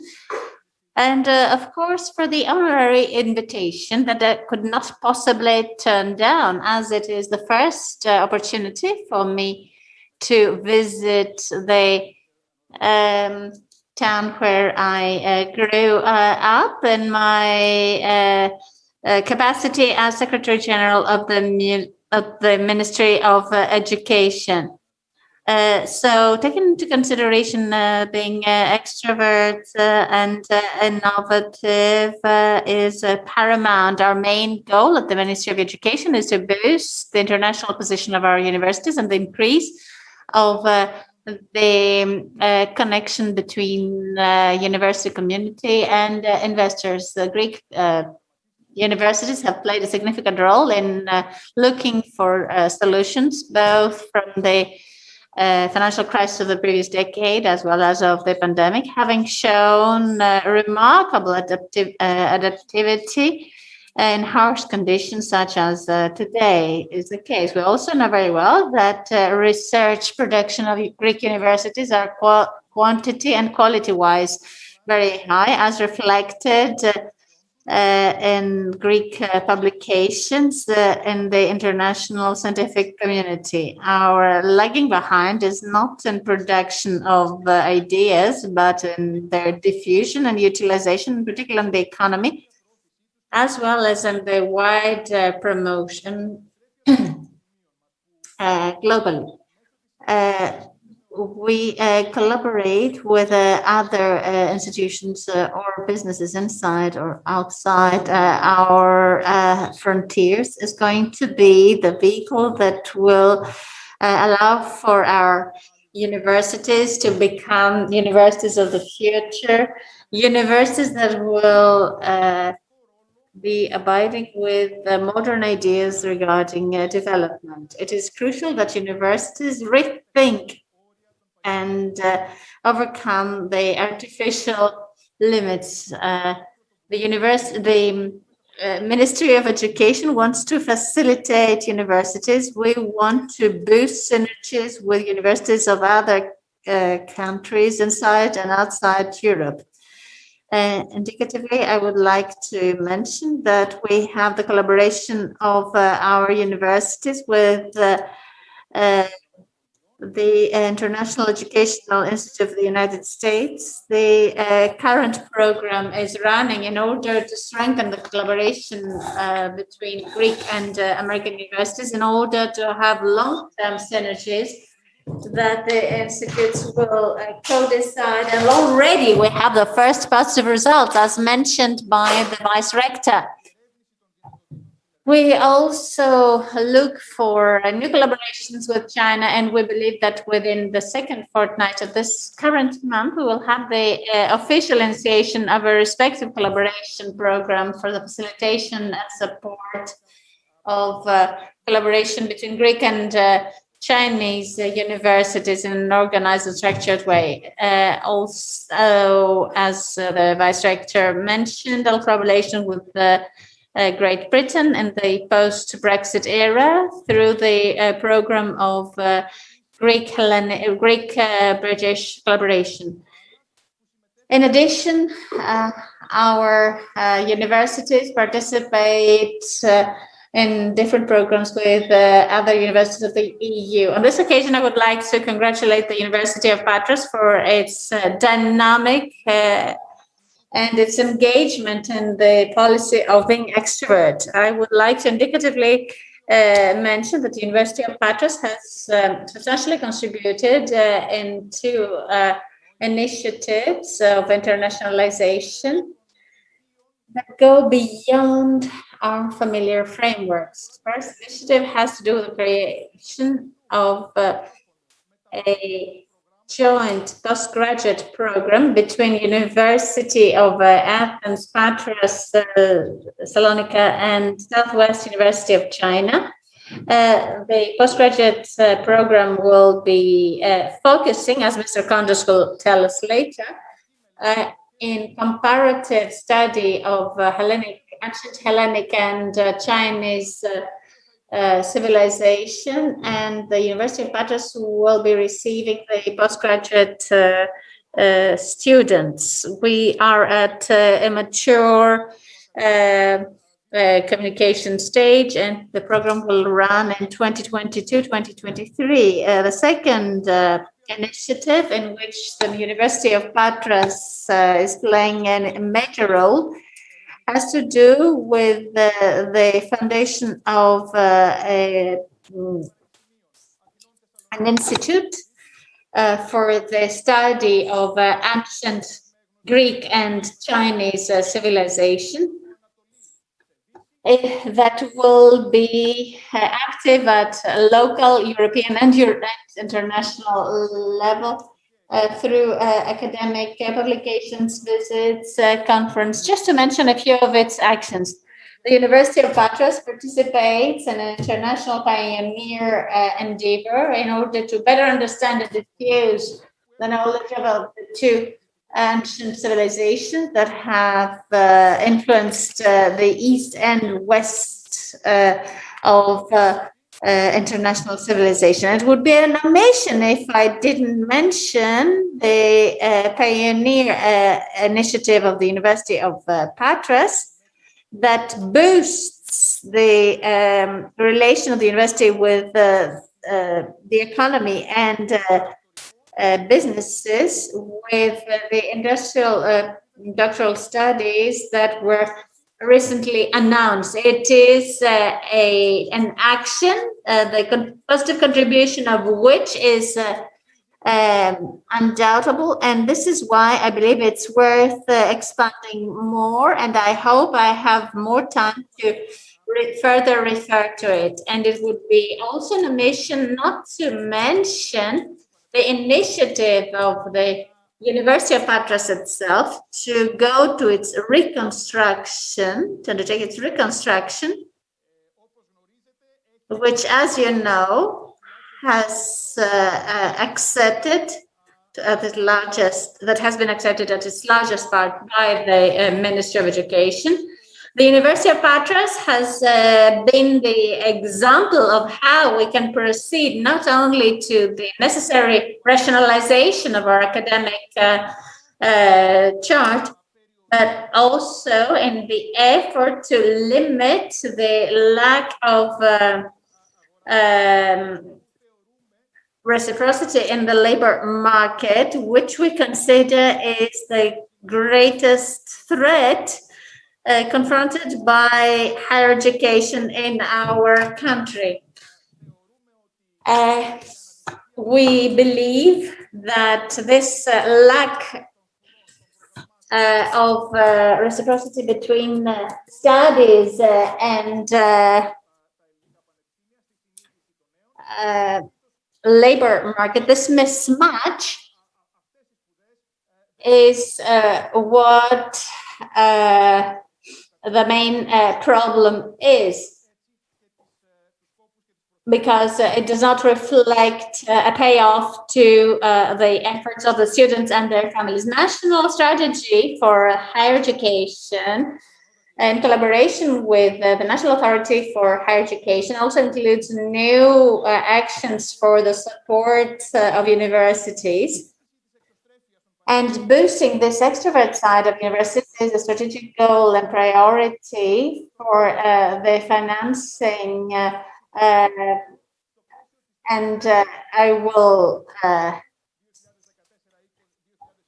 refer to the NSRF that extends up to 2023, the project for the support of the action for internationalization of universities with a total budget of 20 billion.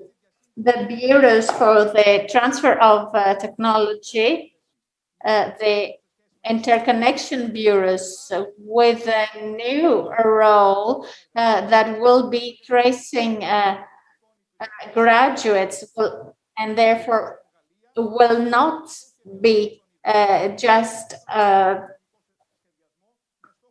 monitoring the graduates, but will aim to better connect labor market with universities.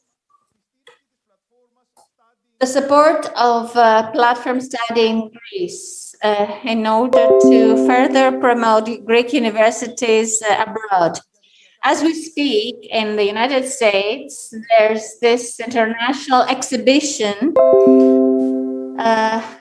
for education by NAFSA, and for the first time, also Greek universities and their programs are included in this internationally significant event.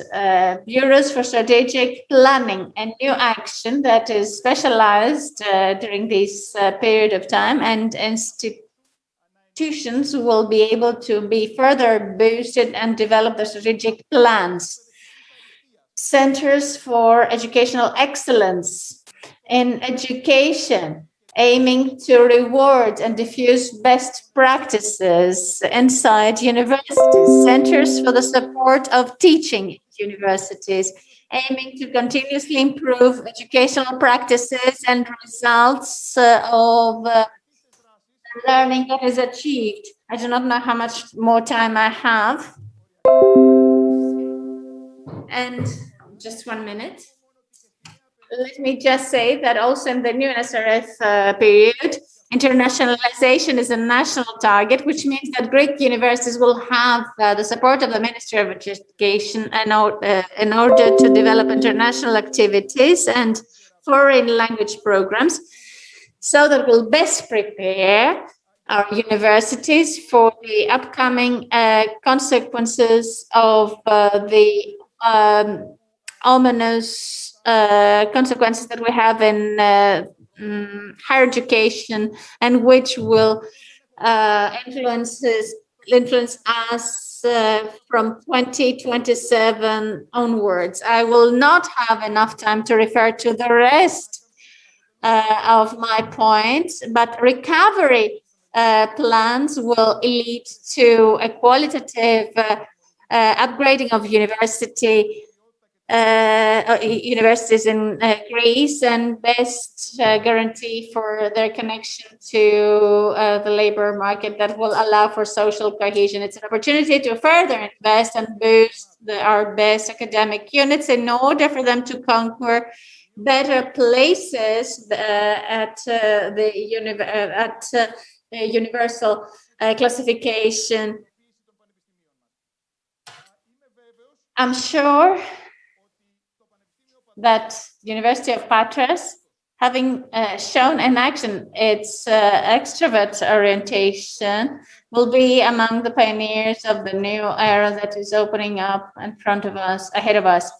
And its initiatives during this last few years only corroborate this. Thank you very much. Now, Mr. Zag, who will be talking by distance.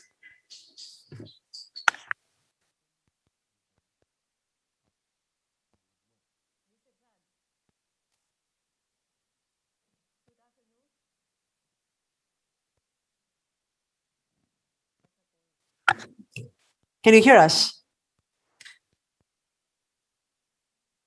Kyria Zang.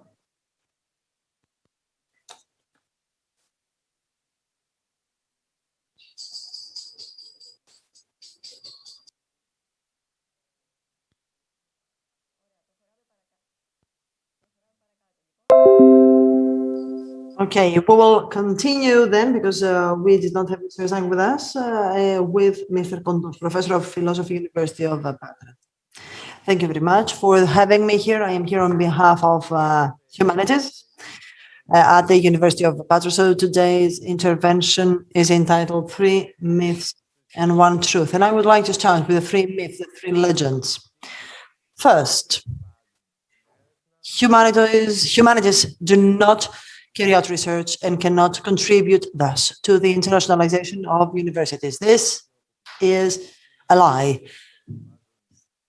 This is a lie told by who believes that all sciences alone can contribute to internationalization. On the contrary, humanities is necessary to fill people's lives with meaning, especially we saw that during the pandemic. Books dedicated to humanities, by no wonder, are the bestsellers. And the books on philosophy are the most attractive to people. And such a course of philosophy was attended by 5,500 people. I mean, this may be an eloquent example. Second myth, humanities do not need money. The acquisition of machinery is the only thing which costs money. Well, truth needs to be told. We need libraries, not through tenders and procurement, through which books are delivered 3 years afterwards, but rather in another correct way that will give confidence to the universities and will delegate some powers of self-management to the universities. Third myth.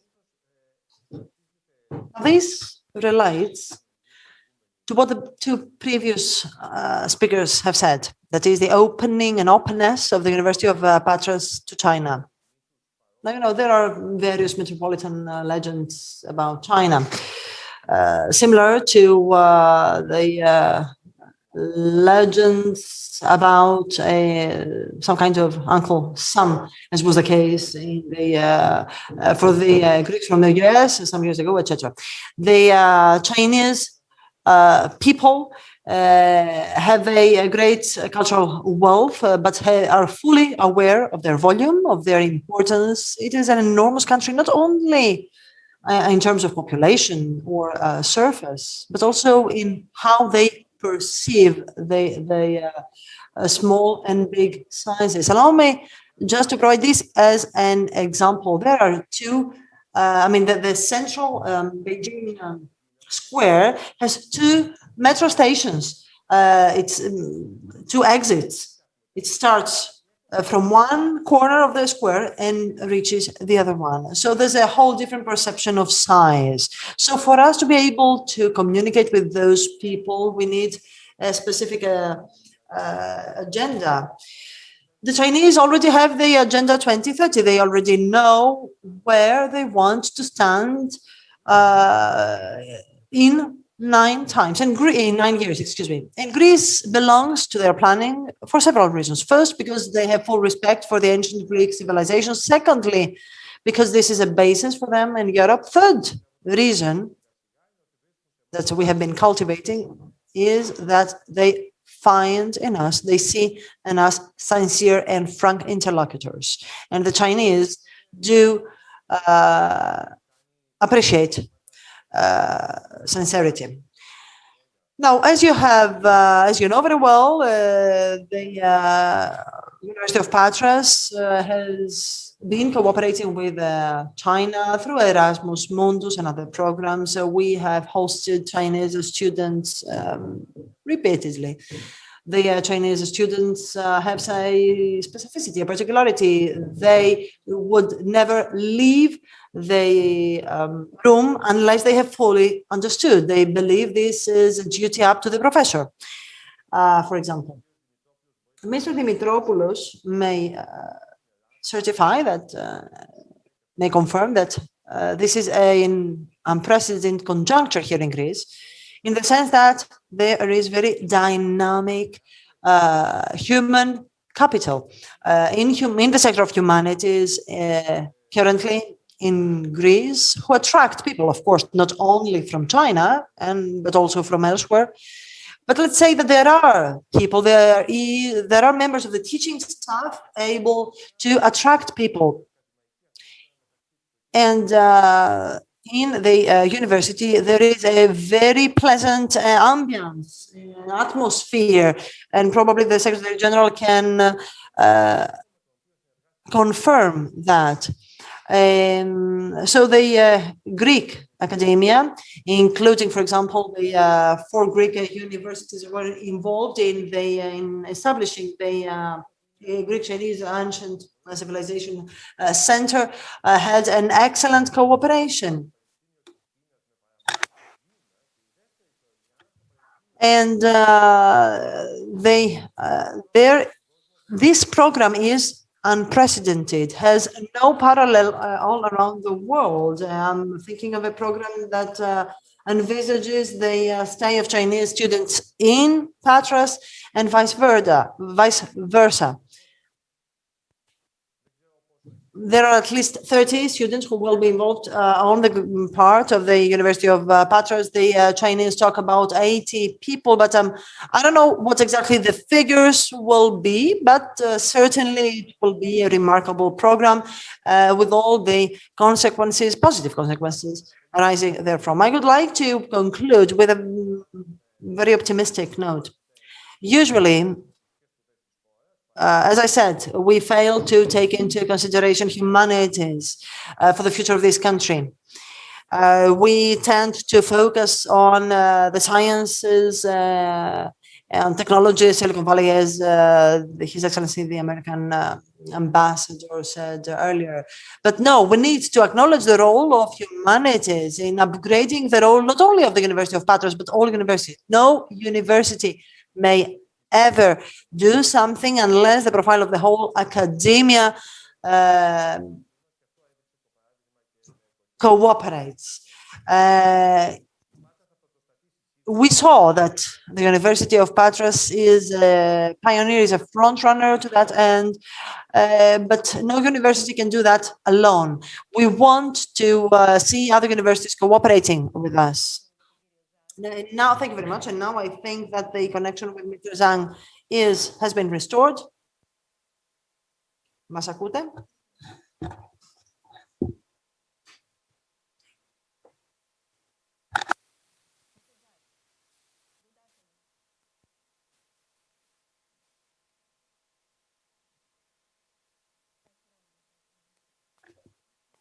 Can you hear us, Mr. Zhang?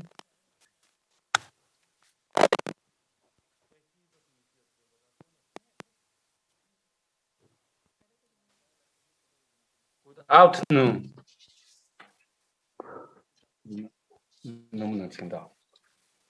I'm Zhang Rongjun, Vice President of Xi'an University. Fourthly,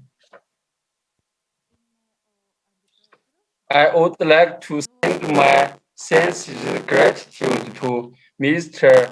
Apostolios Dimitropoulos for his video speech at 2021 Silk Road Education Cooperation Expo on my 12 in his speech. Mr. Apostolios Dimitropoulos expressed his great expectation for higher education cooperation between China and Greece, which will definitely promote the cooperation between Xi'an University and Greek universities. It's my great honor to attend the Regional Growth Conference online. On the theme of the international role of universities in culture and education, I'd like to introduce some practice of our university. Over a history of 70 years, Xi'an University keeps close contact and cooperation with enterprise in petroleum industry and universities of energy science and technology and carried out various forms of exploration and practice of international talent education. Today, with the topic of exploring a new mode of cooperation between universities and enterprises, and cultivating international talents in oil and gas field, I would like to share the education of international students in our university, as well as our hope of future cooperation with Greek universities. Historical development and advantages of our university. Historic development. CSU University is a unique multidisciplinary university in northwest China, characterized by petroleum and petrochemical engineering, with the main campus at High-Tech District, Xi'an City, Shanxi Province, China. Our university was founded in 1951 as one of the first colleges training petroleum and petrochemical technique talents, and in 2003 it was renamed as Xianshu University. Distinctive advantages of our university. Xianshu University is a university with joint support by Shanxi provincial government and 3 major national petroleum companies. A university recognized as one of the high-level universities in Shanxi province. There are 14 colleges and 2 departments, more than 16,000 undergraduate students, 3.5 thousand postgraduate and undergraduate students in our university. First, descriptions with petroleum and petrochemical features. The academic disciplines of our university cover the whole petroleum industry chain, while taking into account the development of economics, management, humanities, education, and other disciplines. Second, scientific achievements. Third, achievements in the education of foreign students. Every year, our university have more than 1,000 international students coming, and altogether we have more than 8,000 international graduates from 72 countries, reigning first in provincial engineering universities for more than 10 years, and has always been in the forefront of universities in northwest China. Blockchain advantage of our university. First, culture advantages. Xi'an, known as Chang'an in ancient China, is one of the 4 ancient capitals in the world, as capitals in most dynasties of Chinese history. It is the most influential ancient capital, the eastern starting point of the ancient Silk Road, connecting China and the West, and the outstanding representatives of Chinese civilization and culture development. Second, scientific and educational advantages. Xi'an is the city with the most colleges and universities and the largest number of people receiving a higher education in China, with 108 colleges and universities and 1.2 million college students. Third, location advantage of Shanxi. Practice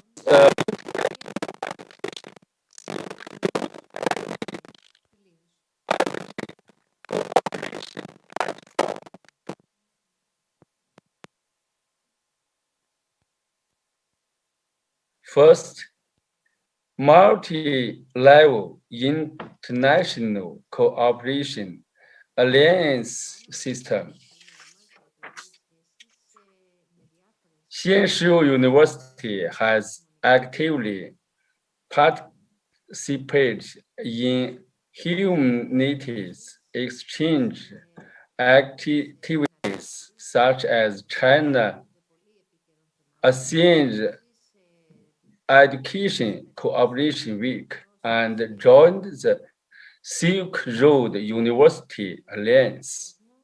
Sino-Russian Engineering University Alliance study in China Preparatory Education Alliance. The Belt and Road Initiative University Enterprise Alliance and other alliance institutions and international platform has been fully used to promote the Belt and Road Initiative cooperation with universities.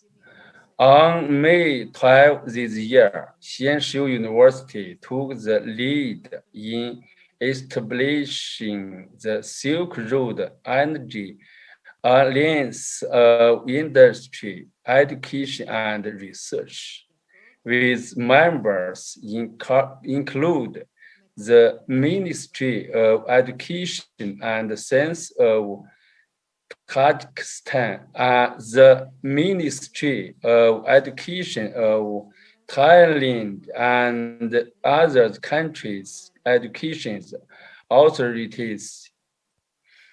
The Gulbenkian Russian State University of Oil and Gas and other universities in China and abroad,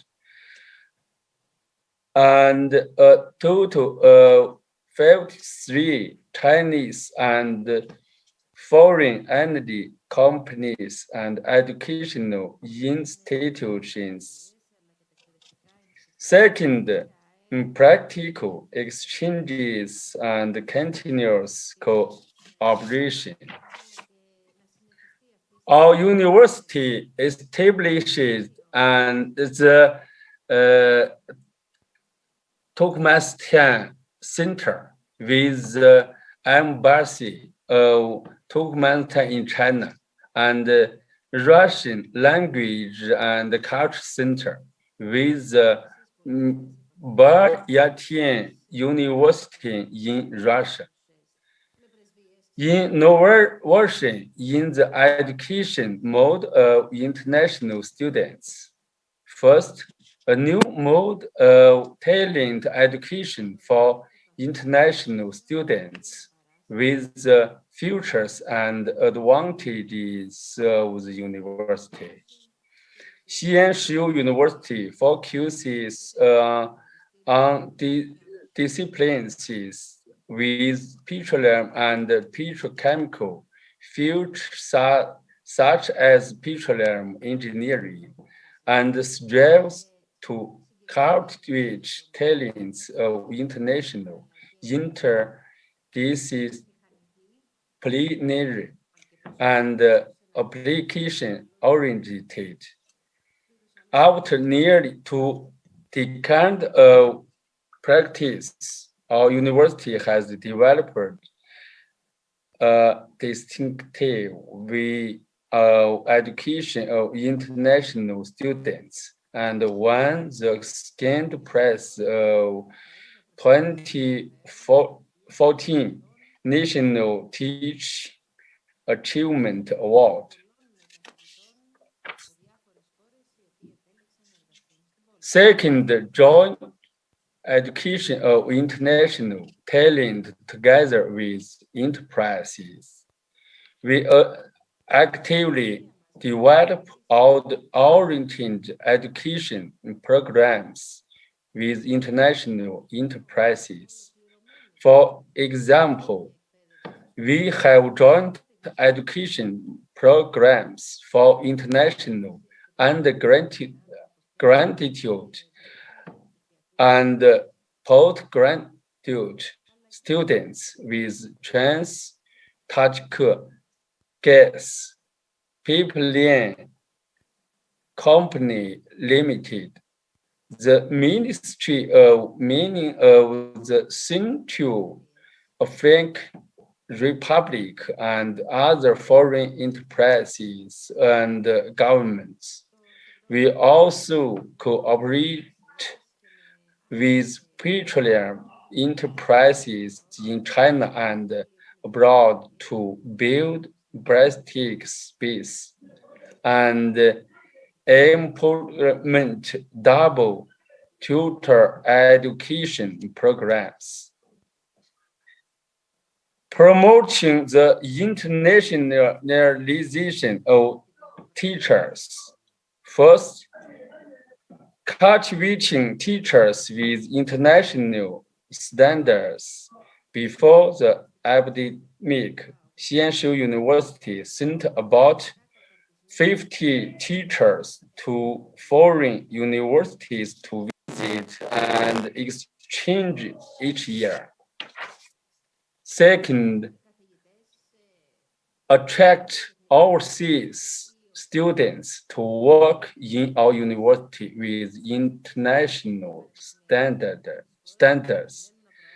The recruitment of teachers with international background is carried out regularly every year. An international curriculum system. We positively implement Sino-foreign joint education programs, student exchange, mutual credit recognition, and mutual degree award.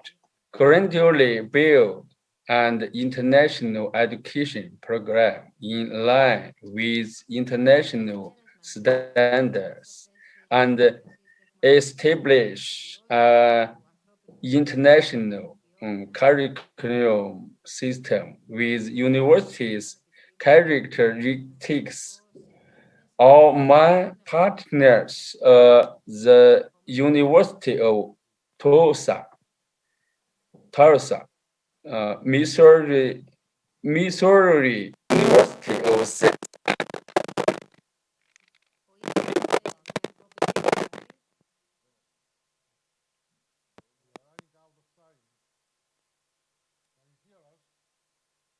have promoted the development of English and bilingual teaching programs and 2 courses introduction to petroleum in industry and geology awarded the brand English courses, prospects for the education of international talents, to provide personnel and education services for international cooperation in energy field. First, we are looking forward to provide educational services to countries along the Silk Road, relying on the College of International Education of our university, and provide international students with Chinese language courses and undergraduate, master and doctorate degrees programs in our university. Second, we hope to build research centers for energy and humanities cooperation. Well, we have heard Mr. Zhang, and now we would like to give the floor to Spiros Pandis, professor at the University of Patras. Now, I will try to provide you with another example of the internationalization of the University of Patras through research. And we have to do with our effort to protect one of the most valuable goods for all humankind, that is the clear air, the air we breathe, in conjunction with the chemical engineering department of ACHAIA. This is a typical example of excellent cooperation.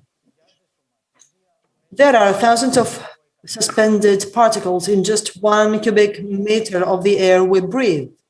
These particles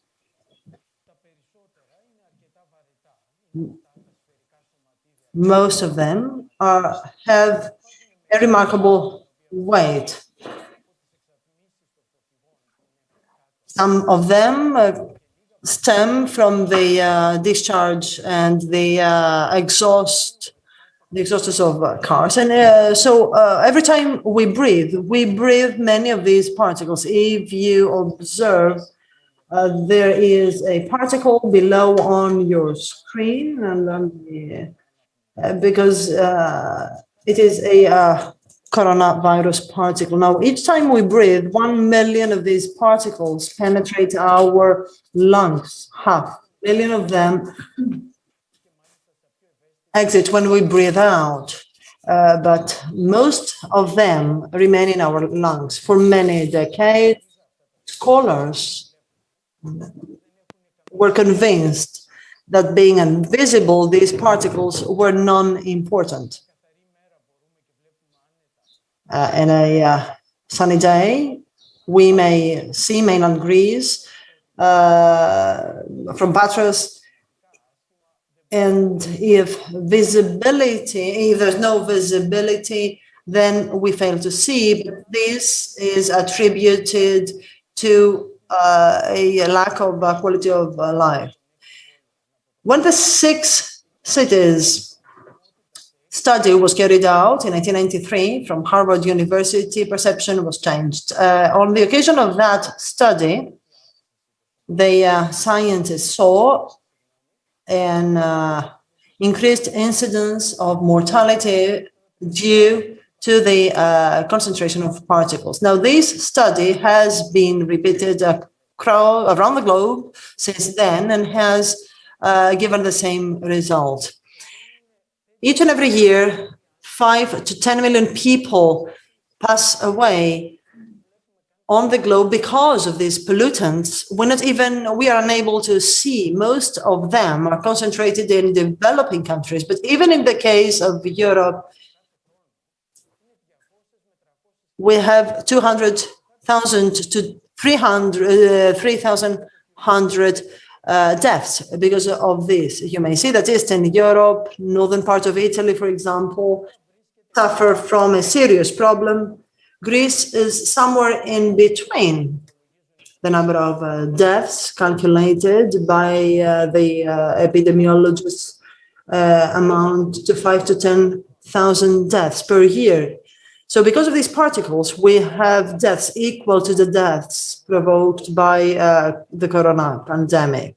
So our effort is to help Patras and Greece and the whole world to mitigate this serious risk to public health care. And our task is not only to identify the problem, but especially what is the source of the problem, what is, because of course these particles travel, so many of the particles we breathe in Patras started traveling from somewhere else in Greece or even in another country. And then, of course, our task is to help governments and societies to take the right decisions in order to decrease the risk. Because this is a Europe-wide effort, it is financed by the European Union, and I would like to provide you with tangible examples. The first thing we did was to set up an international working group. From the very beginning, we have been closely cooperating with the Carnegie Mellon of Pittsburgh, and we will listen to Professor Adams after me, who will elaborate on what we have done in the US. And there's another working group in Switzerland with Professor Thanos Nenes. All three of us have joined forces, and we work all as one. Here you may see the influence we have. The computing tools we have created help decision-making by government and are currently used in Canada, in the US, in Mexico, and Chile, in many European states, including China and Australia. Now, the technologies we have developed, as you may see, these are complex tools and equipment that analyze the air we breathe. When it comes to Patras, for example, before the outbreak of the pandemic, you may see that the situation was surprising. 43% was attributed to the wood burning. 17% was attributed to the means of transport. We are proud as engineers of the fact that the vehicles we drive are relatively clean. The same needs to be said with 16% coming from cooking, for example. Now, the technologies we have developed can be transferred to various parts of Greece and Europe. Our moving laboratory, the van you may see here, travels in Athens. Here you may see it in Theseo to see what happens downtown Athens, or we have also traveled in Crete in order to examine the pollution in the Mediterranean. We have traveled to Paris in order to help our French colleagues to address the problem there. We are proud of the Pegasus project, organized thanks to the generous assistance of the European Union, that for the first time used a Zeppelin built by the very same company which built Hindenburg, for who is familiar with that. Now, using the same platform, we also had the best possible instruments and tools. We have flown all across Italy to Finland. Unfortunately, we have failed to come to Greece because the Balkan countries, for military reasons, did not allow us to fly over them, so to use their skies. However, this is a problem which is shared by many European countries. Something else we have the only pollution simulation chamber. So in our lab, we may simulate pollution in order for us to study it. And some surprises for Europe, some surprising facts and figures for Europe, which say that we are not alone. The number one source of pollution is not vehicles, not even plants or plants. but rather the biomass burning of biomass. We are all familiar with the forest fires which ravage our forests during summertime. Another surprise was the influence and incidence of agriculture, especially in Belgium and in the Netherlands. This is their major problem. But of course, then the European Union has shown some kind of reluctance to face the farmers there. And the third picture shows the red-colored pollution that starts from Russia, passes through the Black Sea and covers all the Mediterranean and Europe. So this is the pollution which travels. So in order to address these problems, we need to have a pan-European approach. Now, let me come to Athens. Similar problems as Patras. In summertime, we only have 17% of pollution coming from means of transport. So the remaining part of particles have different sources and come from other points of Europe, other parts of Europe. In the fall, we again have the burning of biomass, which accounts for 43% of the particles.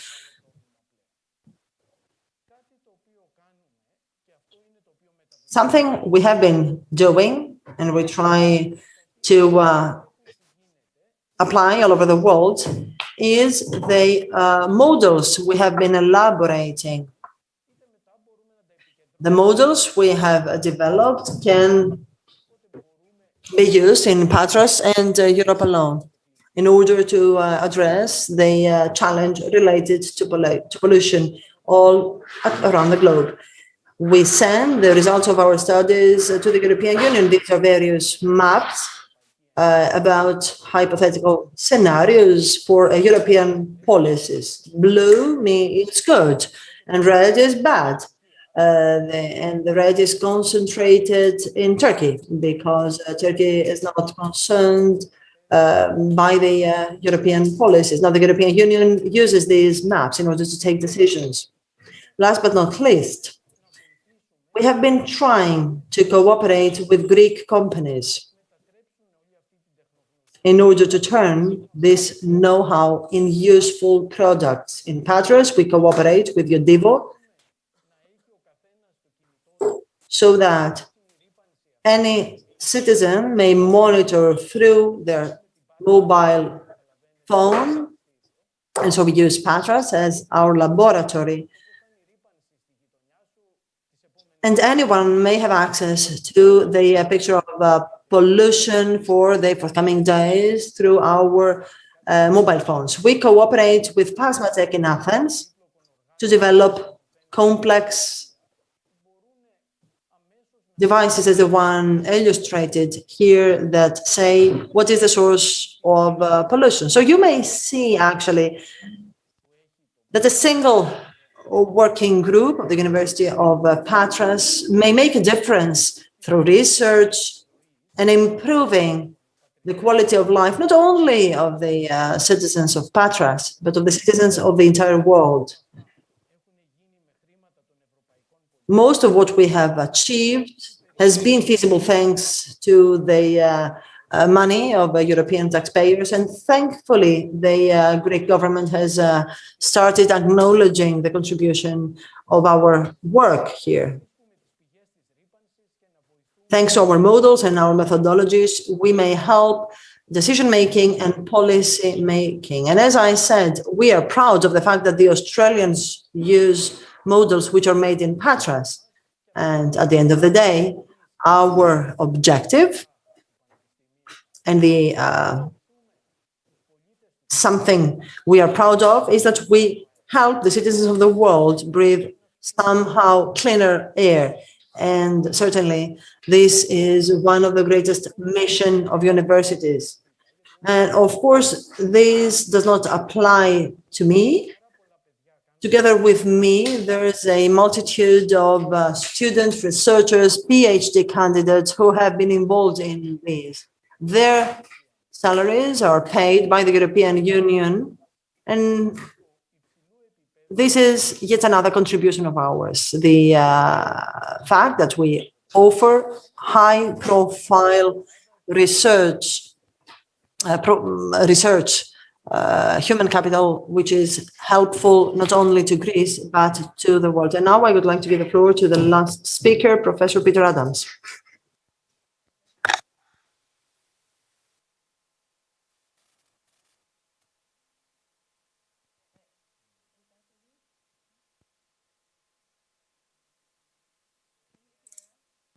Good afternoon. It's a pleasure to be here with you. Can you see my slides on the screen?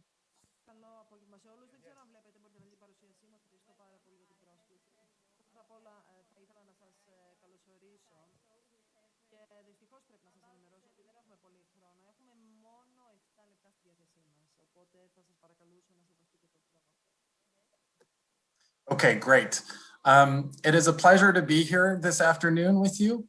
As an example of the benefits of international collaboration, I'm going to talk about 20 years of collaborative work that has happened between the University of Patras with Professor Spiros Pandis and myself and colleagues at Carnegie Mellon University in the United States.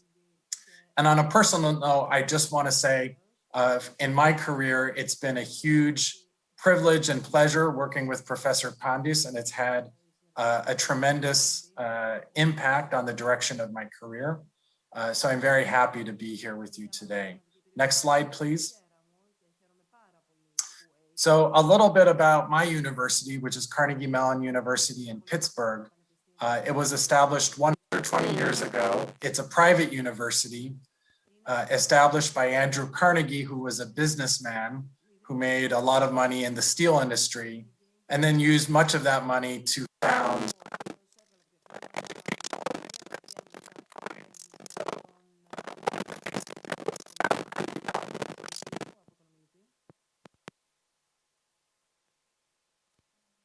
on graduate students and research.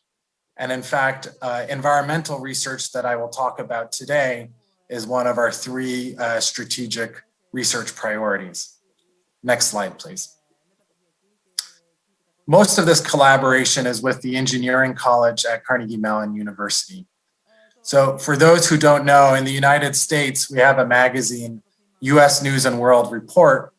Every year they publish a very influential set of rankings that lists all the universities and programs from highest quality on downward. And we're proud that in recent years, the College of Engineering at Carnegie Mellon has consistently been ranked the 4th best in the United States. We have the usual engineering departments that you would expect listed here, but we also have some very unique programs.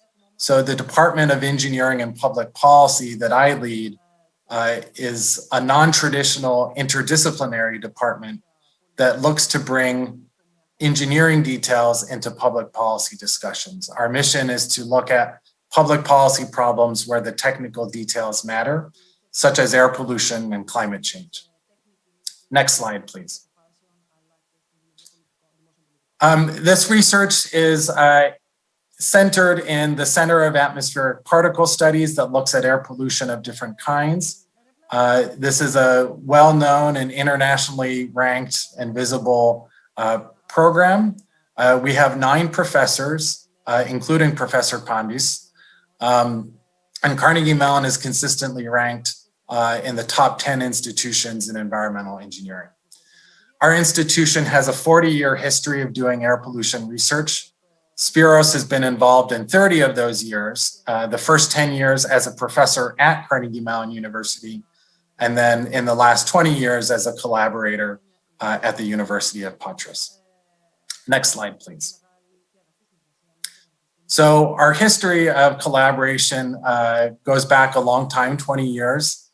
So in 2001, there was a very high-level effort led by the president of Carnegie Mellon, our dean, our board of trustees. You see some of those people in the pictures, along with encouragement from the top levels of the Greek government to pursue collaborations. Unfortunately, earlier in the session, we heard about some of the institutional barriers that sometimes exist. Unfortunately, at that time, the institutional barriers were stronger, and we were not able to build a more formal collaboration. But by coincidence, this was about the time that Professor Pandis chose to leave Carnegie Mellon and take a position at University of Patras. And so we used that as an informal bridge to build collaborations that way. Next slide, please. So one of the very first successes of our center was the Pittsburgh Air Quality Study from 2001 to 2005. This was a major center, $8 million from the United States Environmental Protection Agency and the Department of Energy. It was directed by Professor Pandis, starting when he was in the United States. At the time, the United States was starting a major push to reduce particulate matter or PM pollution across the United States. And the goal of this center was to provide the scientific basis to inform the public decision-making. In the bottom left of the screen, you can see the decreasing concentrations of airborne particle pollution over the last 20 years, which is a testament of the success of the center and the subsequent public policy efforts. Next slide, please. Much of collaboration is really about people. So also a major success of ours is that we've been able to send more than 20 PhD students in both directions, from the United States to Greece and from Patras to Pittsburgh, to help give those students a richer experience in their studies, to connect them to a wider range of colleagues, and to connect them with a broader range of research facilities as well. Next slide, please. Another advantage of our teamwork is that we've been able to participate in major research field campaigns in Europe that Spiros already said something about. These field campaigns are really all about synergy. It's about bringing as many research groups with as many instruments as possible to the same time and location to measure everything you can about the atmosphere, again, to gain that synergy across the different, from the different data sets. And so teaming up between Patras and Carnegie Mellon, we've been able to play a major role in these European field campaigns. Next slide, please. Of course, as academics, we like very much to publish papers. Our collaborations have been very successful and productive in terms of the number of papers published, but more importantly, in the quality of papers published. Some of the top journals and most influential papers are listed here, but I want to tell just a brief story about the paper in the top left of the screen. I'm not a co-author on this paper, so I can brag for my colleagues. I was at a conference in Europe.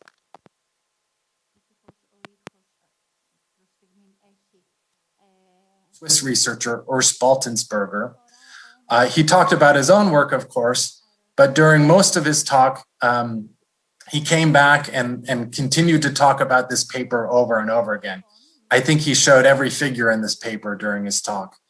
And finally, about the fourth or fifth time he referred to the paper, he paused and he said, I assume everyone in this audience knows this very important paper, and if you haven't read it, I beg you to go read it now. It's so important. So this is a testament to the high quality and impact of the research. And knowing the paper and the people involved, I have to say that this would not have been possible without the collaboration of Professor Pandis with my colleagues at Carnegie Mellon, Alan Robinson and Neil Donahue, that at that point had been going on for multiple years. Next slide, please. Right now, we have another major center funded by the United States Environmental Protection Agency for $10 million. It involves a number of US universities, the University of Patras, Imperial College in London, as well as collaborators in Canada. There's a lot of different work that's happening in the center, but very briefly, the purpose of the center is to think about future energy systems and how we can design them to have the best outcomes, both in terms of air pollution as well as climate change. Next slide, please. This is one of the key studies of the center, and it was made possible through the leadership of Professor Pandis with important help in terms of meteorological simulation from Professor Kitsoukis in the Department of Physics at Patras, and the work was largely done by Dr. Skilikou. What you see here are historical simulations of air quality in the United States from 1990 through 2010. You can see the red colors that indicate the higher concentrations are decreasing over time. But what's really remarkable about this study is that we are using it as the basis for a groundbreaking epidemiological study that will be submitted for publication in the next couple of weeks. And again, this is something we could not have achieved without the help of our collaborators in Patras. Next slide, please. This is a very detailed slide, but it shows the level of detail that we go into the center. In the United States, we estimate that there are 100,000 premature deaths because of air pollution every year.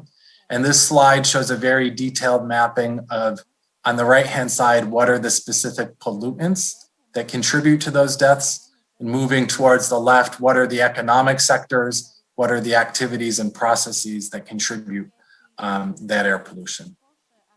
And this can be used as the basis for decision-making in terms of how to reduce these impacts.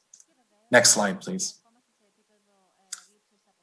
Professor Pandis already talked about the somewhat surprising result that agriculture is a major contributor to air pollution. In the United States, we estimate that there are 16,000 premature deaths per year because of agriculture.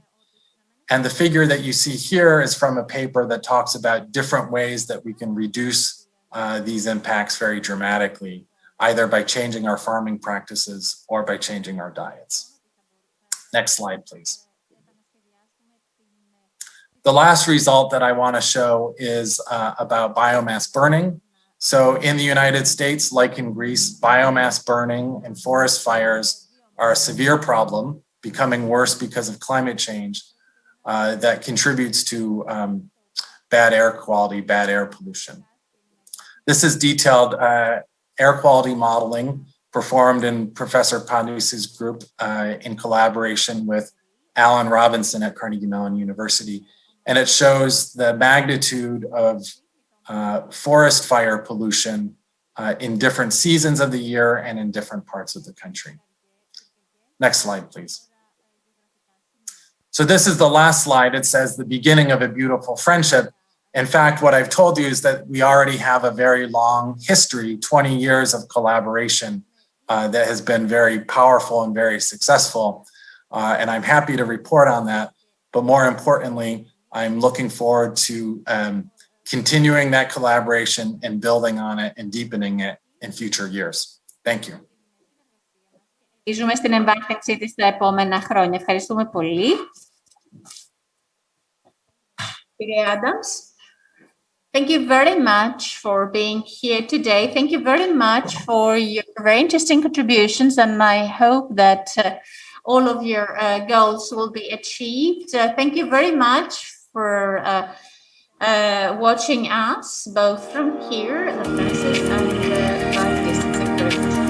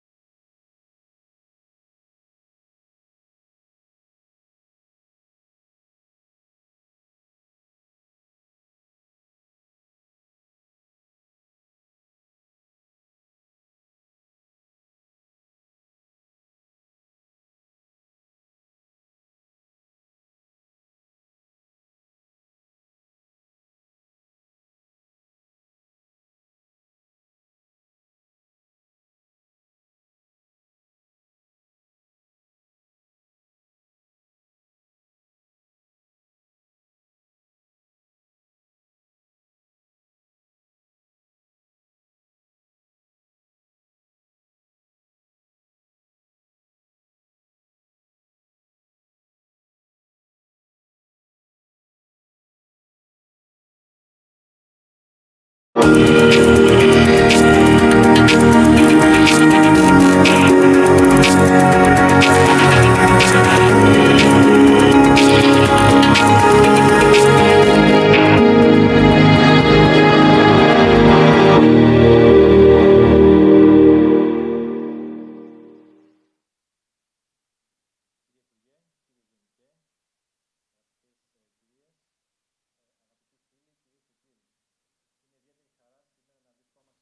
is great pleasure to be here in the Regional Growth Conference organized annually by newspaper Peloponnesos and by the region of Western Greece.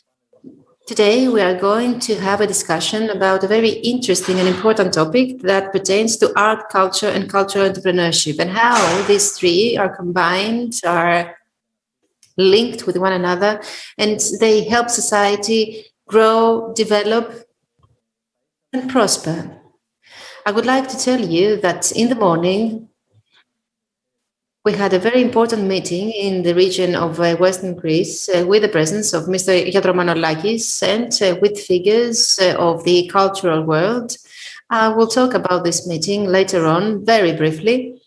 We will start immediately because we don't have much time. I would like to give the floor to Mr. Nikolas Yatromanolakis, Deputy Minister of Culture and Sports. Welcome, Mr. Deputy Minister. Thank you very much. I know that you had other meetings during the day. Yes, that's true.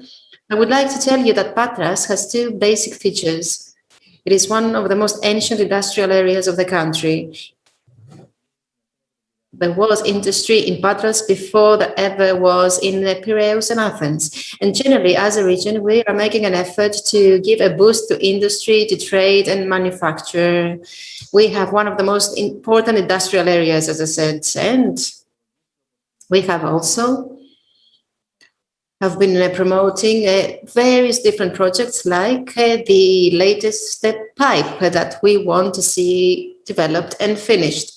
Moreover, we have many spaces that are empty and we need to make the most of these spaces, industrial spaces. We have been discussing for many years now how we could use these spaces in a cultural way. They could become hubs that would promote creativity and culture in general. So you, the Deputy Minister of Culture, that is, of course, a sector that is directly linked with the economic sector. It is also a field that absorbs a large number of human capital. And it is also a field that is based on a very important innovative system.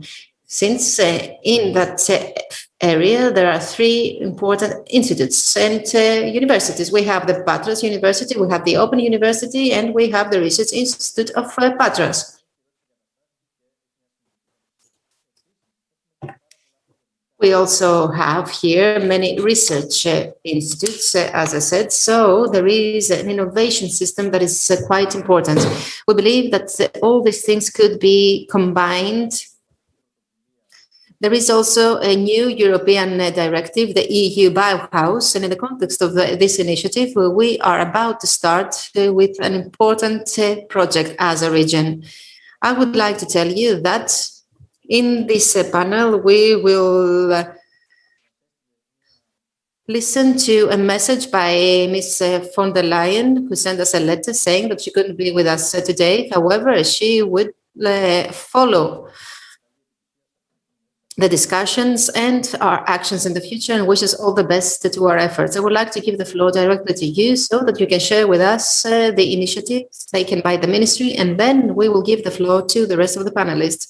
Thank you very much, Mr. Zaimis. I would like to thank Peloponnesos newspaper as well as the region of Western Greece for inviting me to this conference, but also for organizing this conference. Mr. Zaimis, you made the best possible introduction that gives me the floor to share with you some thoughts. You talked about the industrial background of Patras, but also about its cultural infrastructure. You also talked about the deindustrialization of the area, which is a very common phenomenon, not only of Greece, but of the entire Europe and of the world.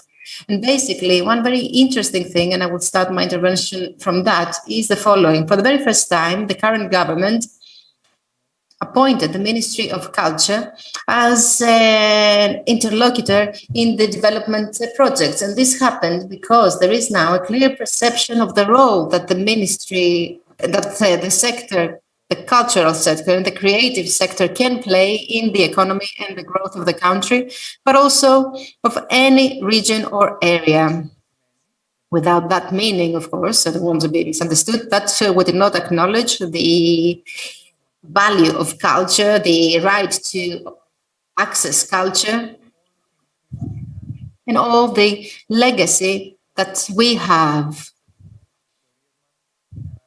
Legacy that promotes culture as a means of expressing our history. However, there is the developmental parameter. In order to talk about this parameter, and in order to have a serious strategy for development, we need to take a look at what we're doing at the level of infrastructure in order to support this type of initiatives. Us, as Ministry of Culture, we are focusing on 6 important parts. And we do that at a central level. These 6 points have to do with the following. First of all, with the infrastructure that involves the protection of intellectual property, since you cannot possibly talk about culture and cultural creation unless you protect the intellectual property rights. Second, the resolution of certain labor issues. Our sector is a sector that has many specificities because of its nature, but also because of the nature of our country. And I believe that it's about time some of these issues are resolved. And the third part has to do with education and the development of skills. The cultural education is also very important and has been lagging behind in our country, but also the issue of the continuous development and training and learning, not only in the cultural sector, but more generally. In other words, how can people develop skills of group management, of team management, of business management, of accounting, of marketing, of networking, of resource finding. These are areas where many companies are lagging behind. Moreover, all these things that we're talking about are very important because only by ensuring this can we be able to talk about growth and cultural development. Here in Greece, we may have the reputation of proponents of culture. However, data does not support this view. The other 3 points that will allow growth and development are, first of all, the connection of the cultural sector with the financing, with multiple sources of financing, private and public, European and national. The second point has to do with the development of the public perception and the public good. In other words, how we will attract more viewers and more spectators.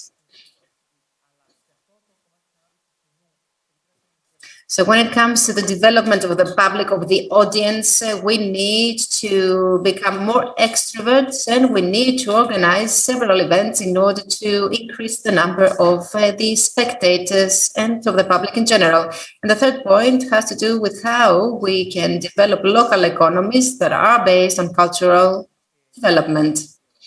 For some time now,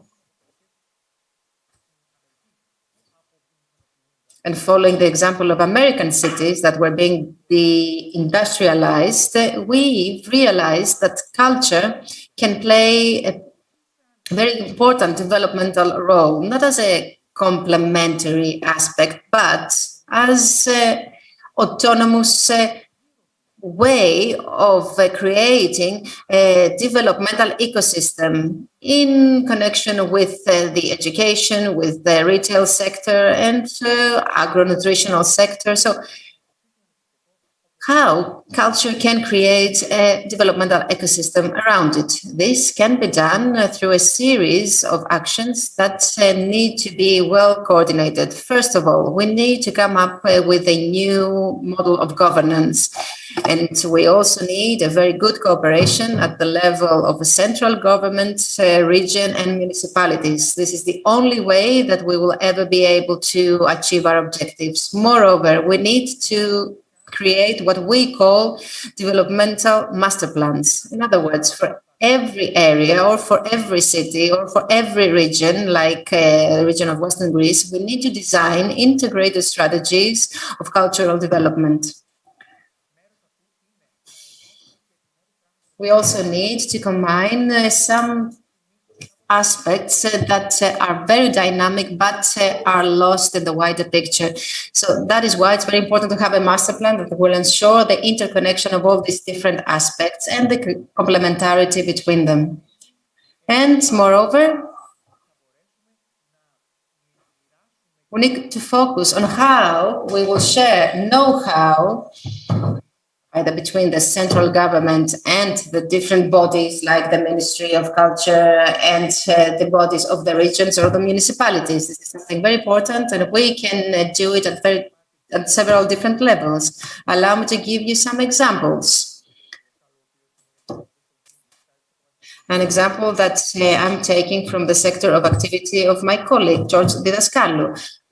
We have important know-how in teaching, in education. We can make the most of this knowledge. And we have two bodies, the National Modern Art Museum and also the authority responsible for the protection and preservation of cultural goods. These two can work with the local authorities and with bodies of the regions in order to promote culture. So first, we need to upgrade the cultural infrastructure. My view is that it's more important to upgrade the existing infrastructure and then start building new ones. You need to make the existing ones sustainable and not create infrastructure without having an economic and financial plan. You need to know that the cultural authorities are required to develop a business plan and to draft a report on an annual basis.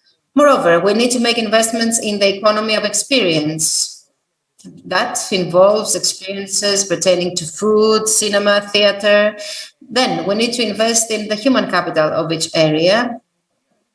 We need to create a sustainable financial funding plan.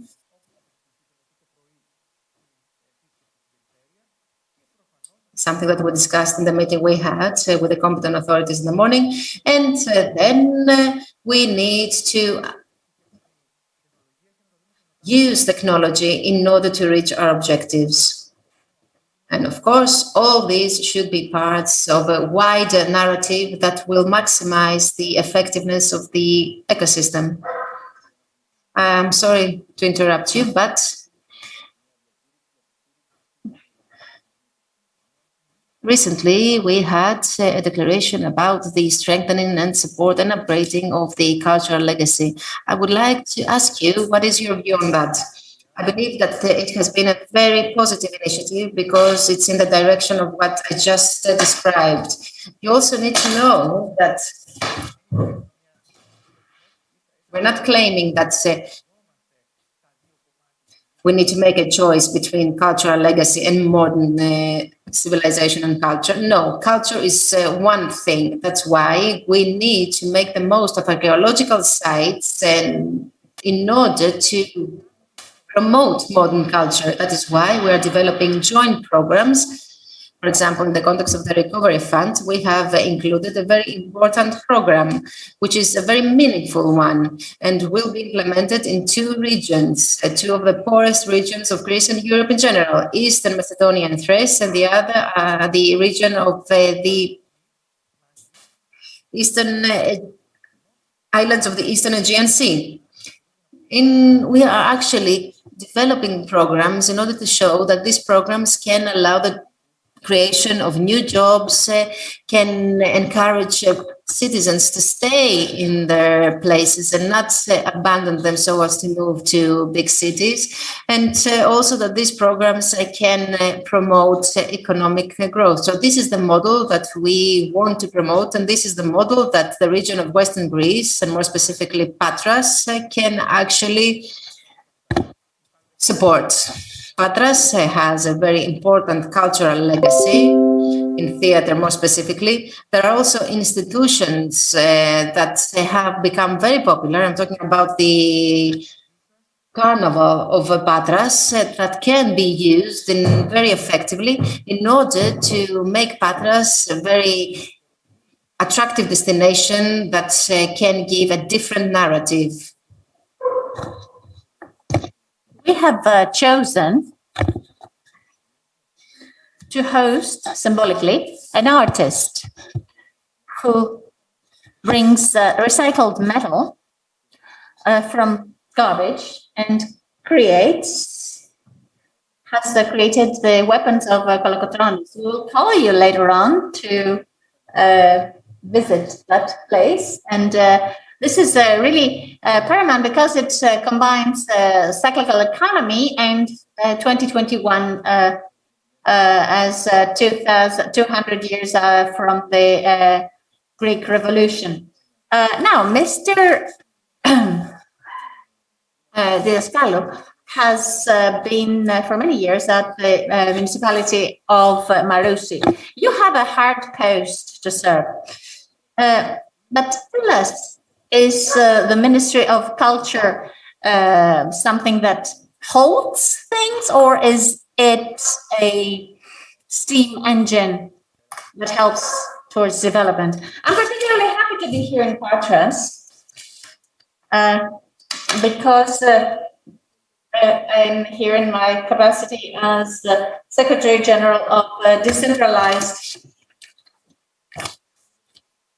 Administration. I believe that Patras has a unique cultural wealth, and it is also an entrance of the whole country.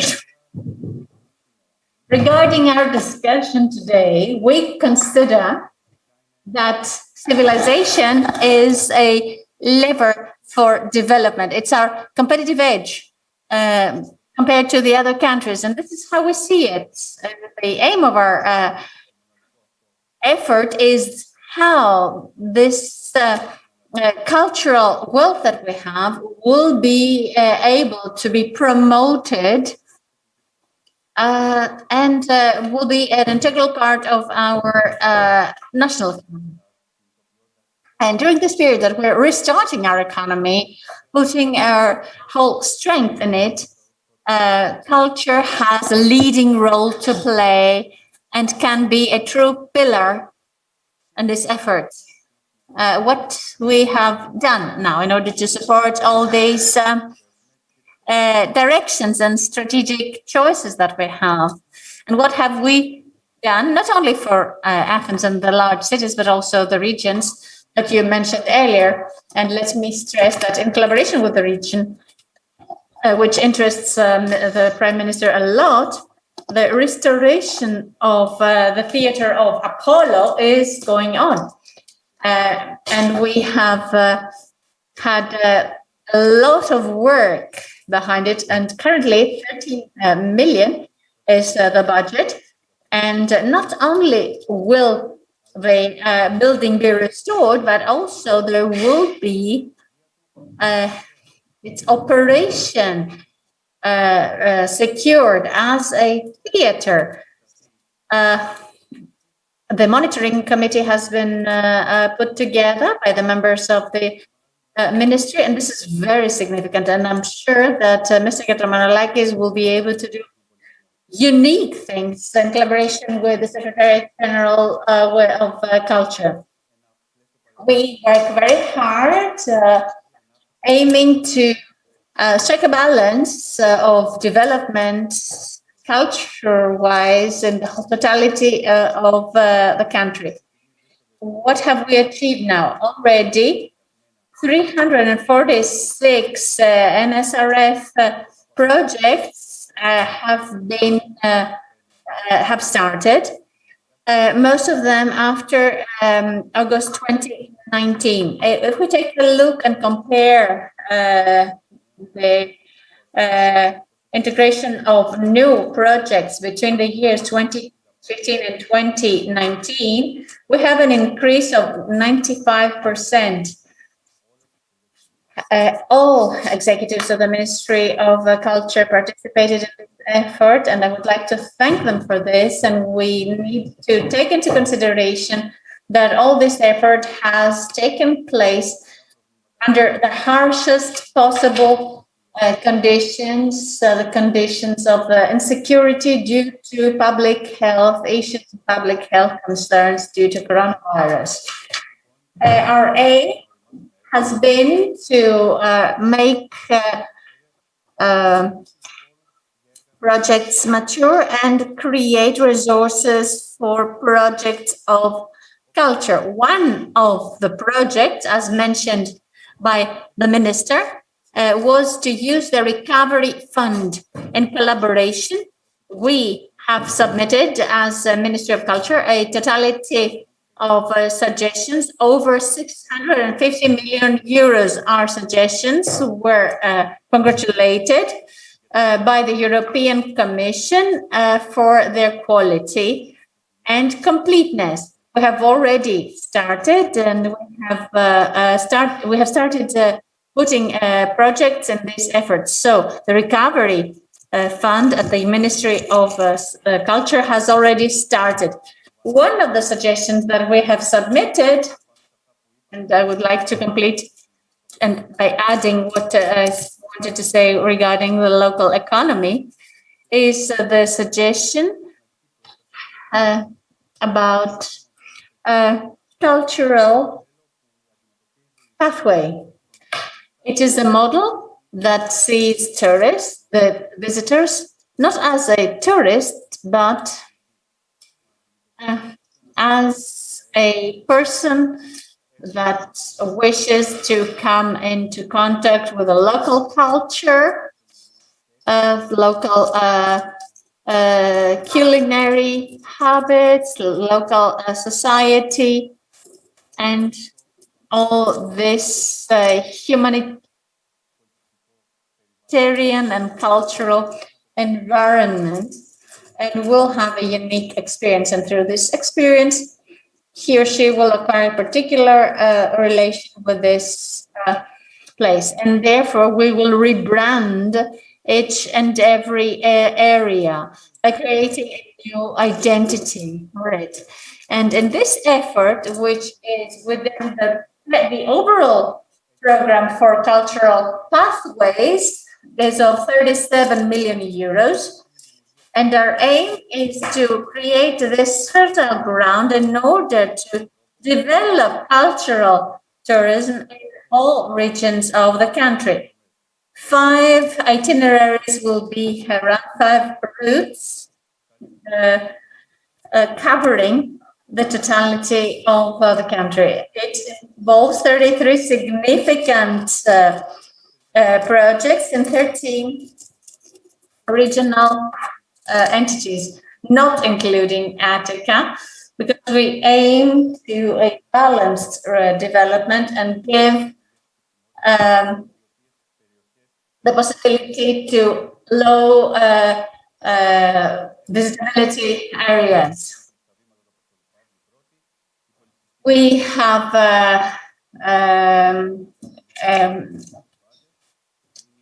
created several paths, giving them different names, such as St. Paul's path, the power of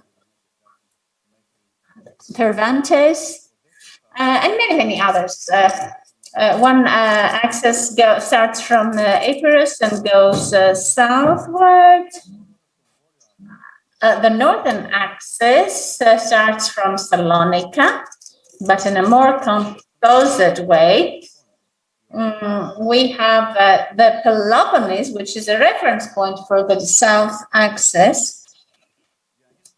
And in order for me to be more specific, we will have projects that are very large in many archaeological sites, such as the castle of Methoni, Koroni, Patras, Astros, monuments in Achaia, such as Leonideo Thermi, aiming that travelers develop experiences, and we aim to helping them find a cultural dialogue between visitor and cultural or human environment by putting together all the sites and connecting everything at a joint itinerary, a joint path. We associate the identity of each area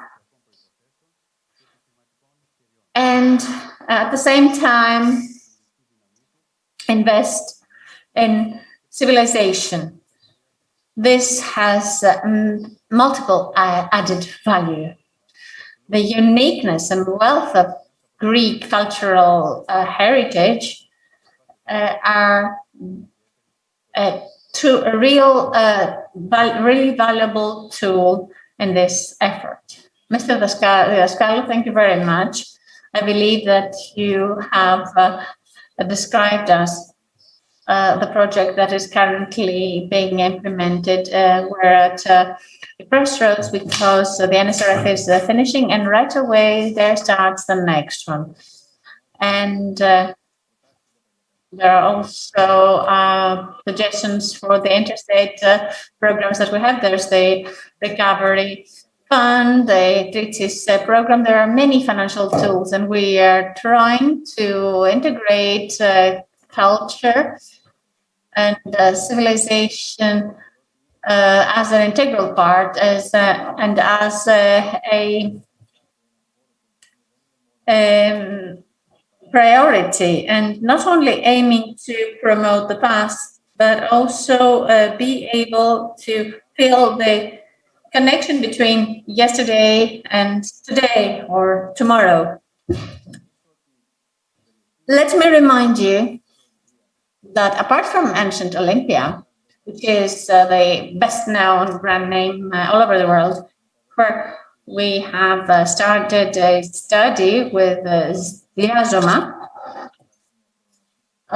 There's a program agreement that has been already started. We have Apollo's monument, one of the first to have been integrated in the UNESCO catalog, and many castles. So I would like to give the floor to the next speaker, Mrs. Georgia Manolopoulou, an executive at the Ministry of Culture and at the Museum of Patras, and she tries to bring more and more people at the museum, and I believe that she has achieved this very well to a certain degree, and I would like her to talk to us about how she sees modern cultural creation.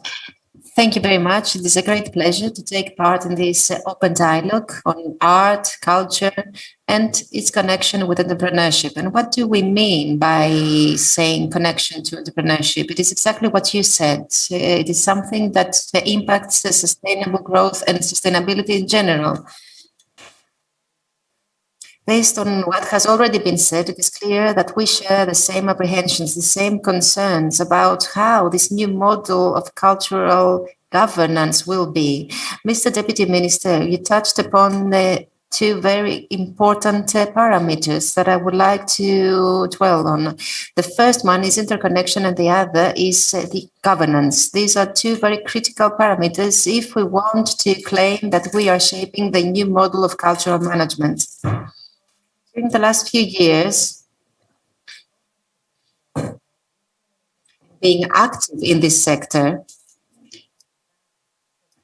in different capacities, and more specifically being active in the field of cultural diplomacy, I came to the following conclusion. I realized that culture is what we call soft power, which is a very useful tool for intellectual, social, and developmental promotion. However, I realized something else as well. I realized that art, be it ancient, modern, the cultural legacy, tangible and intangible, along with the modern culture, constitutes the vehicle, the common good. You mentioned that earlier, both you and Mr. Daskalou and the rest of the speakers, all of you talked about the importance of this common good, a good that we need to serve and further promote. And of course, this has to do with the developmental plans, since these plans can constitute the basis for this new model of governance, but it is at the same time a source of freedom, of liberation, of well-being.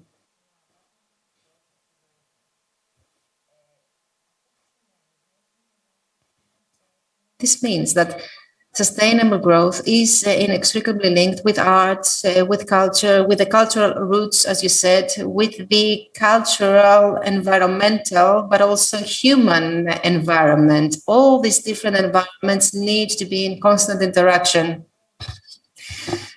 Being a museologist, I would like to say that the cities should become open museums where exhibits, people come together. The current pandemic proved how far away from people was public space. We all wanted to come together. We all wanted to coexist in public spaces, and it was very difficult for us to do that.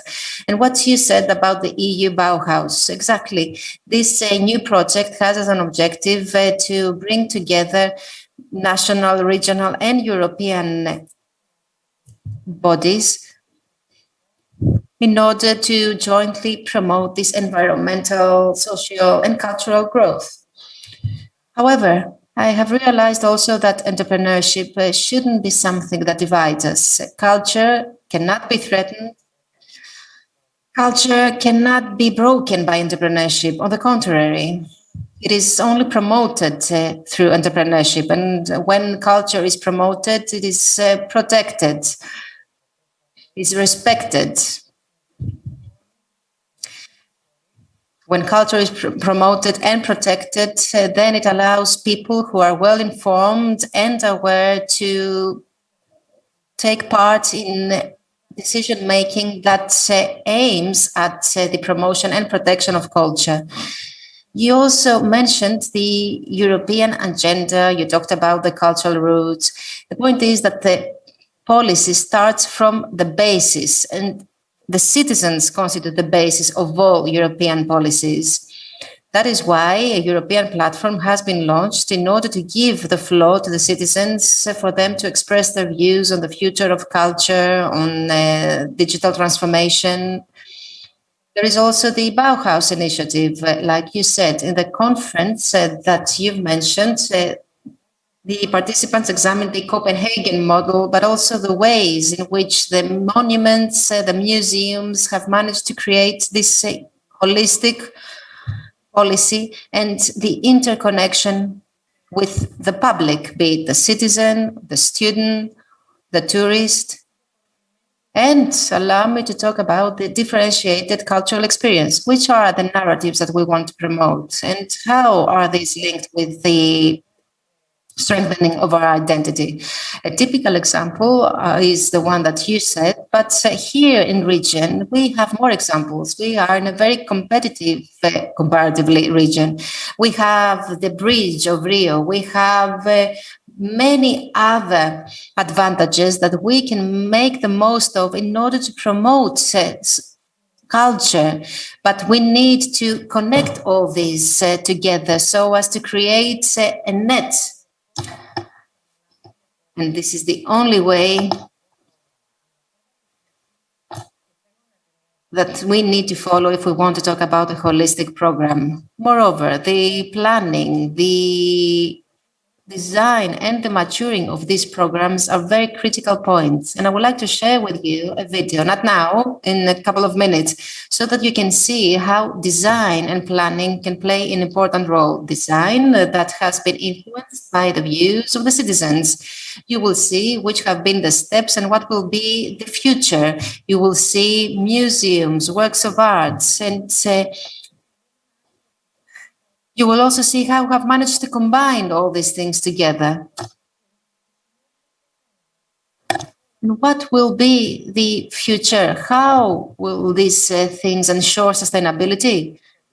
These are all questions that will be answered by the video. You will see how we have managed to combine all these different aspects in order to ensure sustainability. Thank you very much, Ms. Manolopoulou. Unfortunately, we don't have much time. Yes, but please allow me to show you the video so that you can see how this new model has been created through the civil society, of course.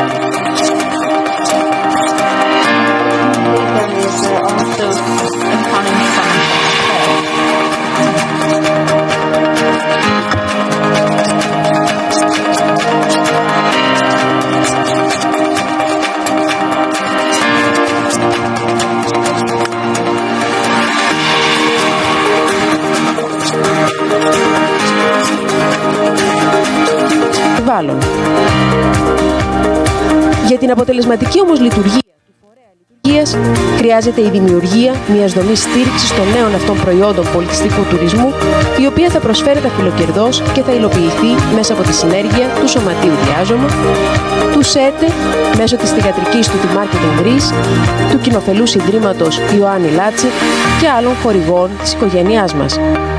Στόχος μας είναι με όχημα τα ολιστικά προγράμματα πολιτιστικού τουρισμού, με την αξιοποίηση των χρηματοδοτικών εργαλείων που προσφέρει το ΕΣΠΑ 2014-2020, καθώς και επενδύοντας στην οτροπία των συνεργειών, να φέρουμε τα μνημεία στο κέντρο της ζωής, της αειφορίας και της βιώσιμης ανάπτυξης.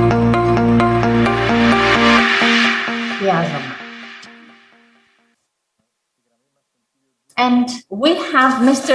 Julius Heinecke, the chairholder of UNESCO Cultural Policy for the Arts and Development. We'll go over to Germany. Can Mr. Heinecke hear us? Μας ακούτε, κύριε Χάινεκε, από την Πάτρα, εμάς. Σας ευχαριστούμε πολύ που βρίσκεστε μαζί μας. Είναι χαρά μας να έχουμε έναν εκπρόσωπο της UNESCO μαζί μας. Μόνο που δεν σας ακούμε ακόμη, πιστεύουμε ότι θα διορθωθεί πάρα αυτά το θέμα του ήχου. My thesis today is in order to sustainable strengthen regional spaces for the current processes of change, political, economic and cultural actors are required to act in an almost paradoxical way. They must preserve traditions and open themselves for innovation. However, the paradox situation can also turn out to be an advantage of the European and regional path. If the two are not mutually exclusive, but are thought of as community building and sustainable, then it strengthens society and makes the region attractive. task for art and entrepreneurship at the same time. It can be observed worldwide that life plans in the regions are becoming more diverse due to digitalization, migration, and globalization. This leads to tensions between the traditional and the new, to radicalization and isolation. Art and culture, however, have always moved in this field of tension. For example, in 2005, the UNESCO Convention on the Protection and Promotion of Diversity of Cultural Expression called for the promotion of cultural diversity on the one hand, but at the same time for the protection of traditions, cultural assets, and cultural techniques. The motto "Preserve and Transform" calls for a rethinking that can, however, bring together the tried and tested and the new. For good reason, the arts are brought into the field here. Perhaps you remember an artistic experience in which, on the one hand, you experienced something you had grown fond of, and on the other, were let out of this comfort zone, seduced or urged to experience something new. We normally grant aesthetics and art this right to play between the traditional and the new, be it in theater, the cinema, the gallery, museum, or somewhere else. The experience of arts opens up to citizens the paradoxical game between the tried and the tested and the new, to accept tradition and change, and even to enjoy it. Artists have always taken on the task of creating and making these paradox spaces. Entrepreneurship has a similar task, I would argue. Its actors must find ways to lead the region and its economy between protection and promotion of the diversity of expression, ways of thinking, and ways of working. This is where cooperation and alliances between art, culture, and entrepreneurship is important. Last but not least, how can these interfaces be designed, as the deputy minister called it, the master plan in the beginning? It is very interesting for me. I think the regional location of the local context is extremely important. Artists and entrepreneurs can work closely together regionally and inspire each other. However, space must be available for them for this purpose. And beyond that, cooperation with international actors are fundamental. Festivals, workshops, and global local spaces of creative negotiation that makes it possible to present the local and enrich it with new aspects should be established and thought about in a long term and sustainable between art, business, and politics. On this way, the region acquires skills and competences for dealing between the paradox between tradition and change. Thank you very much. Σύγχρονο. Κύριε Χάινικε, σας ευχαριστούμε πολύ. Ελπίζουμε να σας δούμε εκ του σύνεγγες του χρόνου, όταν θα έχουν ξεπεραστεί και τα προβλήματα λόγω της πανδημίας. Γνωρίζουμε ότι έχετε ιδρύσει ένα νέο οργανισμό ο οποίος συνδυάζει την τέχνη και την επιχειρηματικότητα. Σας ευχαριστούμε πολύ που είστε μαζί μας. Ήταν πολύτιμη η παρουσία σας και η παρέμβασή σας. Θα θέλαμε αυτό το event να αποτελέσει την απορχή πολύ περισσότερων παρομοίων και ελπίζουμε να σας έχουμε μαζί μας και του χρόνου για να δούμε και να απολαύσουμε το όνειρο της Πάτρας, το όνειρο της Δυτικής Ελλάδας. Εδώ δημιουργούμε όνειρα. And now we'll get to our last speaker, Mrs. Eleni Kypreou, who is very experienced in art. She's an art consultant and a curator. She has organized many exhibitions. She's the head of Bouzianis Museum. I would like her to refer to a very significant institute which exists in Patras. It is called Diaspora, that includes collections of many significant artists. Perhaps it's a gem of the area. I didn't know it myself up until recently. It's 100% private initiative. It's a museum that I consider to be the best in Greece. And I didn't know that it was a little bit further from Patras. Mrs. Kypreou, thank you very much for the invitation. Thank you for being here and listening to us. And mainly, I would like to say that as a director of Bouziani Museum, we owe the Antonopoulos family that was here and founded the big industry that he lived, Bouzianis, and it's his moderns for about 60 years. We owe them a lot. Since we talk about entrepreneurship, I would also like to refer to Klaus, who came from the other edge of the world, got on top of a mountain, and as an entrepreneur, he set up a house around 60 streamers of vineyard, and there was this great development for Patras. Because I understand the time is very, very little, and I'm a real chatterbox, allow me to skip all what I have written and get into a small art story illustrated having to do with the entrepreneur, the artist, and this conjunction, dash marriage, dash love, you name it as you wish. Because 25 years in Nes Morphes Gallery and all these years looking here and there, I have understood that an entrepreneur has great personality, and an entrepreneur wants to can even be a benefactor. So I'll go past all these that I told you about. We no longer care about these. So 1928, the Mexis brothers, they have a tobacco industry, and instead of dealing with how they will get to the street and do more sales, think of the following.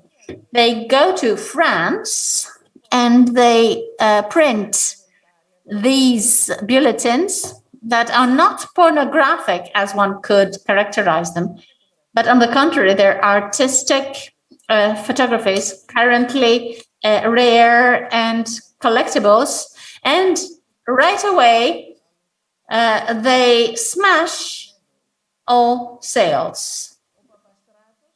Papastratos in 1950 and up to 1965 would include Tsolias in the packages that would be put in packages in the exportable cigarette packs of cigarettes, in order to remind everyone that here we are and there's history. And to those who smoked Papastratos should see that there's a historical memory. I'm not for smoking, but the reason why I'm mentioning this is that a great-grandchild of Papastratos, 100 years later, gives this Nikolaos Yezes artwork to the Hellenic state. Now, the previous were the lone wolves, the small entrepreneurs. I'll get now to another entrepreneur who, in about 1985, buys this artwork from Sotheby's. For those of you who do not know it, it reached the 185 million drachmas, Greek drachmas, when you could buy a castle city with this amount of money. The success of Efyedoglu, who bought this artifact.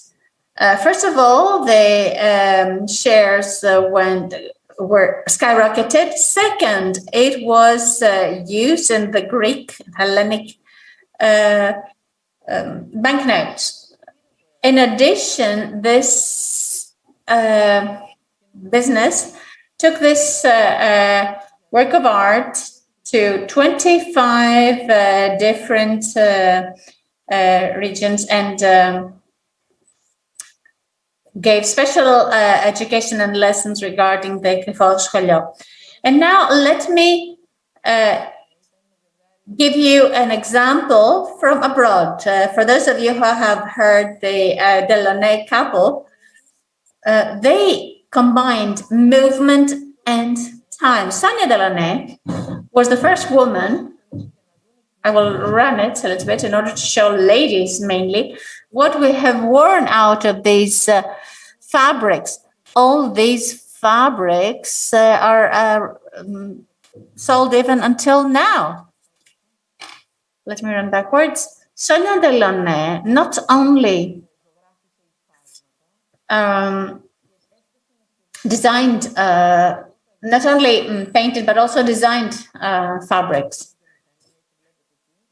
She also designed the Paris Casino, Citroën B12 and Bugatti 35. And all this in synergy with the heavy industries and with a state that was supporting a lot. The unique case of an artist, Damien Hirst, my dear minister, you know him a lot. For those of you who do not remember him, he was this ambiguous person that would slaughter animals and would use them as works of art. What did he do? He got a human skull and dressed it with diamonds, and he addressed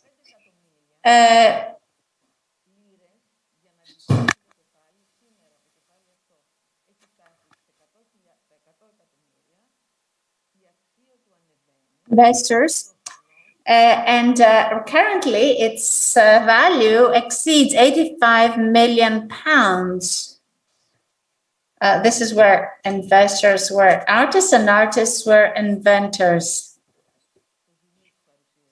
And now let me get to the essence of the presentation. Collaboration between artist, municipality, entrepreneur. Here I will talk to you about the sculptor Philolaos, and it is to him that we owe a whole town. As in Paris, we owe to Takis and the artists of that era the fact that they upgraded Defense suburb.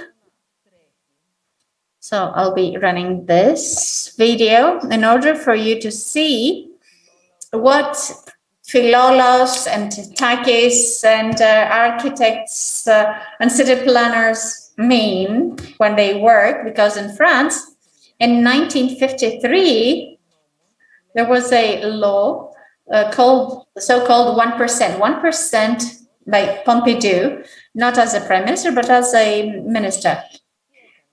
So what did he do? All public works, great public works, and all contractors would be obliged to include 1% of the final budget for one work of art, one or more works of art that would correspond to 1% of the total budget of buildings or aqueducts or squares or whatever, any great public work.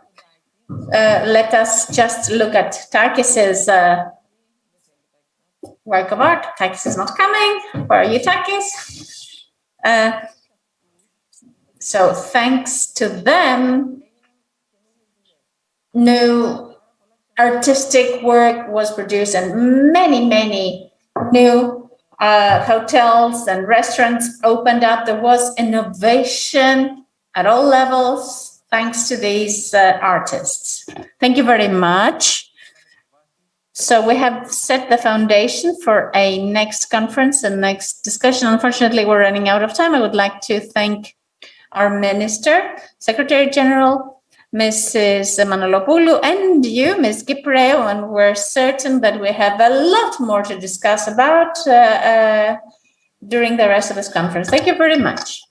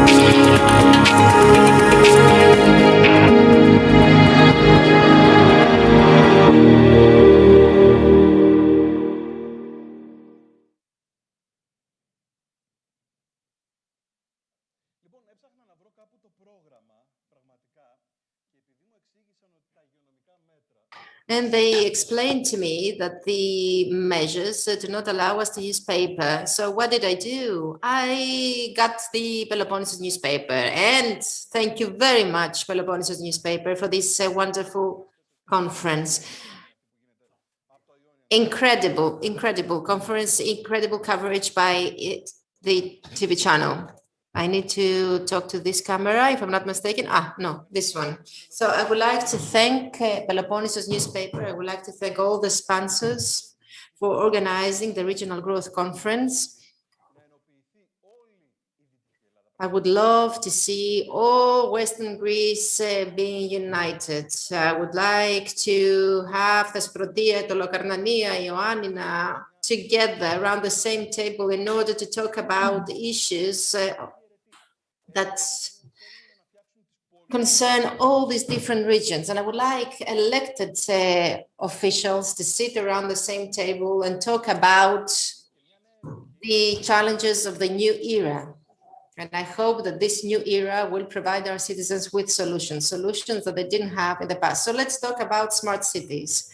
Smart cities that are a feature of Northern Europe, mostly. Smart cities that could be easily developed in the time of the pandemic when many activities closed down. So let's talk with our friends who take part in this panel.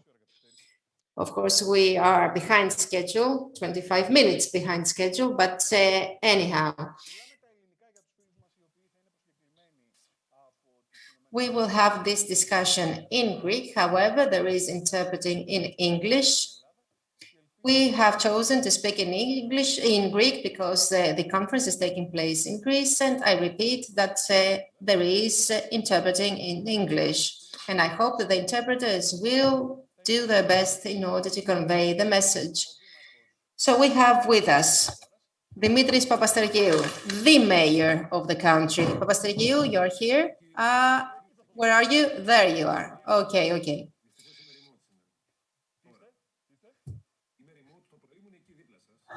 In the morning, I was next to you in person, but now I have joined the discussion remotely. We have Mr. Charalabidis, Professor of Digital Governance. Good afternoon. It's a great pleasure to have you with us. From Samos. All right. We have Ms. Chelsea Collet, founder of DigiCity. Ms.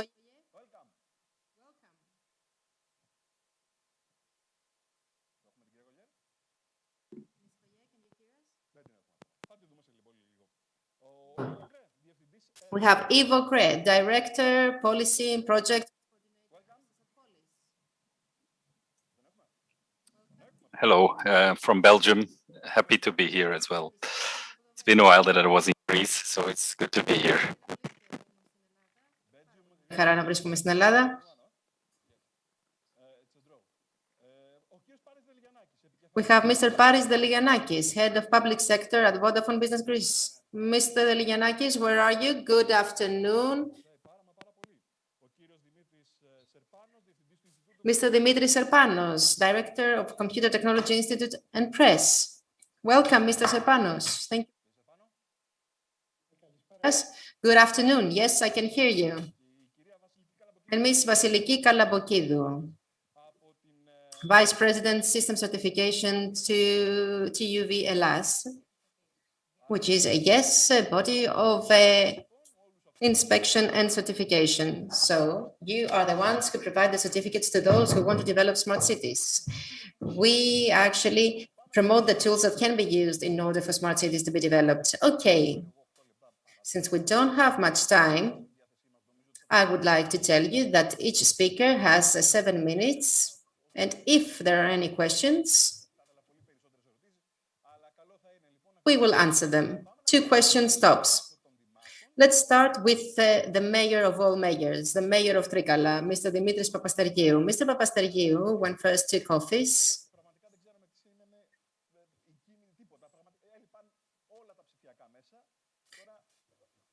was a time when digital means didn't even exist. And now the municipality has become 100% digital. Good afternoon from a distance. Yesterday, I was with you in person, but today I had to be back at Trikala. But this is the beauty of technology, mind you. It allows us to be in contact even from a distance. We are entering into an era of maturity of digital cities. The title that you have chosen is very apt because we need to move from the smart to intelligent cities.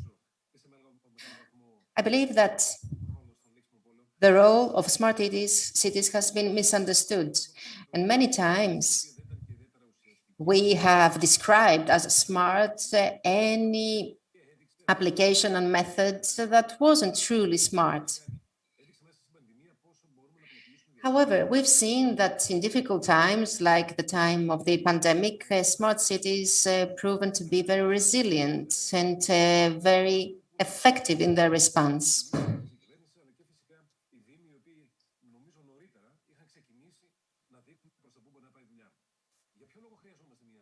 Why do we need smart cities and what can smart cities do? I would like to start with something we implemented recently in collaboration with Vodafone. I'm talking about the parking sensors for people with disabilities. We are now entering an era where we start to need to mature the digital applications. We need, first and foremost, to identify the problem that we want to resolve and then come up with ways to resolve it.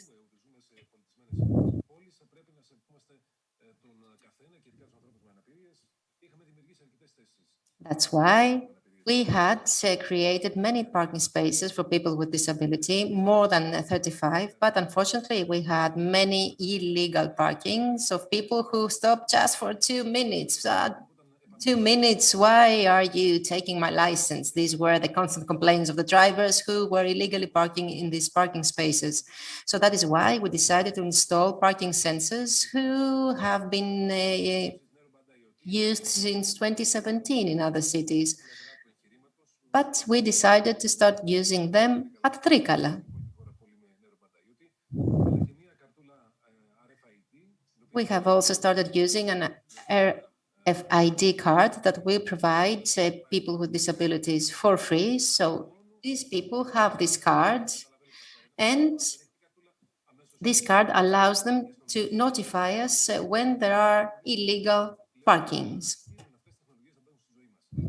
So we can see that these technologies have become a part of our daily life. Another very useful aspect of technology is the following.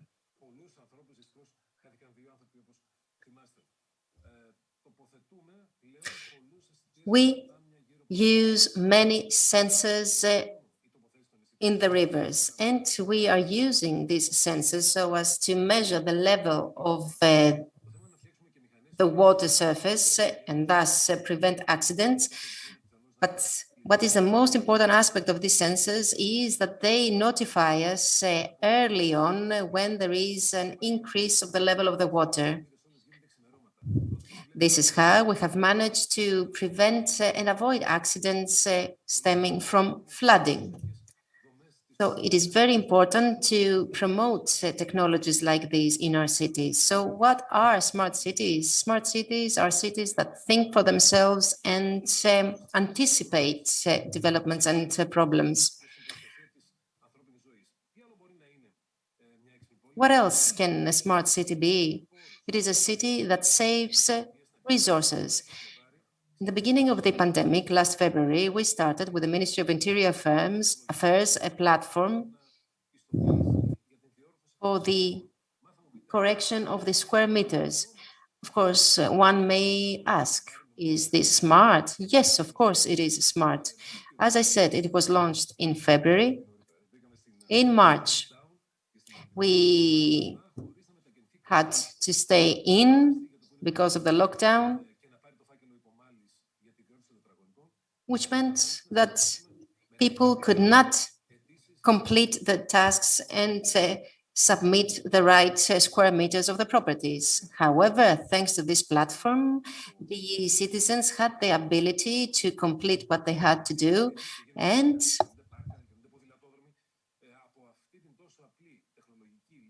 this proves that this simple technological solution liberated the citizens and allowed them to do what they had to do. So apart from that, we have other useful tools like Antonis Tritsi's program, the Recovery Fund, but also the new NSRF. All these tools will allow us to specialize projects, avoid overlapping, but also develop a single strategy for smart cities. For that reason, I believe that it is truly important to come up with the standards so as to use the standards and ensure quality and effectiveness. I cannot possibly think a smart city without systems for energy saving. I cannot think of a smart city without smart buildings, systems for the protection of the environment. How can we possibly talk about smart cities if we cannot measure the energy we consume and if we cannot take measures that protect the environment? So all of these things have to be standardized, and this will happen thanks to the new tools that we have at our disposal. Fabulous. Thank you very much for keeping so much your time. If we have any more time in the end, we will take a question. Mr. Halabides, 7 minutes for you. Okay, 7 minutes for me. I'll refer to just a couple of slides. Is the organization there to help? Okay. I'm at the same wavelength with Mr. Papastergiou.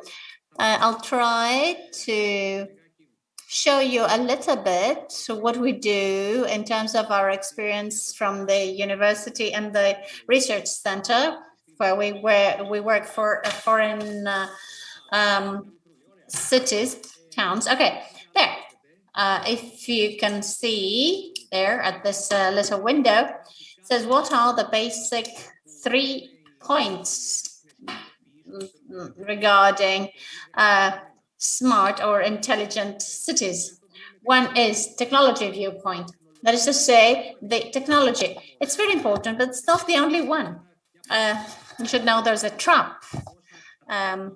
I refer to it as how we will manage to give true value to citizens through technology and not just money to the contractors of projects, because this is where you might lose sight of the ball. Technology is easy. It may be pre-existing, sometimes expensive, and its use for the common good is still a matter of discussion. So we should, first of all, utilize resources in the best possible way. A smart city does a very good housekeeping for itself. And it's not only energy, it's also water, paper. Even smart cities of towns of Greece are not smart in spending as little paper as possible. So there should be, for instance, the idea of paper being viewed as a species towards extinction. This is how we should see things. Anyway, and we should also bowl in view of the intelligence of machines and utilize the knowledge and intelligence of common mind. Many times you can see that few people can provide a solution to very hard issues, so long as these issues are brought forward in a proper way and in a coordinated way, having a beginning, a middle, and an end. That's to say, we should be able to make the best use of collective intelligence. There is, of course, a hidden parameter, which is all the what was mentioned earlier. We have to change procedures, deal with skills of municipality staff, find resources and try to integrate them and use them. In Greece, we do things top downwards, and be able to withstand whatever may happen, be resilient, and be ready for any change again and again and again and again. Now, the last slide, because I'm an IT professor and we work a lot with new technologies, I believe that also Greece has a very interesting role to play in this, because technology is no longer something like the car used to be several years ago, many years ago. Anyway, one could say that in the public sector, we only recently did we manage to engage new gear. Anyway, it's the tool for the poor, not the very well organized wealthy person. So we need to see and what we will do with the Internet of Things. The idea is that we'll be doing everything remotely. Already, citizens were equipped with their smartphones that are getting smarter and smarter. Already able to do a lot of things. We'll be able to perform most of our day-to-day issues, our parking space and everything, but also the civil servants will be performing this that through systems that will be looking more like a mobile phone rather than a huge computer. Anyway, artificial intelligence already exists in many municipalities, even Greece. First, under the name of robotic process automations, that is to say, small systems that help us with back office system for automation. And we will also see them coming as systems for citizens and tourists. And at some stage, we hope to reach the Holy Grail, that's to say, to utilize all this technology in order to make the proper decisions. Last slide. You see, I have a couple of more things that you will be able to read later, but let's get to the last slide. I will give you a couple of examples on which we currently work. What we do at the Digital Governance Research Center. This is a collective effort at the University of the Aegean, but we also have specialists from other universities of Greece and abroad. We're a company of 100, if need be, we can even be 1,000, steering this research and have some 50 people around us for any possible help. So what would be interesting for you to see is these digital twins. It's very interesting. We already participate in a couple of European projects. We're trying to put together a digital twin of a town. Imagine being able to do that. If we try to approach it, we'll have a system that will be like our town, but will be working through our computer. We'll be able to see people moving, cars moving. We'll be able to make decisions. Here's a link. It's the Duet project for a whole town. From Greece, it's Athens and many other mega cities around the world. Okay, one more minute. The second issue I would like to refer to is that very soon we will publish a study that we have started already, and we perform this every 2 or 3 years, taking down the achievements and the perspectives of Greek smart cities. We use both public servants and businesses, citizens and top management at the same time. So we adopted 360 view, dear Professor. 20 seconds left. Intelligent Cities Challenge is a network of 100 European cities that want to be the new smart, intelligent cities of Europe. So look for this project, those of you who would like to do so. Thank you very much. And I believe that I was within a time of 7 minutes.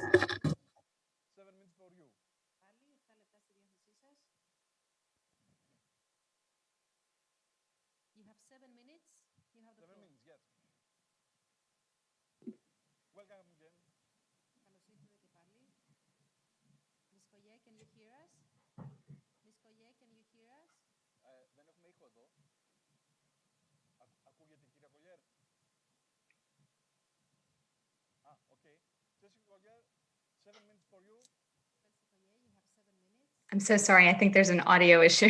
I'm not sure if you can hear me, but I can't hear you yet.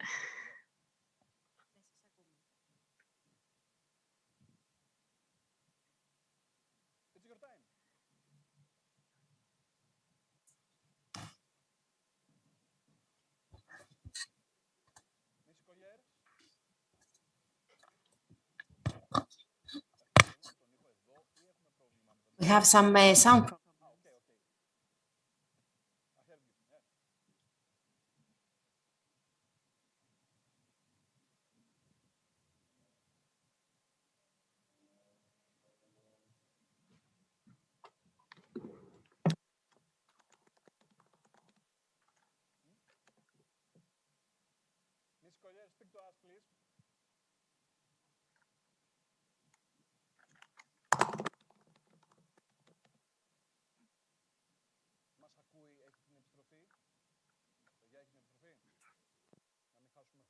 Can you hear us? Ms. Collier, can you hear us? You have the floor. My slide has disappeared and I leave it to Chelsea. Yeah, please. Should I go ahead? Να μιλήσω? Ναι, Okay, yes, wonderful. yes, please. Thank you. Thank you so much for having me here today. I am calling in from Austin, Texas, and I wish I was with you personally, but I will be with you virtually and honored to be here. I had the chance to visit Athens October before the pandemic as part of the German Marshall Memorial Fellowship. I had 5 glorious days in your country, and I really hope to return again very soon. My focus is, of course, smart cities. While I'm US based, my focus is global. And I look at smart cities and the technologies associated with them, not just for technology's sake, but how we can use connected smart technologies to address our civic and social challenges.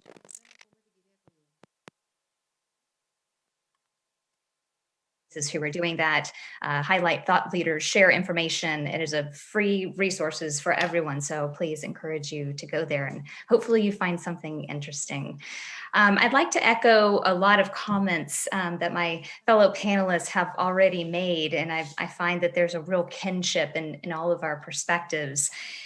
And the first thing that I'd like to share with you out of 3 major points is, I think the technology piece, no offense to the fellow technologists in the room, is almost easy.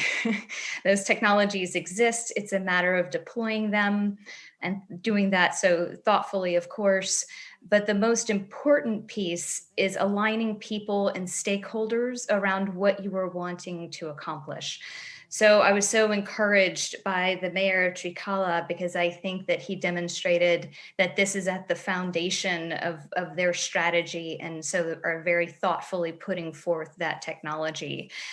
And so when we're talking about the people who are involved in smart cities, it's easy to think about that in terms of technology and government, but we all know as citizens and residents in our municipalities that it's much more complex than that.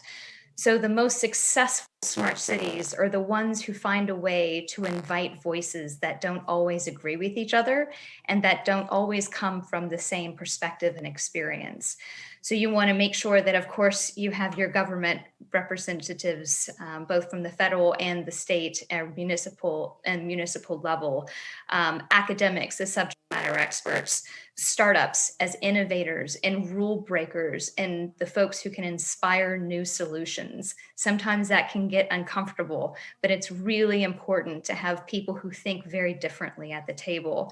And of course, nonprofits and the social sector, to make sure that when technology is implemented, it is done so in an equitable manner. And so everyone is included, not just as an afterthought, but actually in the decision-making of how these technologies can be deployed.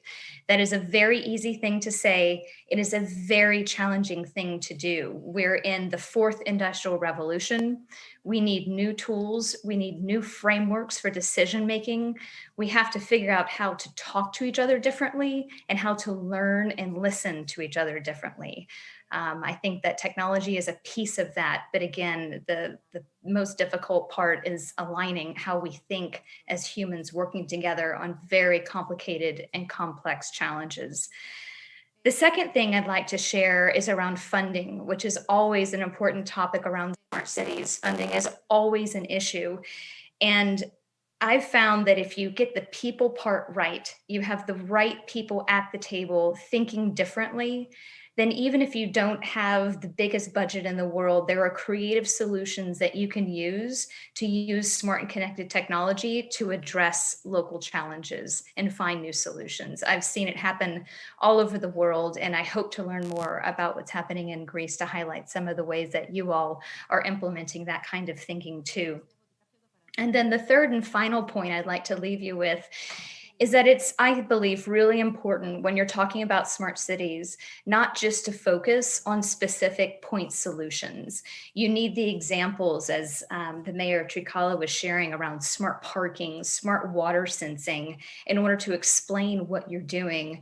But at the end of the day, you have to start with a foundation of connectivity and, of course, power along with that as well. And on top of that foundational element, that's when you start layering in the Internet of Things, the sensor networks, and then the devices that can actually collect that data, and then the analytics and the software applications to make sense of how to apply that data. So a lot of times I see, at least in the US, because funding is such a challenge here in my country, that it's easy to kind of focus on one specific project, but it's much more effective in the long term if you can start with these foundational technologies. It's almost like a pyramid: connectivity, IoT, data and devices and analytics, and go from there and think about how to thoughtfully apply that to all the challenges that are facing each municipality, which are, of course, very unique. So thank you for allowing me to share my thoughts, and I look forward to your questions. Ευχαριστούμε πολύ, Chelsea. Έχετε...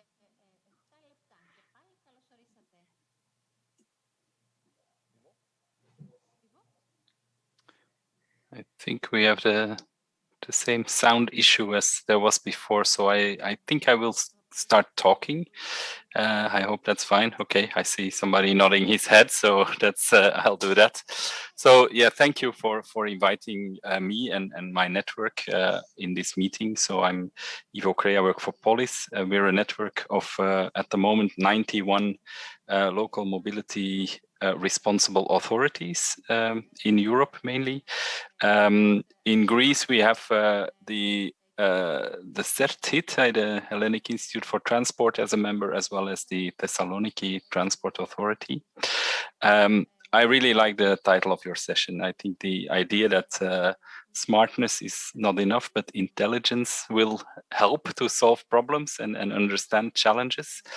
We have a mayor, he now retired, but he even used the word wise instead of intelligent. Wise cities, that would even be better to indicate a bit of history and historical thinking in this regard. I will zoom in on the urban mobility aspects of intelligence, and then we look mainly at digitalization for now. And we've heard examples of great things that are happening in digitizing urban mobility. The example on parking that was given by the mayor of Trikala. But there's more. There's a digital component to electrification. People work with mobility information each day as a driver or as a public transport user, but also in active travel modes with Strava accounts that everybody has, or using also gamification for cycling, etc. So there's a lot happening in that regard, and cities also work with these processes to achieve local policy goals, and that's something we always advocate for.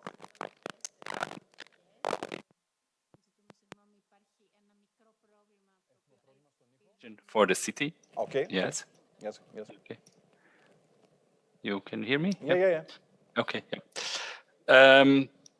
I would also like to highlight a couple of differences we have with other sectors.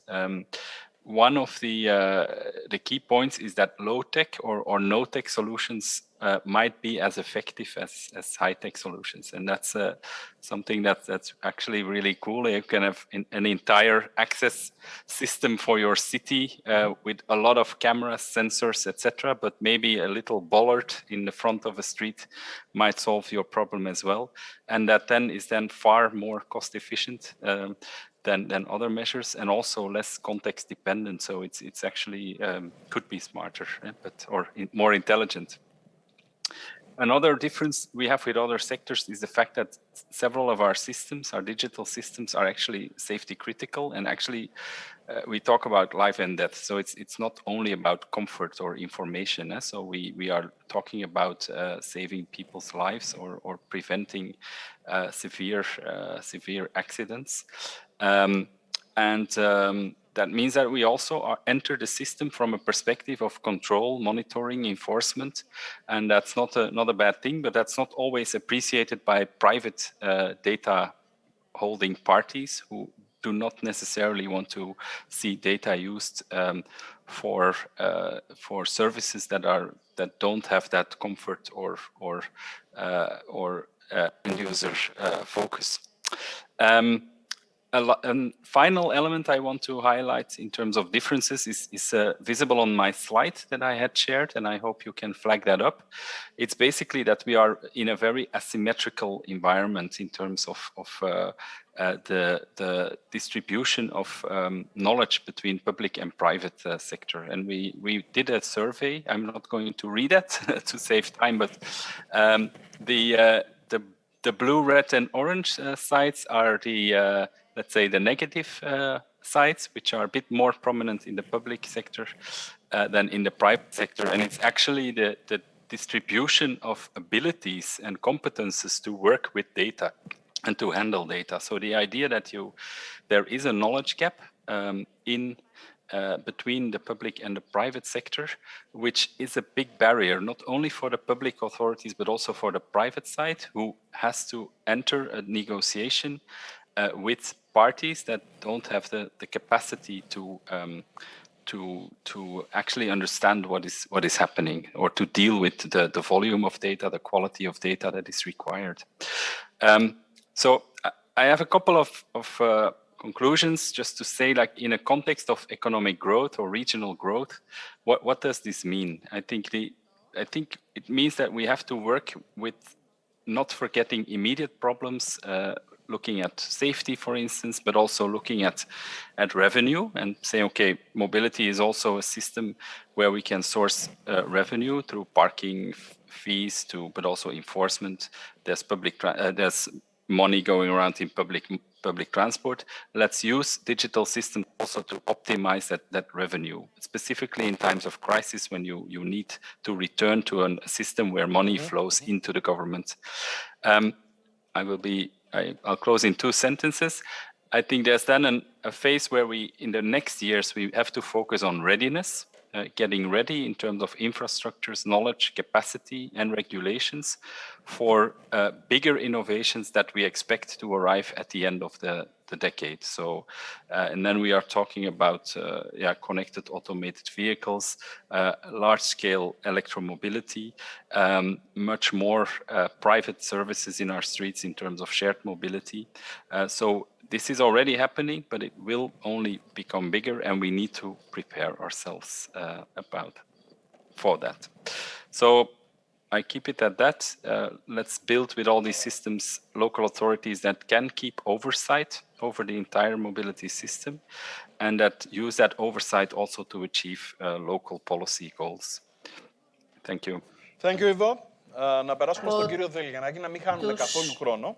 Let's get to Mr. Delgianakis from Vodafone. Mr. Delgianakis, I will ask you a question. Please give us the view of the private sector concerning the projects that will have to run in order to make a city from smart to intelligent. Plus, is there the possibility, something that you should know all too well, for the financing from private funding?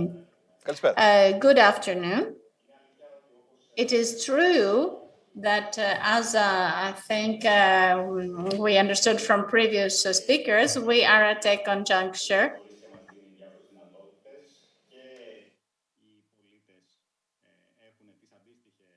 where both citizens have demand and the public sector is more ready to embrace these possibilities.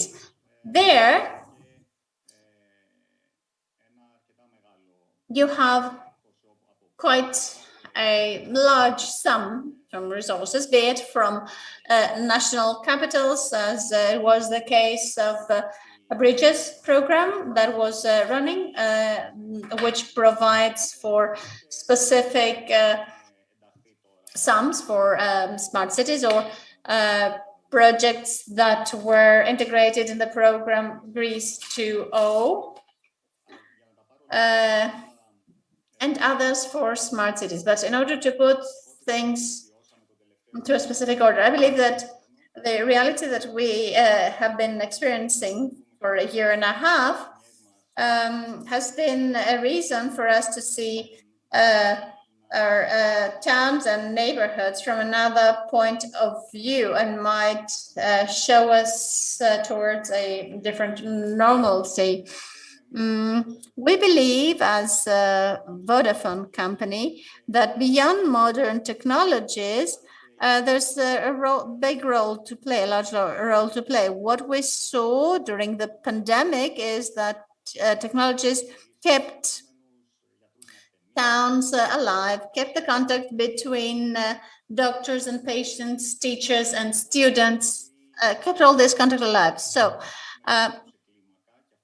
because also cities get bigger and urban density grows, we have further problems such as traffic congestion and pollution, atmospheric pollution, and energy consumption, and in general,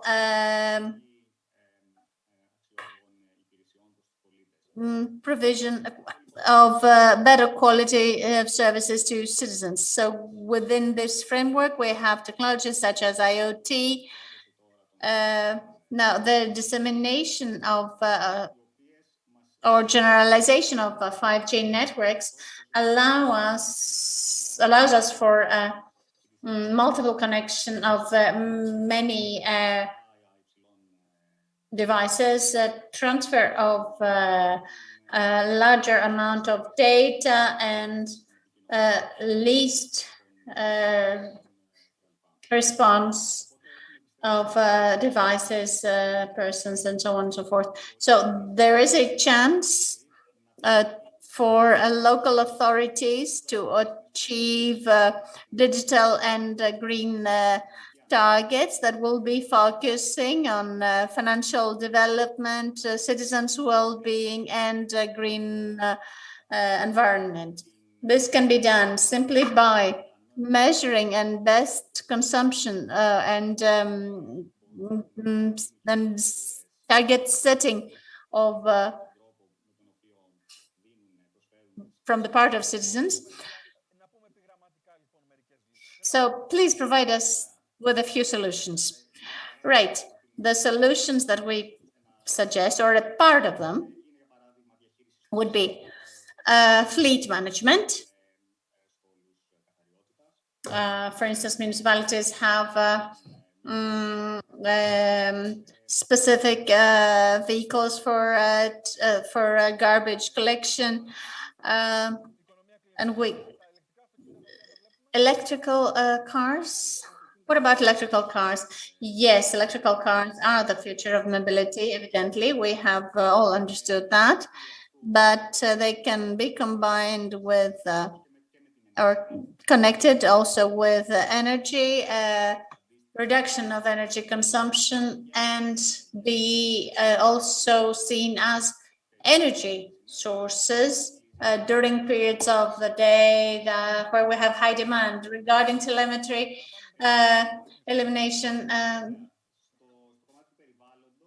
in terms of the environment, we have a solution that is based on the already existing network, and which can measure lots of environmental factors, and therefore give us a picture in real time to the municipality and citizens of the environmental condition in which the city or town is every single day. Moreover, we can have mobility data, and this is very useful for tourist municipalities, have a clear picture where tourists come from, where they move, and so on and so forth.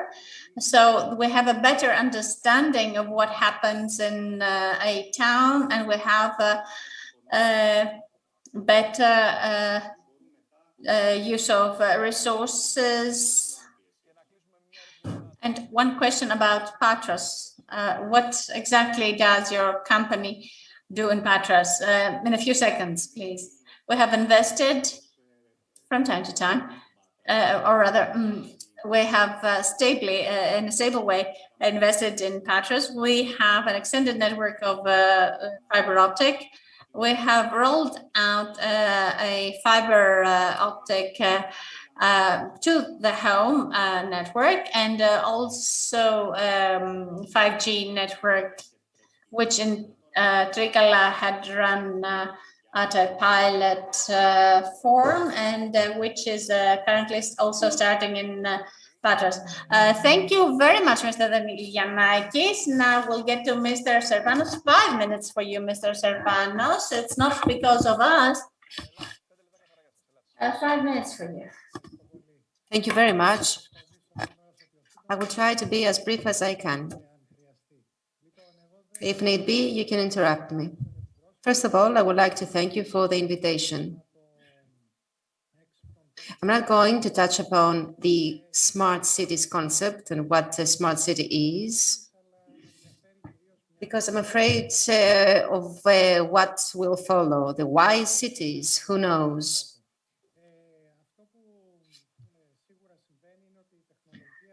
What we are witnessing right now is that technology is rapidly advancing. We have all heard of the term fourth industrial revolution. This is a revolution that we are actually going through now, and which will take us to a new form of society, 5G society. We don't know how we're going to call it. What is important is that this society needs to have humans at its center and to provide services to the citizens of the cities in a very effective way. I agree with what Ms. Collier said earlier, that technology, in a sense, is simple. The technologies that we are currently using, technologies that we have introduced in the smart cities, are relatively easy and simple. And that is why the citizens and the authorities have accepted it and assimilated it. The pandemic that we have been experiencing for the last few months gives us an opportunity to focus on different actions. However, I would like to focus on the actions that are being implemented in Patras, which is a city taking part in the European actions of smart cities in cooperation with the universities and the research institutes of the area. And allow me to talk about the resilient cities, or better, robust cities. Robust are the cities that are sustainable, can withstand time, and what is important in my view is that they can overcome any obstacles, be it an obstacle of pandemic, of natural disaster, or any other. Resilience, robustness of a city means three things. First of all, protection, safety, and continuous operation. In other words, our cities need to ensure continuous operation, protect the citizens, and provide an environment of safety and security. These are the three directions that constitute, in my view, an important challenge. We have encountered this challenge during the pandemic because the pandemic has showed in a very clear way what can happen in case there is stoppage of funding, in case there is problems in the supply chain.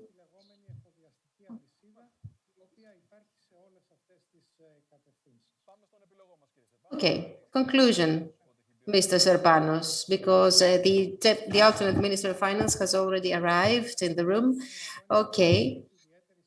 What I wanted to say is that it's very important to combine the available technologies if we want to develop smart cities, and we need to combine them in a way that will ensure the security, safety, and protection to the citizens, and always being mindful of not releasing the private data of citizens. Of course, there are many actions that have been developed in order to protect the privacy and the personal data of the citizens. And in some of these actions, Patras is already taking part. Thank you very much, Mr. Serpanos. Unfortunately, we don't have time. You can see that Mr. Skylakakis is already here. So the floor to you, Ms. Kalabokidou. It's okay. I need to abide by the time rules you've set, and I believe that I need to make an overview of everything that has been heard. Today, we are facing the following challenges. First of all, industrial revolution. Second challenge is sustainability of cities, which is also linked with the important role that the regions can play in promoting the well-being of citizens and the sound governance. And for all these, there are available funds, be it from the NSRF or the Recovery Fund or other structural funds or Jessica, Jeremy, and so on and so forth. And here comes the question, how can this be done? There are two tools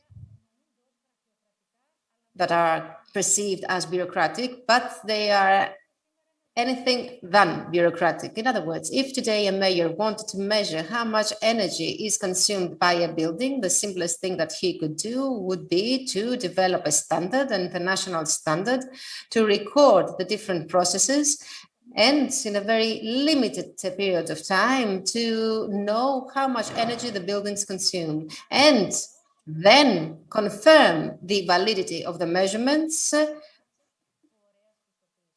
by using an external independent certification body. So, what benefits can the smart cities get by adopting smart systems? First of all, they can assure the citizens that they abide by the rules. The citizens will feel that they can trust the city and the local officers. Moreover, by using smart systems, we can have correct measurements. If there are any mistakes, these mistakes can be corrected. Moreover, by using these systems, the smart cities will never stop improving. So the proposal made by a big body of certification is use as many quality tools you can. Which tools? The ones that will assure the protection of information and data. This is the ISO 27000. These tools will ensure the continuous operation of the city, and these tools are easy to use, are smart enough, and can be very effective. This tool is, of course, the ISO 2000.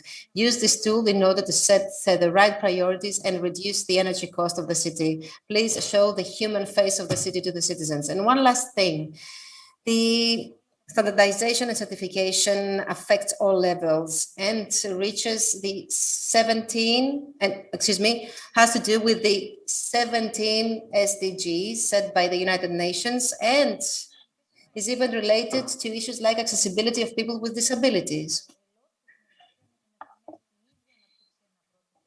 EOT, in cooperation with CESAME, has already developed a standard in order to ensure the accessibility of people with disabilities, and this is constantly being developed.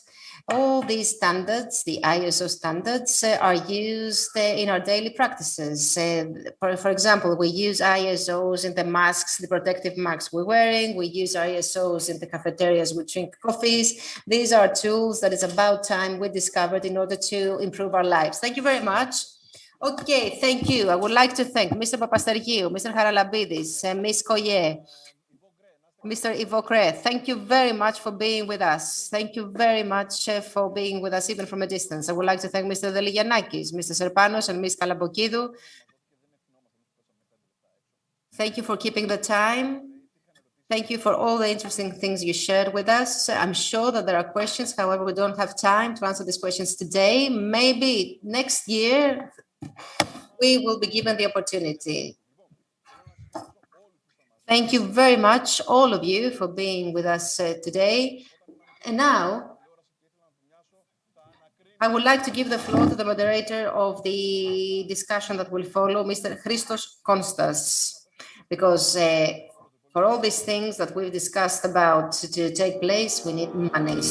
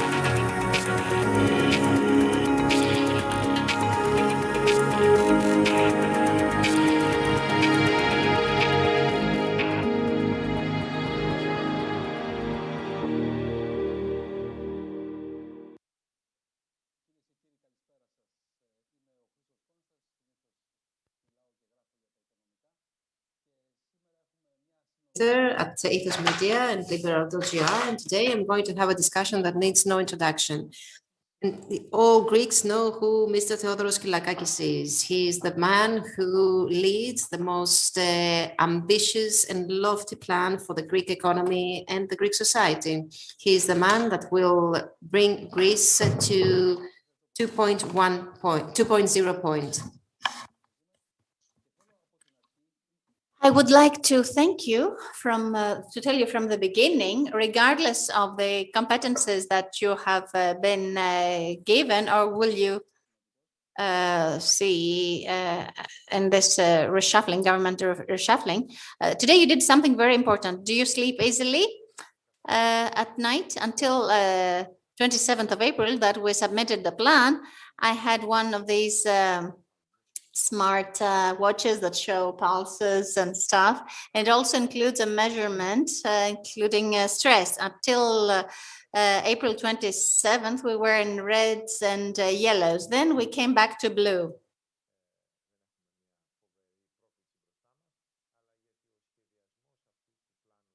This planning and submission, timely submission, in order for it to be accepted, has been great, has involved great stress. A large group of people has worked in ministries, elsewhere, executive committee of the fund, and we have managed something that is the half of the totality. We have a good plan. We are getting to the hard part that will be the implementation. I would like you to talk to me about I would like you to talk to us about the plan and understand what it's gonna be like for each and every one of us and the day-to-day life. You have also said that money that is provided now is the money to be taxed, paid as tax tomorrow. So are there 40 billion taxes for Greek citizens? Let's put it otherwise. The expenses of today, since you're taking a loan, are fiscal incomes of tomorrow, which may come from two sides. One is have a fast development of the economy and have new expenses and new incomes for the state. And the second solution is to only have state income without generation of income for citizens. Now, the cost of the pandemic is reduced to 18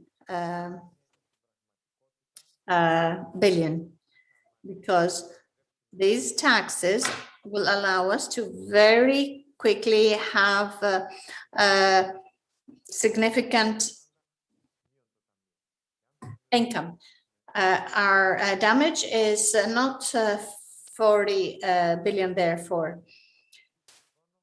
All this is going to be spread in time, and through a dynamic economy, we will not feel it. Everybody says that we'll receive the bill in 2023. No, I do not see things like that. The whole question is, shall we have a, let me call it healthy budget? The answer is yes. We're not going to take permanent measures, and I'm sure that demand will be back. We can see that the economy has been resilient and has withstood. Your forecast was for -11, and it came to -2.3. Yes, we had forecasted for worse. And if you look at the statistical data of GDP, we can see lower impact in consumption, expectations, and savings. So what do we see here? We see an overall reaction that perhaps might be the reaction to the new financial climate of trust that there is for Greece, and we're only starting to see it, because do not forget, during the pandemic and a little earlier, we drastically diminished contributions and taxes, and this has opened up another window for entrepreneurship, both small and large, for Greece. So we would like to see this. There's another way, rather than collecting taxes, to have money in public funds. So the Greek SME and its study has shown that if you have 100,000, apart from the fact that you will have to pay some VAT, if you have profit, you will have to pay a 29% tax, plus 15% dividend, plus 7 or 8%, if higher the amount. So you will have to also pay 7% solidarity fee. So you will be better off to be an entrepreneur and have turnover and show it. So Greek entrepreneurship in the gray area of the economy that has to become white in order for everyone to be able to see the benefit from development. So how will you do this with a recovery fund? This is perhaps one of the hardest targets to achieve. Of course, there are many ways to have something great. When you reach larger businesses, you have different accounting. Now, if you're looking for a large international company to find profits, you're not sure to find them in your own country. It depends on tax competition. So the key is to have low taxes, and we have already done this. Much lower contributions. We reduce them by 4%, and at the same time, imagine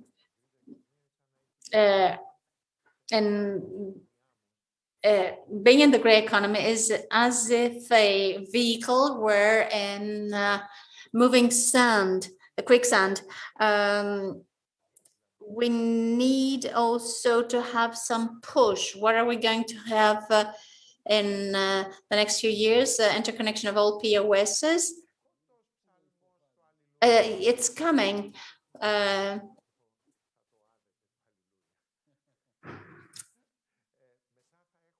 Then we will have online dispatchment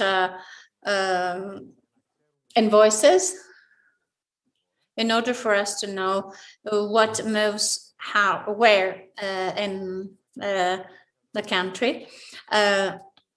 Employees' electronic card, digital controls using algorithms. Since we will have all the data, the auditor will not have to visit the premises of a business, and after looking at the data, he will be visiting the premises because he will then know where to look for what. And we will be able to also monitor, if you will, many other things. How all this connects one to another. Because if you look at the whole picture of the economy at a digital level, and if you're able to collect all the data, the picture is completely different. And this should be accompanied by continuous tax reductions. In the next phase, there will be a cycle of tax reduction. We should widen the tax basis and at the same time push and pull the people out of the gray economy. I have some time. This is why I'll make one more deviation. Lately, everybody is pro-Biden. They dream that the ECB gives money, the European Commission gives money, and they all call it the return of neo-Keynesianism. You've always been for a neoliberal economy. How do you deal with this? I'll tell you. First of all, the strangest part in this story is that when someone is a neoliberal, like me, has been implementing the strongest support measures in modern Greek history, even more money, providing more money than socialists or left parties. But let's get more realistic. Keynes was a liberal economist. He was right in one thing. In the short term, if you have an external crisis, the state has to intervene in order to avoid having such great imbalances that would make the components of an economy fall apart. He did not refer a lot to the long term, apart from the well-known phrase that in the long run we shall all die. But if things go well in the long run, you have to save and not spend. And Keynesian policy doesn't mean that we have to spend again when things get better. When you are in an external crisis, you spend. When this stops, you start doing some savings, as any person that has a good that does good housekeeping would do. This means better development, limitation of the state, higher quality of services, and not use the state in order to serve one's interests.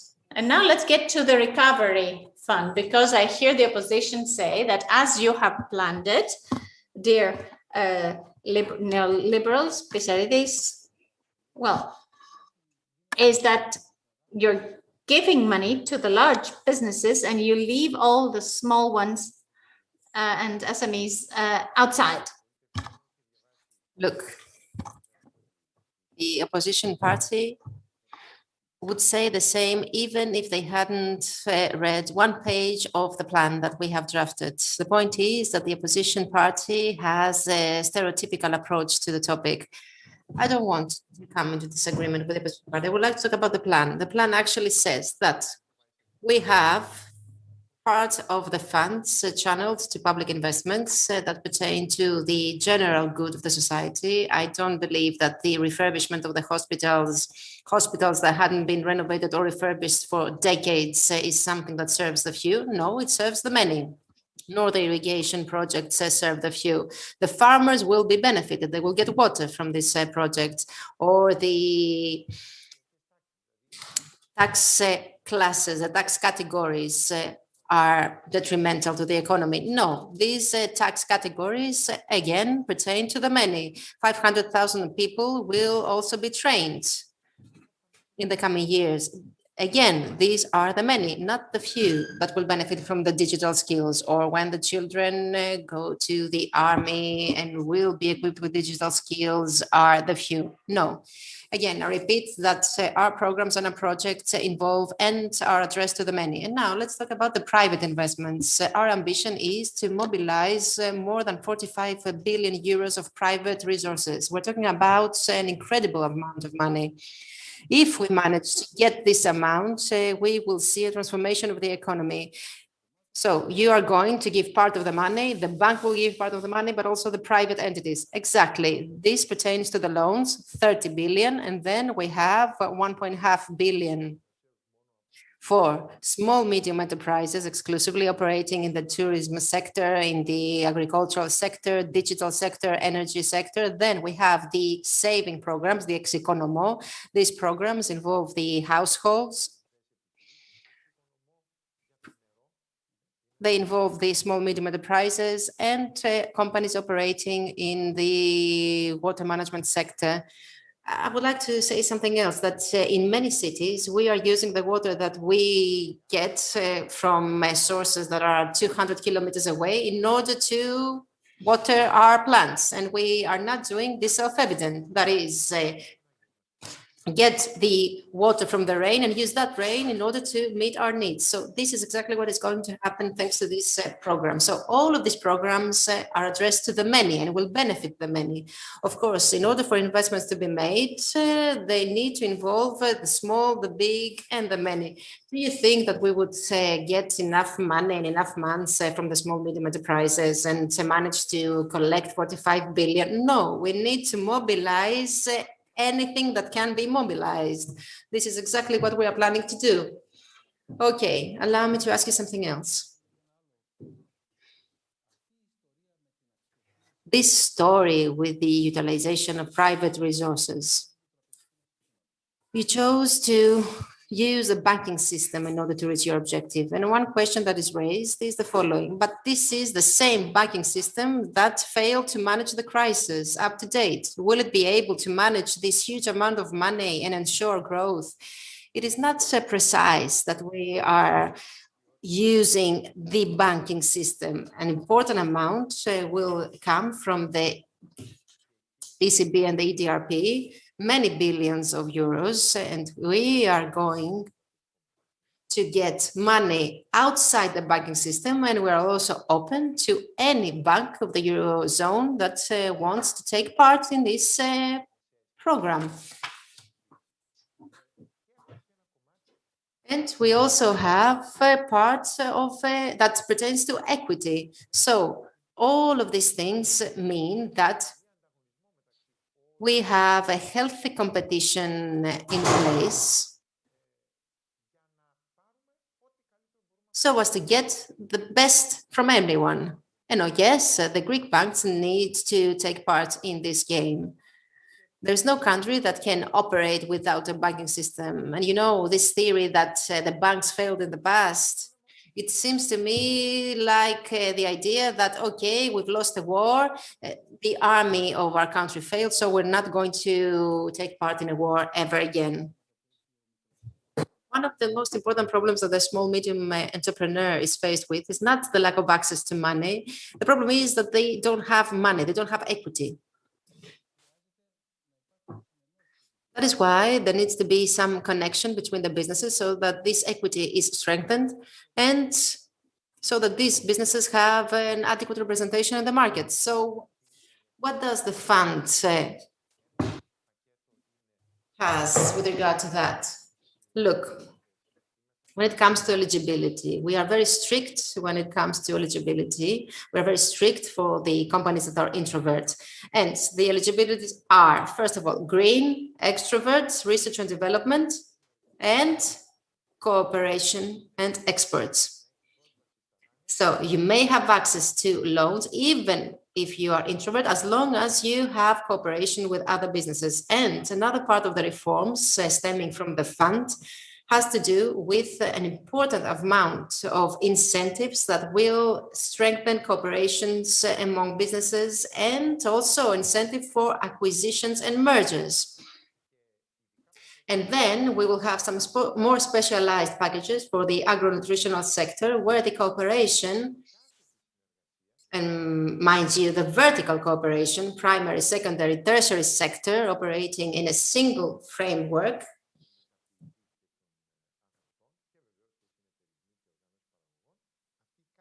so this vertical cooperation is a prerequisite for someone to get money. Without cooperation, an important part of the package that will be channeled to agriculture will not be absorbed, will not be received. Point is that such a cooperation can transform a whole area, a whole region. 2 billion of investment for corporations will be available to those interested. And something else, in order for a cooperation to be forged, the sum of the parties needs to be considerably bigger than the individual components. In other words, we're not going to accept someone who has a turnover 1 million and brings to the table 10,000. No, you need to have a quite big size in the context of the cooperation so as to become accepted and start receiving help. In the following question, I need your assistance because I'm not an expert and I want the answer. What does this mean for the Peloponnese?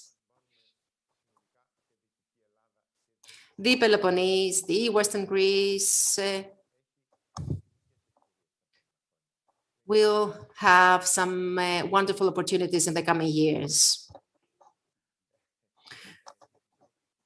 By the way, I come from the Peloponnese and I know this area very well. So the Peloponnese has all the advantages, the advantage of the islands and none of the disadvantages. Why? Because it has incredible beaches that cannot be found in the islands. It has at the same time mountains and sea. It has the ports. Of course, we are going to complete the development of digital infrastructure that will be greatly beneficial for the area. So there's going to be unprecedented growth in the Peloponnese.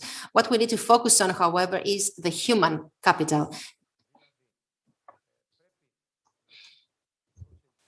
We need to attract many of the young people who have left, people who have experience from abroad, and that is why we have developed the plan of 7 years, 50% exemption from tax obligations. Yes, these young people come back, they have lower revenues, but at the same time, they have a lower cost of living. Yes, and especially in areas that are far from Athens, the cost of living is even lower. And I believe that this plan will bear more fruits in the future because there is a great interest from foreign investors. Every week I meet 2 investors. We talk about the human capital of our country to these investors. We tell them, take a look at the Greeks that are working in your sector. Maybe they want to come back.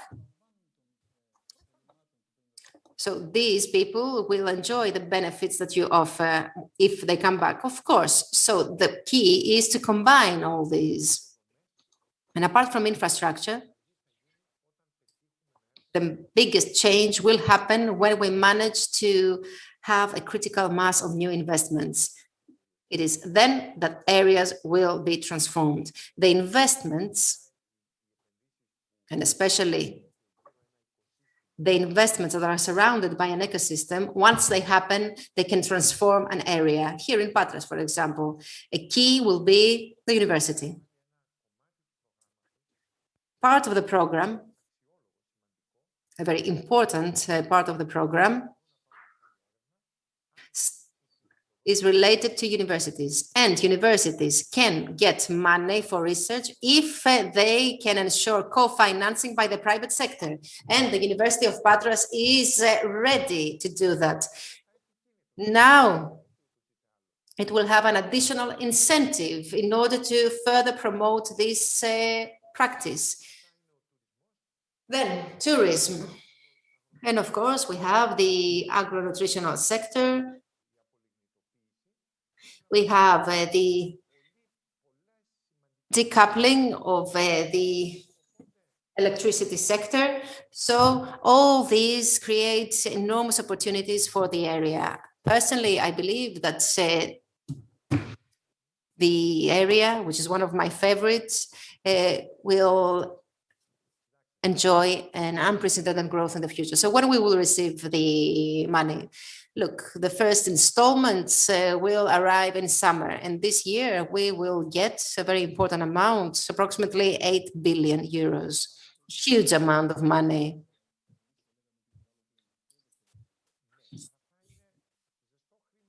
Yes, we're talking about money that will arrive at the state funds. Then in autumn, we will be ready to start giving out the loans. Many projects will be included in the national plan, and these projects will then be financed. And the easier programs like Execonomo, Κατάρτιση, which means training, will start to be implemented in the coming months. And then there are other programs that pertain to those over 65 years of age that will start being implemented. But the greatest absorption will happen in 2022, which is the most important year. So I haven't heard anything about elections. It would be rather dumb to have elections. Yes, all these talk about elections, I cannot understand, because there is no government that has to do these programs would ever have elections. When are we going to read this plan, this program? Because one of the main points of the criticism that is being made to you is that we haven't seen these programs, we haven't seen this plan. Look, we spent 9.5 hours in the parliament in order to discuss about this program.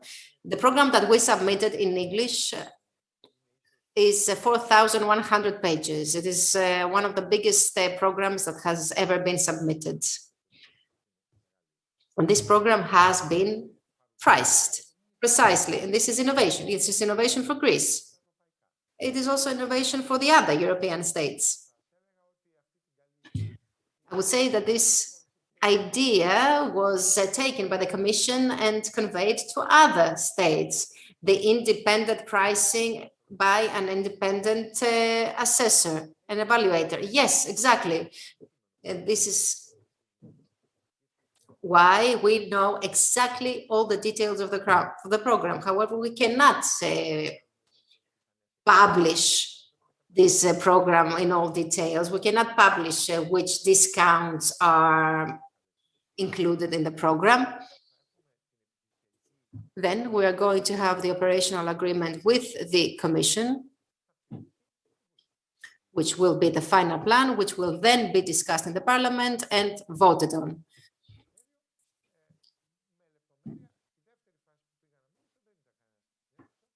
The first time we talked about this program, we spent 10 hours in the parliament. The second time I appeared before the parliament to talk about, there were not many people there. The point is that this program cannot be changed now. The program has been finalized. This is it. Look, the government has the responsibility. We made a consultation, we had the consultation, and Syriza, the opposition party, showed us its plan a few days ago. It had 11,000 words and not a single number, not one single figure. So we cannot have a serious discussion with someone who hasn't included any figures in a program. You used a dangerous word, competitions and then discounts.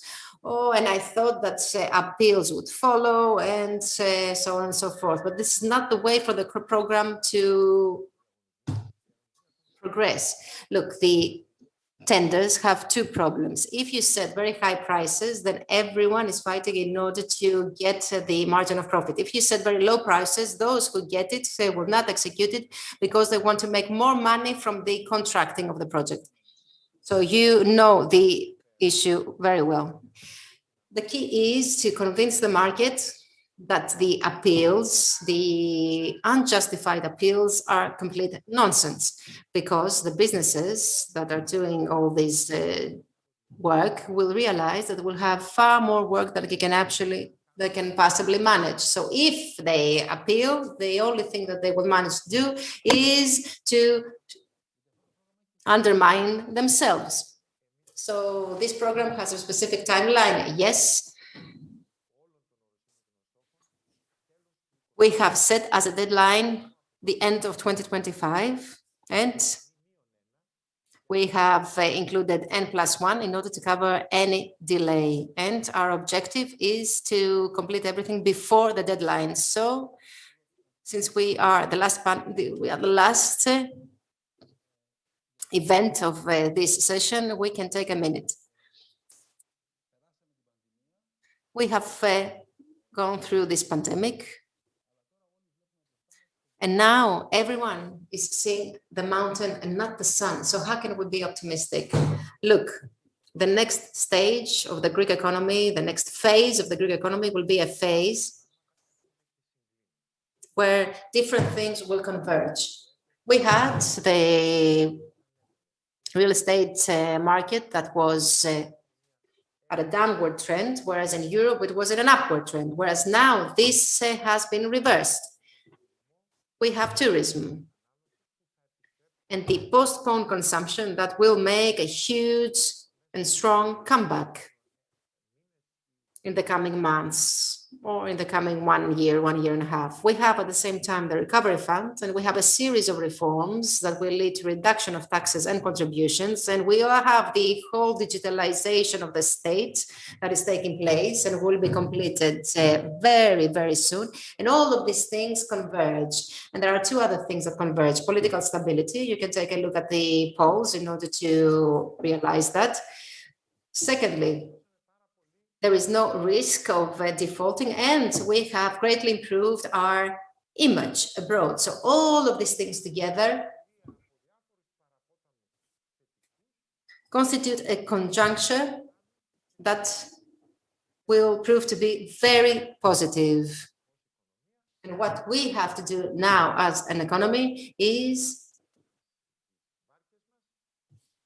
to combine all these things, unite our forces, and start this very optimistic journey. And I can assure you that this journey will be the most creative journey of the last 20 years. Mr. Minister, thank you very much. Thank you.